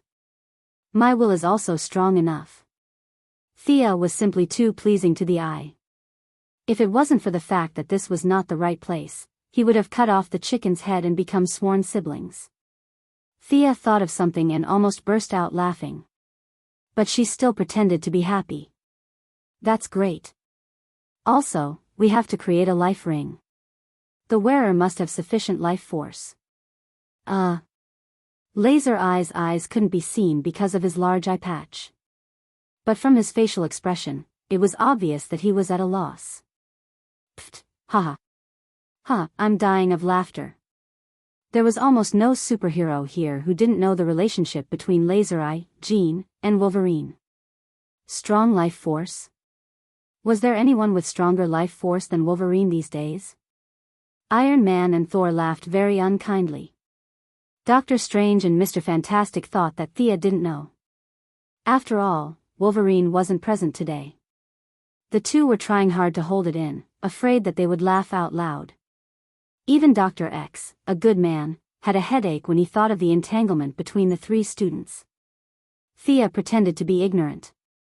Laser Eye and Jean were embarrassed, but this was not suitable to be said in public, at least not in front of a room of outsiders.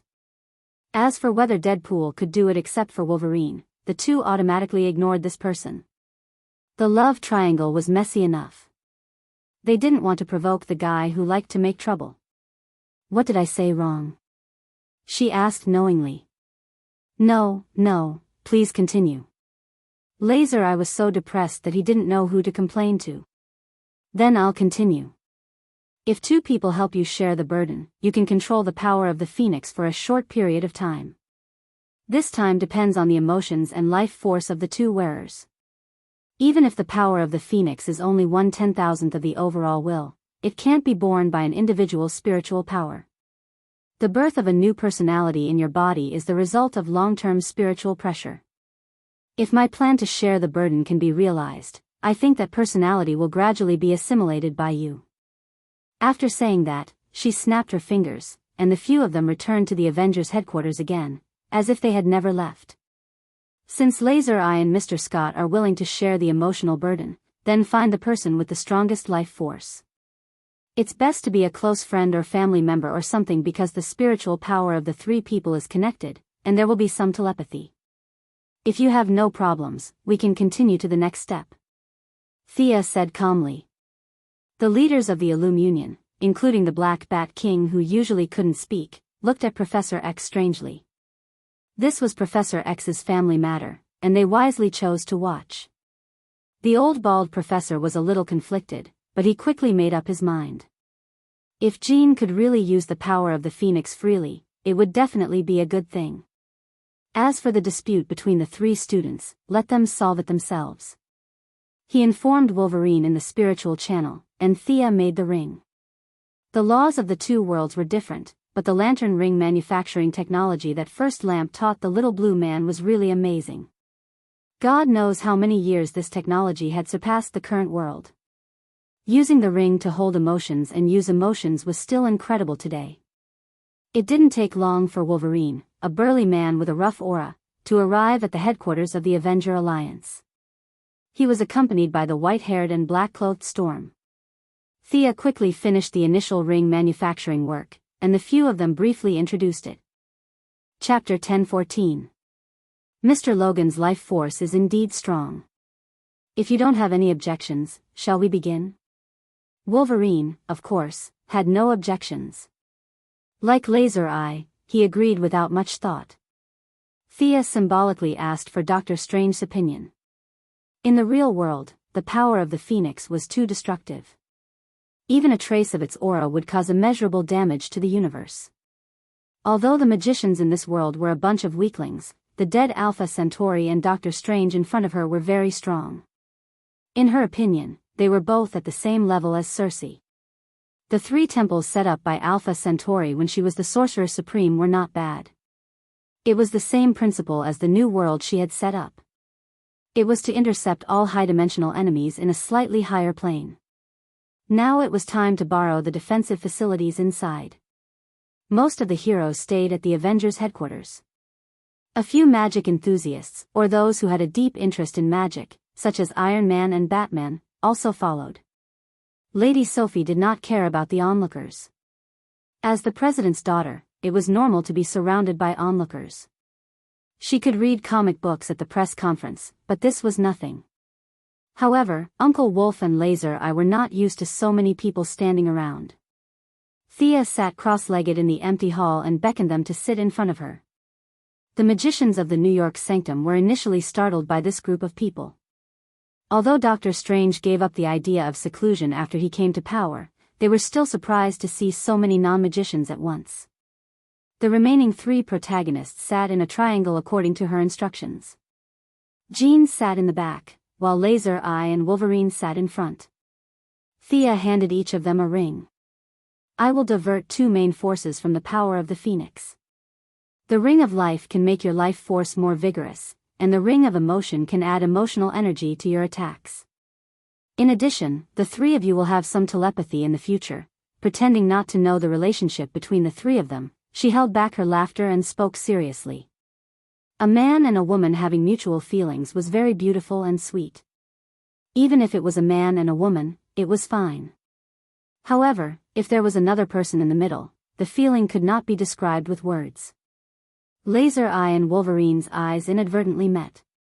The 2 of them quickly looked away as if they had seen something horrifying. Thea coughed, indicating that she was about to begin. What if I lose control? Jean asked uncertainly. Thea had to pretend on the spot. I've seen the Thanos you dealt with before. My strength is about the same as his.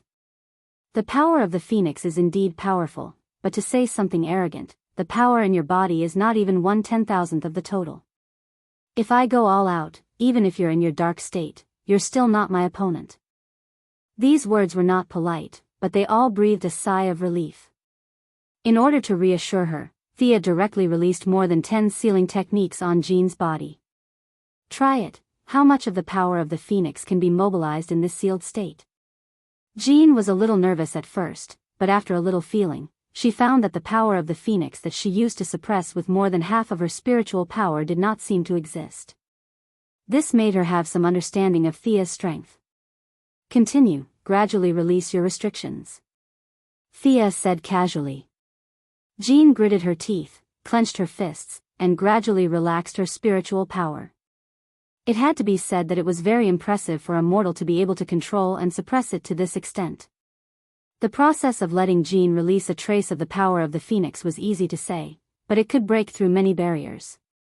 The power of the Phoenix relied on its own characteristics to continuously break through barriers until a trace of energy as thick as a finger was absorbed. It had been going on for an hour. Of course, Thea was not here to learn Lei Feng. If she were to stay in the world of Marvel, mastering the power of the Phoenix was not a bad choice. Unfortunately, she was just a passerby. Even so, the power of the Phoenix was very useful as a reference. Life and emotions were only the foundation. There were many deeper mysteries within that required her careful study. In fact, Scarlet Witch's power of chaos was also very valuable for research. Unfortunately, unlike Xinglei who was the host, Scarlet Witch was more of a user. As for the even more illusory power of the fairies, she did not even think about it. It was too far away. Xinglei deliberately opened a gap in the heavy cage, and a trace of the power of the Phoenix was directly absorbed. It hovered in Thea's palm like a flame with its own life force, but its concept was much more advanced than that of a flame. In the deepest part of her consciousness, spirit, will, and all thoughts, Thea saw the shadow of the power of the Phoenix. It had its own will, as if it casually cast a glance from a higher dimension. Thea bowed slightly to show her respect, and at the same time returned a smile. Both sides made a simple contact and retreated. The power of the Phoenix was like a bystander, watching Thea divide the energy and project it into the 2 rings. It can be done like this? Although they did not use simple words to communicate, the meaning was the same. Thea gave the power of the Phoenix the method of making the rings and dividing the energy. In the future, when it chose a host, it would be much easier, and it would not have to compete with the host like a tug-of-war. Buy one get 2 free, a threesome would be the standard for the future host of the power of the Phoenix. Similarly, the power of the Phoenix, as a thank you, cut off the remaining part of the spiritual connection. A small spark like a candle in the wind became Thea's private property. The extent of her research had nothing to do with the power of the Phoenix. Both sides took what they needed. From now on, the power of the Phoenix could ease the conflict with the host, and Thea also got what she needed.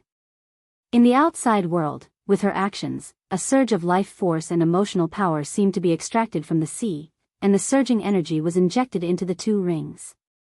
With Jean as the center, 2 energy lines connected to Laser Eye and Wolverine. The power of the phoenix was directly injected, and even though it was transferred by Jean, the two heroes still fell into a temporary state of confusion. Jean, on the other hand, was sharing the burden mentally. According to Thea's instructions, she carefully opened various restrictions, and countless energy surged out from an unknown area and entered her body. Using the spiritual connection between the three of them, an external cycle was carried out with her, the host, through the two rings. For a moment, the three of them closed their eyes to communicate for the first time. Thea stood at the side and carefully experienced the charm of the power of the phoenix. She could use other people's things as a reference, but she could not copy them. She was also trying to use her life force and emotions to synthesize a power that belonged to her alone. What should she call it? Thea's power? It seemed a little shameful. The young lady's mind wandered, and some subtle changes began to happen to Tsingliai's body.